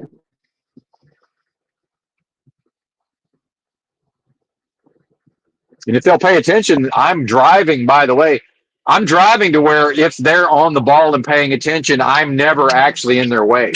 There's always the space where they can jump in the other lane, jump in front of me, jump in front of me in front to beside me, right? Then jump in the lane in front of me, then pass the 18-wheeler that's in the fast lane, right? Like I'm never blocking their path of escape, right? But they probably feel like I am because I'm see, like this van actually, like he cut in front of me almost like he's annoyed that I'm in his way. I'm not in his way. So his perception is he's been wanting to get through this gigantic group, and I've caused a delay in getting through that area. Absolutely not. The behavior of the group caused it. The entire time I left enough space where if people chose to get through instead of being in a group, they could have. So, and again, back to the delusion, like, and I won't even say we, but if we say we, meaning the individuals who comprise the groups, the individuals most of the time don't even really know what the fuck is happening, right? It's like so you want to talk about loop into problem solving. You want to talk, not you, the listener, but if one wants to talk about, a loop into problem solving or, lament the way that things are, the things are the way they have to be. It has to be the way it is. It cannot be any other way, sadly. Now, based on the level of consciousness exhibited by most of the people, right? Kind of almost like the median or the average of where people are, like on average. It's sort of just that the result of that is things are the way they are, and because they have to be this way, right? Now, if people grew and changed and evolved, and certainly they seem to over time to some extent, although arguably devolving in other ways, but maybe eventually enough people will be able to realize, maybe their own ability to recognize patterns will be, well, based on the way that group of cars looks up in front of me, it's actually that group of cars that's causing the delay, not that bobtail who's next to that 18-wheeler. Because if we actually tune into what's happening, the bobtail's always driving to where if I can leave enough space for people to get around me, I leave enough space for people to get around me, even if that means I go 5 miles an hour slower than I otherwise would. Who cares? It's city driving, right? It doesn't matter. I'm still going to get there 15 minutes early based on, what time I know them to permit me into the facility. I'm still going to be 15 minutes early. And that's what I talk about when I say, if I'm on time, I'm late. because I'm so early that I'm allowing for, well, I might need to just go 5 miles an hour slower for 10 miles in stoplight to stoplight city drive. Like that might be what I need to do, right?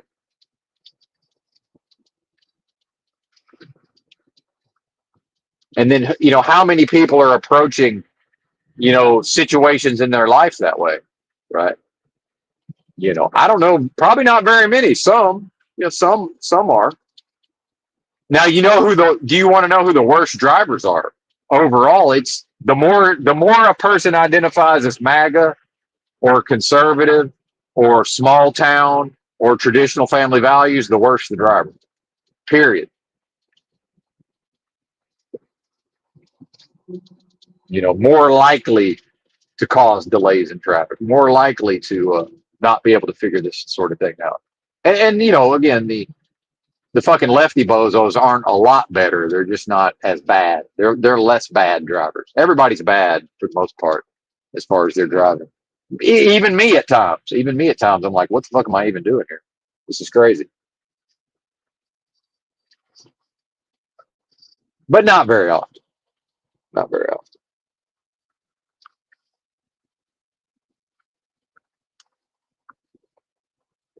And this is the part. If anybody is ever confused about, well, what's up with Benton? He seems to like going to big cities. He's at least choosing to go to big cities at times. Because right now I'm looking at a bunch of suburban sprawl, if you know what that means, and it's just nothing but strip malls filled with either local businesses or corporations. There's a Chase Bank, Discount Tire. There's some local stuff in these strip malls. There's some big box stores. I think that's a PetSmart back there, right? And then now we're into the more like, here's a golf course. Here's some nice houses. Maybe I don't know what that is. Some kind of doctor's office, maybe. But I don't know what that Chamber of Commerce looking type of place, whatever that is. Oh, it's a school, some kind of private school, you know. But I don't like these kind of areas as far as, you know, existing only within something like this. It's just, yeah, the big city is like, it's grimy, it's dirty, it might seem more dangerous in a way, but like just this sanitized, the facade of the buildings, like it doesn't look anything like what it actually is. Uh, the idea of form follows function, uh, just the form that the layout of the roads, the layout of the parking lots, it's much less efficient in many ways. It's set up way more for car traffic than for foot traffic. I just prefer the big city, depending, right? Just depending on how I'm moving and what I'm doing, you know. And another part of me possibly leaving truck driving soon is I need to get back to walking miles and miles and miles every day. And in fact, the recent leveling up and the recent, true knowledge of self finally being unlocked, a lot of that is directly tied to physically walking, although certainly the driving lends itself to some amount of whatever that flow state is, whatever I'm accessing during this discourse with certain, ways of thinking, whatever, however that is, there's one of those Amazon Fresh places. I see those every once in a while. I've been in one, I'm pretty sure, but I've never really had the time to check it out. I doubt they're open yet, although they may be. That's one of the bigger ones. I think maybe I tried to go in there one time, maybe. I'm not sure though. I think maybe I seem to remember going there at some point.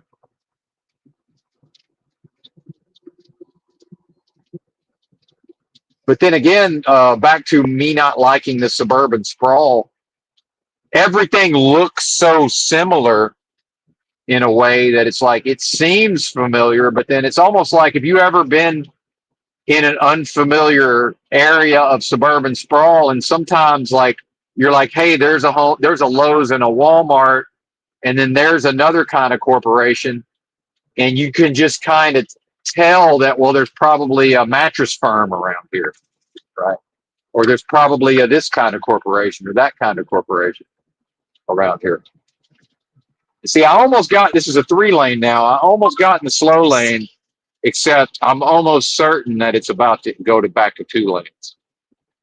And at which point people would then try to, that would be the perfect moment for them to block me in on the left. So we're just going to stay in the middle. But we're going to speed because we don't want to hold up whoever's behind us.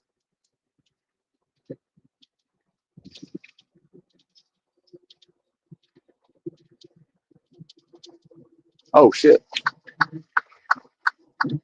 See, now the GPS is telling me to get in the left lane, but, shit. But I might not need the left lane. So sorry, buddy. I didn't cut him off, but I changed lanes in front of this truck, and then the light changed.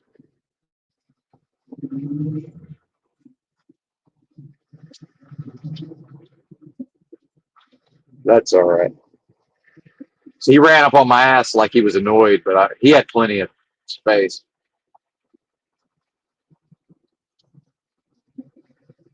Plenty of space.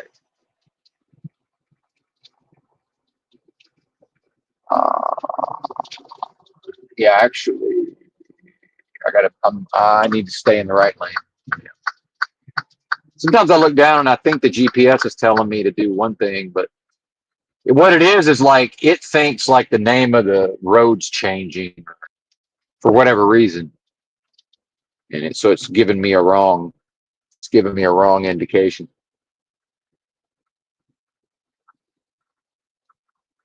Which happens sometimes. What's up, Christos? Back from Maryland to Texas for work.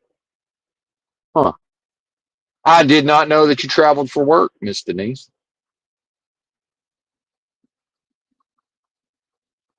I was not aware.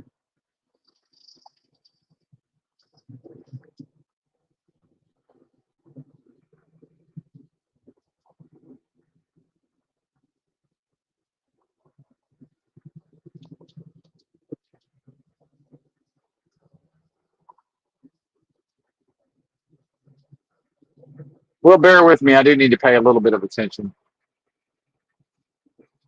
But I don't trust this right lane.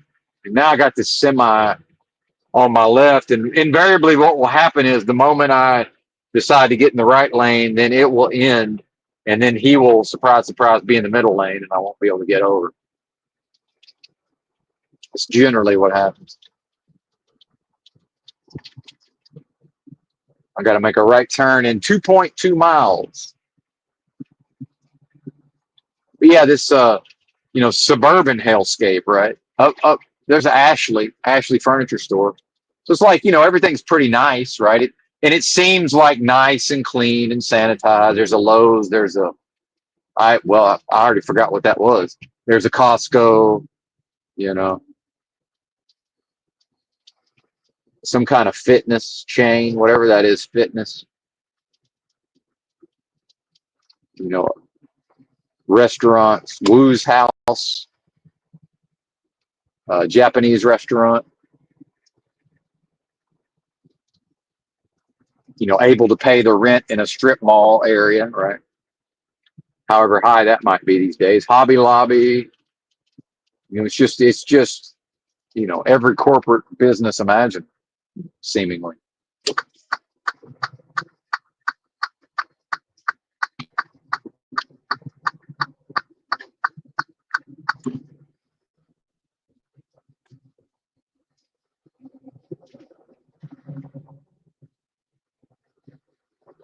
Home Depot,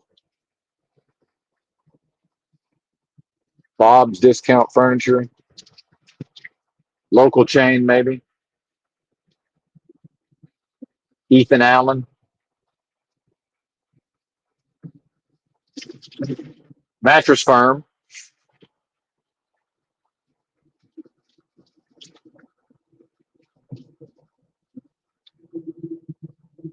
Harbor Freight,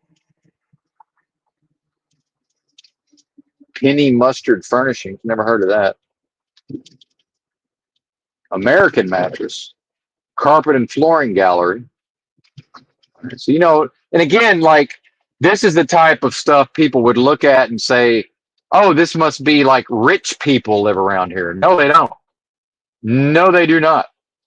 The people that live around here, the vast majority of them have to work in their business or have to work a job to maintain their lifestyle. Now, some of them did that long enough to be able to retire, right?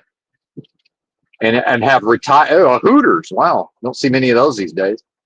And but the vast majority of these people, this is not rich people. These are people who are, by my definition of rich, they are in fact poor, but they are temporarily experiencing affluence. And this is the idea, when I go on Drudge Report and it says 74% of Americans living paycheck to paycheck, like that's what that is, right?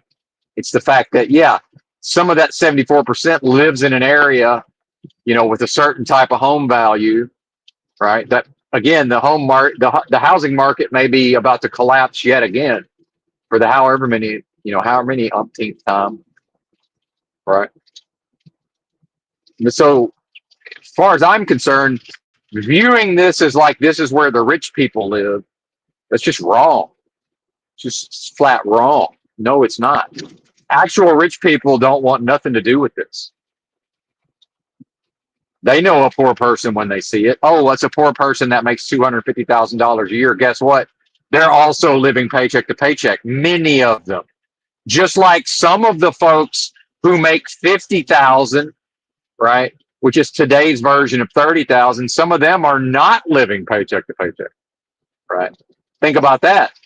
So we have this idea of, well, somebody's makes a certain amount of money, they can't be living paycheck to paycheck. Well, Robert Escobar's show will tell you that he does people's tax returns, and he had a couple of people where their household income was 250,000, and they thought they were getting money back. Turns out they owe, not only do they probably not have whatever they owe in taxes, they don't have the fucking $250 to pay Robert, because they assumed, well, I'm going to get a return, so I'm getting a refund. So, old Robert will take his fee out of our refund.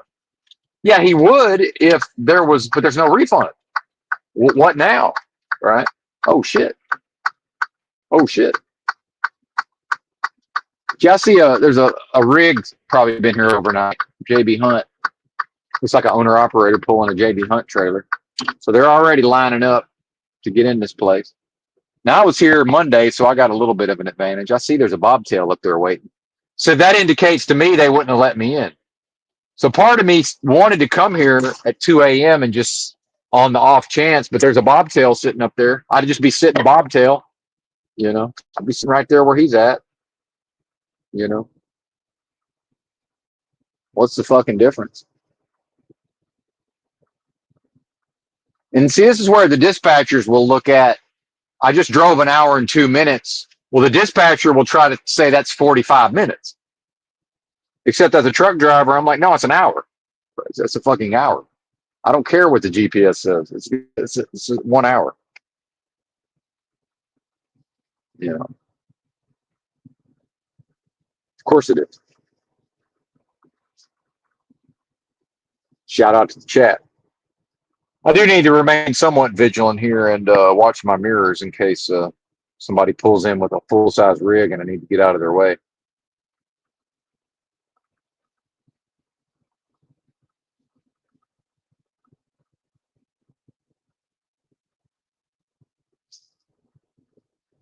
But based on my experience Monday, in 11 minutes, we will, although whoever's in front of me is probably still asleep in this JB Hunt, but hopefully the bobtail's not asleep up there. But if the bobtail's awake, and I'll go wake them up if I need to. Oh, low battery signal on the earbuds. Give me a second. Let's switch earbuds.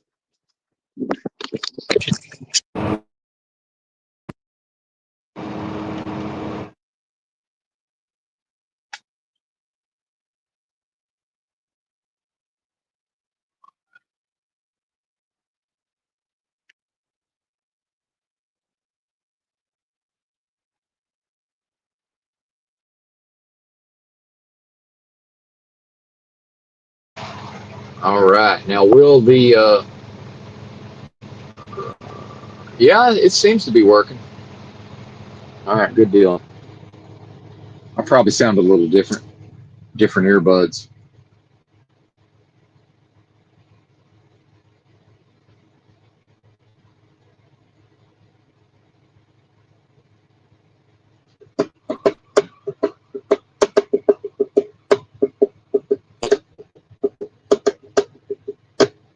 Normally, I'd probably go ahead and eat the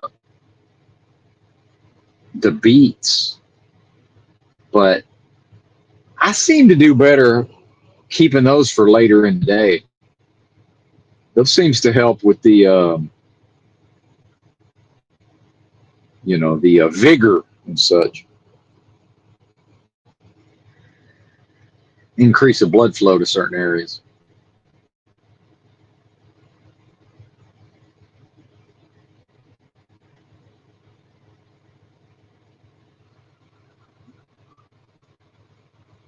Uh-oh, time to hang on, time to plug in my time to charge the phone, by the way.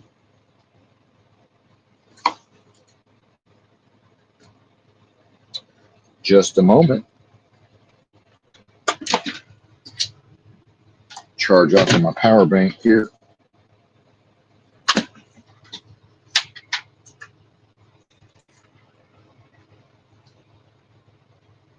I don't know how much I have more to have to say about the spiritual topics, but I probably have some things to say. Did I ever talk about what I wanted to talk about with the truck driving? I don't know if I did or not. I think I did. And less and less, the ins and the outs are becoming less important as I'm more able to properly identify, right?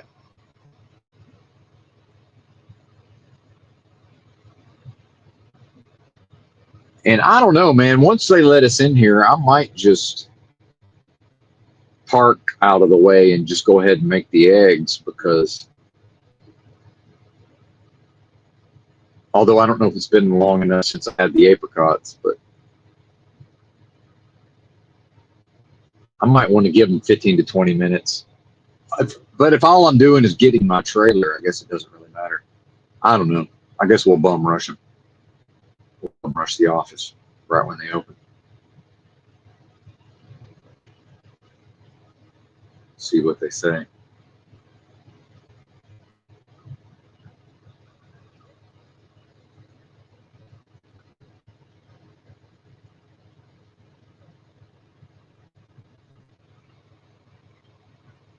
But I'm starting to wonder if this lady that started work at the same time I did, we got hired the same week and in the same orientation. She lives in Dayton, Ohio, and I'm assuming part of her working for this company is, to be able to get home time, in Dayton when the company yards in Dallas. Because I was mainly going out to Phoenix and back, and then I also went. I went, to the east, but it wasn't necessarily through Ohio at first. But lately, I've been going to Ohio a lot, which is fine. It doesn't bother me. But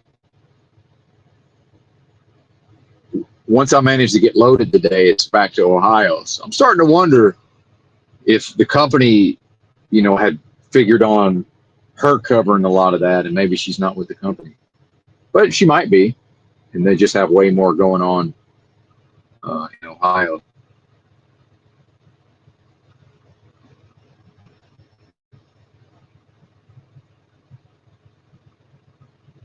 I know her knee was real fucked up. She had a lot of problems with her knee, and even trying to climb in and out of the truck, I'm sure was a pain in the ass. I felt for her. Black lady, I guess close to my age, maybe a little older, not much.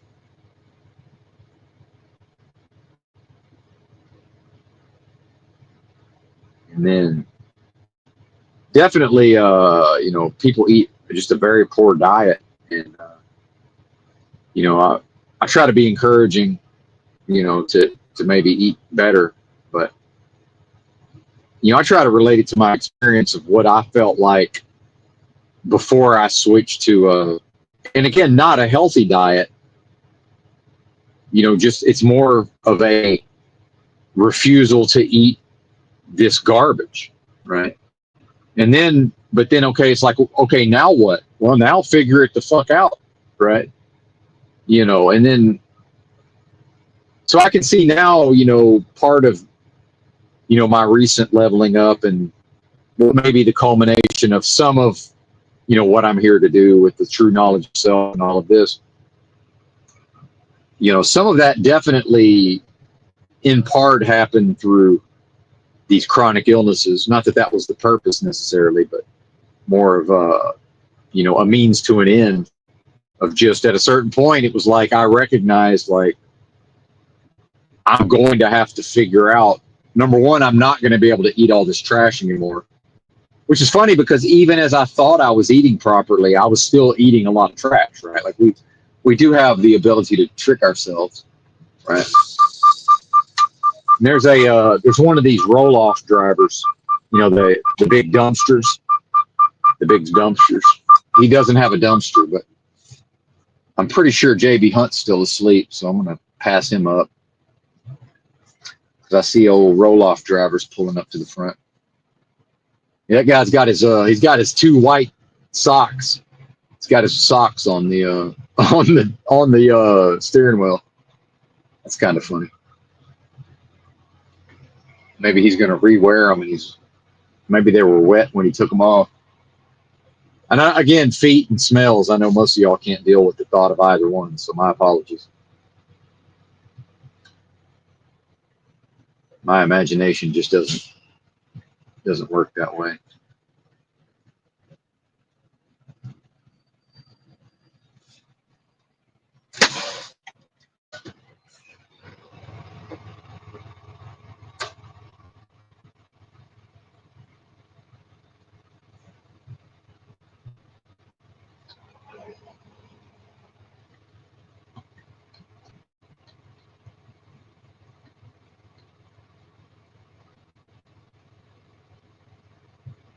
And then now we get into, and by the way, they have a sign up here that says, hey, do not fucking block this gate, by the way. So what I did when I got here Monday with my full-size rig is I pulled up to the call box like 15 to 20 minutes early. And then like 5 minutes later, and I hit the call button, and it just gave me like a recorded message that, hey, we don't open until 6. But then 5 minutes later, I look in my mirror, and there's the waste management driver. So I, again, being considerate, I got out of my truck, and I walked back to him, and I said, hey, will they let you in here? Right? And he's like, yeah, sometimes, if I push that button and they see me, they'll let me in. I said, okay, well, I'll back up then. Because there's a sign that says, don't block the fucking gate. So I said, yeah, I'll back up. You can get in front of me. And then, they let him in. Like, it took them a few minutes to figure out he was out there, but they let him in like 10 minutes early. So now we got this bobtail up here. And if he either knew or cared, because sometimes they know and just don't give a fuck. But hypothetically, this trash driver in front of me could, waste management or whatever it is, he could potentially get in. And again, that's I don't like to see the potential go unrealized, because that's why I asked the guy Monday. I was like, hey, will they let you in? And if he's like, no, they don't ever let me in before 6. And also I know that since he comes here regularly, most likely, why would he come here almost 20 minutes early if he can't get in? So the fact that he's choosing to come here before 6 indicates to me, well, they probably let him in. Right. And he's like, yeah. He said, yeah, if they see me. I said, well, hell yeah, go for it, brother. I'll back up. You can go around me, and we'll just make it happen. People helping people. Right. And how often do you see what I see, which is people like holding people back? It's people doing the opposite. Right. It's like they're in a bad mood. And, I'm that way sometimes. Sure. Sometimes I've exceeded the threshold of misery, and I'm just like, Rawr, but not that often, but it happens. Generally, I'm not that way. And again, I can't just sit there and the fucking sign says don't block the gate. Because for all I know, this guy's up here asleep. He could have pulled up last night, not read anything, and just be asleep. So and now it's 6. At what point does I or the guy in front of me need to go wake him up if he's asleep? But then also, I was here Monday, and I know that it's probably nothing's going to happen for about 15 to 20 minutes because these people got to get into their office and get situated. But it's possible the first person I see who works here, I'll be like, hey, man, I'm here to pick up my empty trailer. And they'll be like, oh, yeah, go get it. And they'll just let me out immediately. Right. But I'm not in a hurry. At this point, it doesn't matter. My hurry would have been like, can I start my shift close to midnight, or 2 a.m. Now that that's out of the water, I don't even care. I'm happy to just sit here. If I get into rush hour traffic 10 minutes earlier, it's not going to make a fucking difference. There's no difference. There's no traffic to beat at this point. It's just going to take however long it takes. But, there could very well be a driver just asleep up there. I do see, no. I was going to say I see the heat coming off his exhaust, but that's actually the guy in front of me. That's the garbage truck driver. And now it's almost like an experiment of how long will the trash driver wait. And then a lot of drivers will do almost anything to not get out of the seat for whatever reason. It's like, they're sitting in their truck. I seem to be one of the few who will just jump right the fuck out of the truck anytime I need to without hesitation. Then it's like, it's not really my job. It's kind of on the guy in front of me. Of course, I do have an air horn. But then maybe the guy in the front is ringing the bell and there's just nobody there to answer. And then, within the delusion, and again, this is the way it has to be, right? In Moloch's machine. And this is the way it has to be. It is, what did I call it? The way it has to be. Yeah, this is the way it has to be.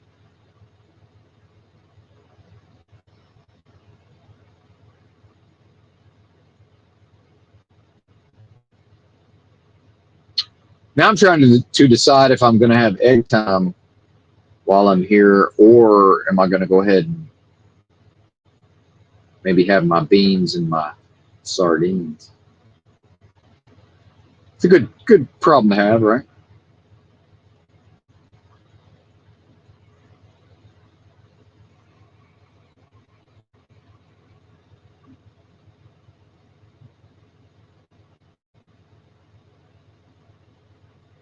Yeah, hours of operation says 6 a.m. It's 6:03, partner. So at what point does the guy in front of me figure out that whoever's in front of him probably is not at the wheel? Right. Of course, I can't see if he is. And then as soon as I jump out, now I'm kind of in charge. Now he's going to want to start asking me what's going on. Right. Oh, wait a minute. I just saw the finger. Yep, I happened to catch sight of the finger touching the button on the intercom. So now we know what's happening.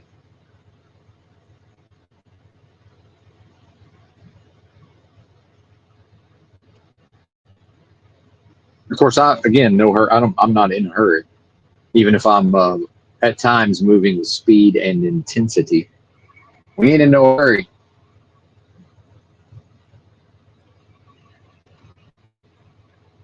Time for some overpriced what now?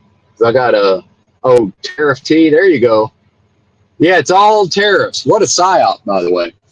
Just the psyop of tariffs alone, right? Hilarious. And a lot of things I buy is obviously imported, but I know for anybody who may not know, Freedom Grower is into some very high quality teas, which are, I'm assuming, are almost exclusively imported. I'm guessing. I don't know that America is known for tea, high quality tea.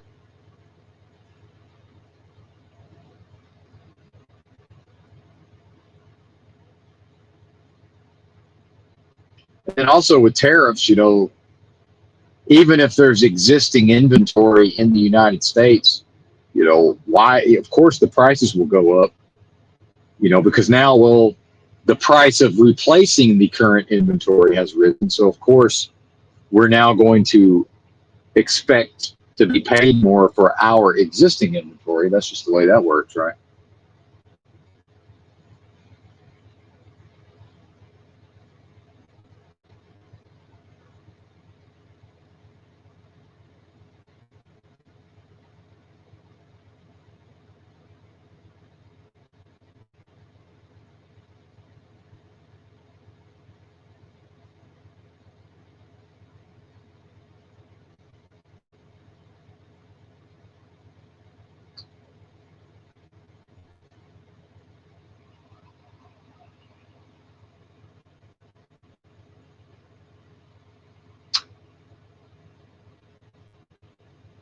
I am procrastinating. I need to get a an electric hot plate, burner thing. And I used to have one, but unfortunately, I no longer have it. It was a nice one too, and I might get an electric tea kettle. But since I'm a fancy boy with the spout, for the pour over, I don't know if I want to. I can use my existing fancy boy teapot or a kettle with a hot plate. But pretty soon it's going to be too hot, and the bugs. If I roll the windows down for the ventilation when I'm running my butane stove, too many mosquitoes are going to try to come in. I'm going to need to be able to leave the windows up.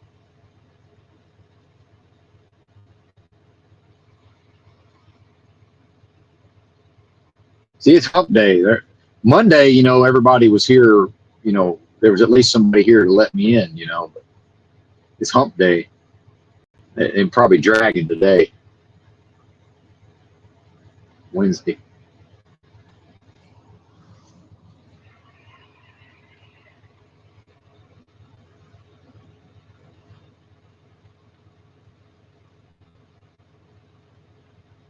And then also there's another entrance slash exit on the other side of the property. And see, I have no way of knowing. For all I know, they'll just let me roll in on that side. I don't fucking know. No way to know. Just it's unknowable, right? And I don't come back to the same places enough to bother to, ask a bazillion questions, in case I come back anytime soon. And why is there not some sort of database on all of these facilities? The drivers could do that. We could maintain our own fucking knowledge base of, how do these places operate? Everything costs more because, well, that's what we're doing, folks. Well, yeah, exactly. And, people will accept it, right?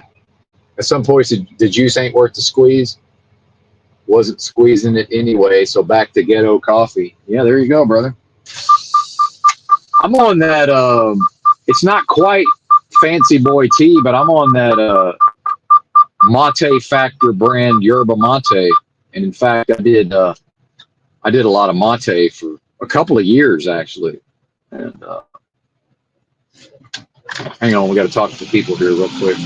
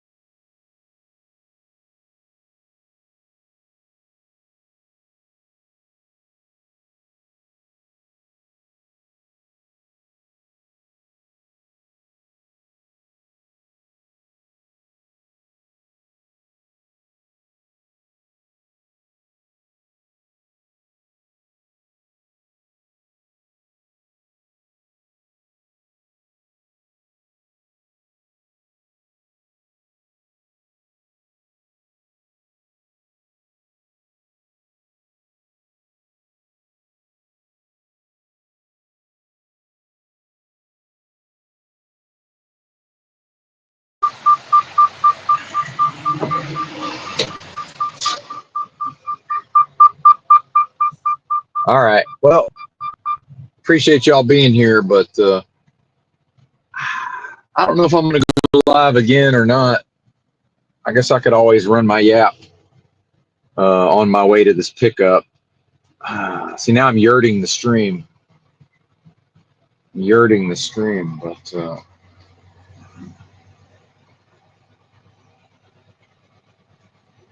yeah, I don't know. I don't know what to do. If I'm going to start a second one, then I probably should stay live now, right? But I'll probably be off mic intermittently. Now I'm about to go into the shipper office. That probably won't take too long. So probably all I'm going to do is hook up to my empty trailer and then roll out.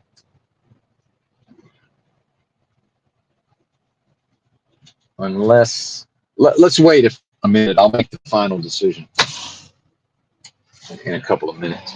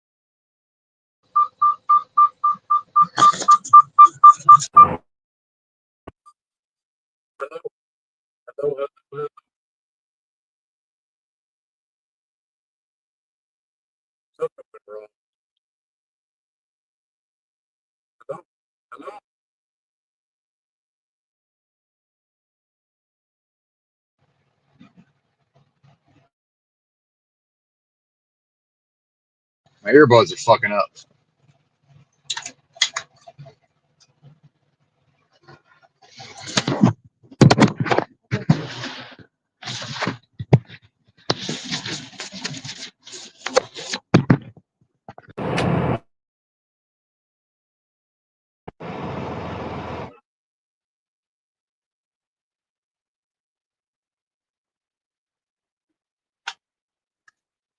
Hello, hello, hello, hello. Can I'd like to have earbuds where if I accidentally touch the earbud, it doesn't then think I'm trying to trigger functionality.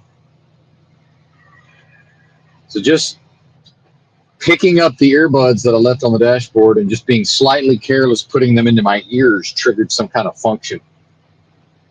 It made it where I wasn't able to be heard. Why can't I just disable all of that? Anyway, we're on our way to get the empty trailer. And I did learn that if I had chosen to stay awake yesterday until they sent me my work order, the company, and then if I had somehow managed to figure out that I would hypothetically be able to come to this facility before 10 p.m., I hypothetically could have gotten this trailer yesterday and then started my shift, more like my preferred schedule, which I suspected was probably the case.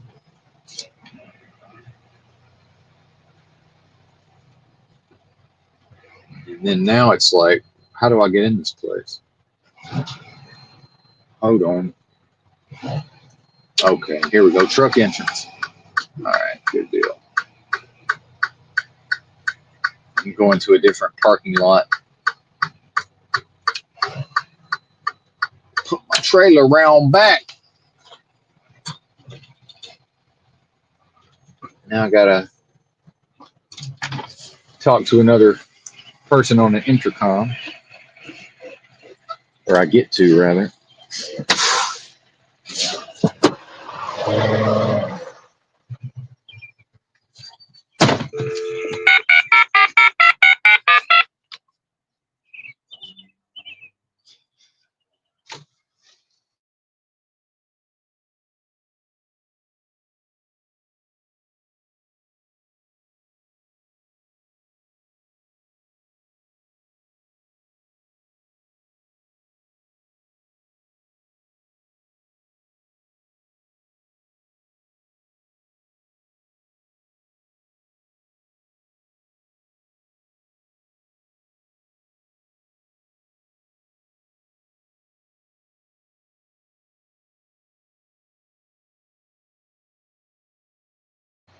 All right, we're in.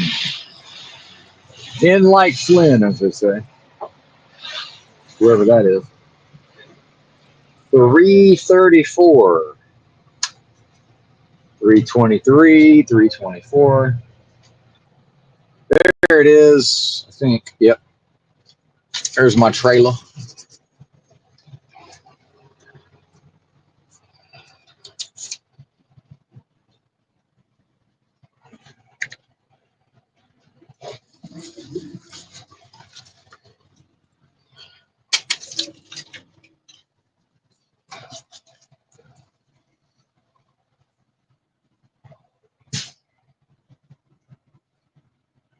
And then also, would I have even bothered to try to go off into traffic yesterday to try to get here just to get my trailer? I don't know. Probably not, but maybe.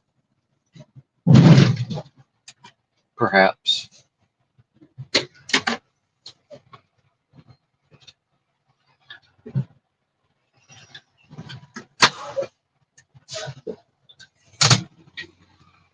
All right, I guess I am going to sign off. Apologies if I kept you a few extra minutes, but appreciate everybody being here. Probably won't be back today, but you never know. But, thanks for watching. Bye.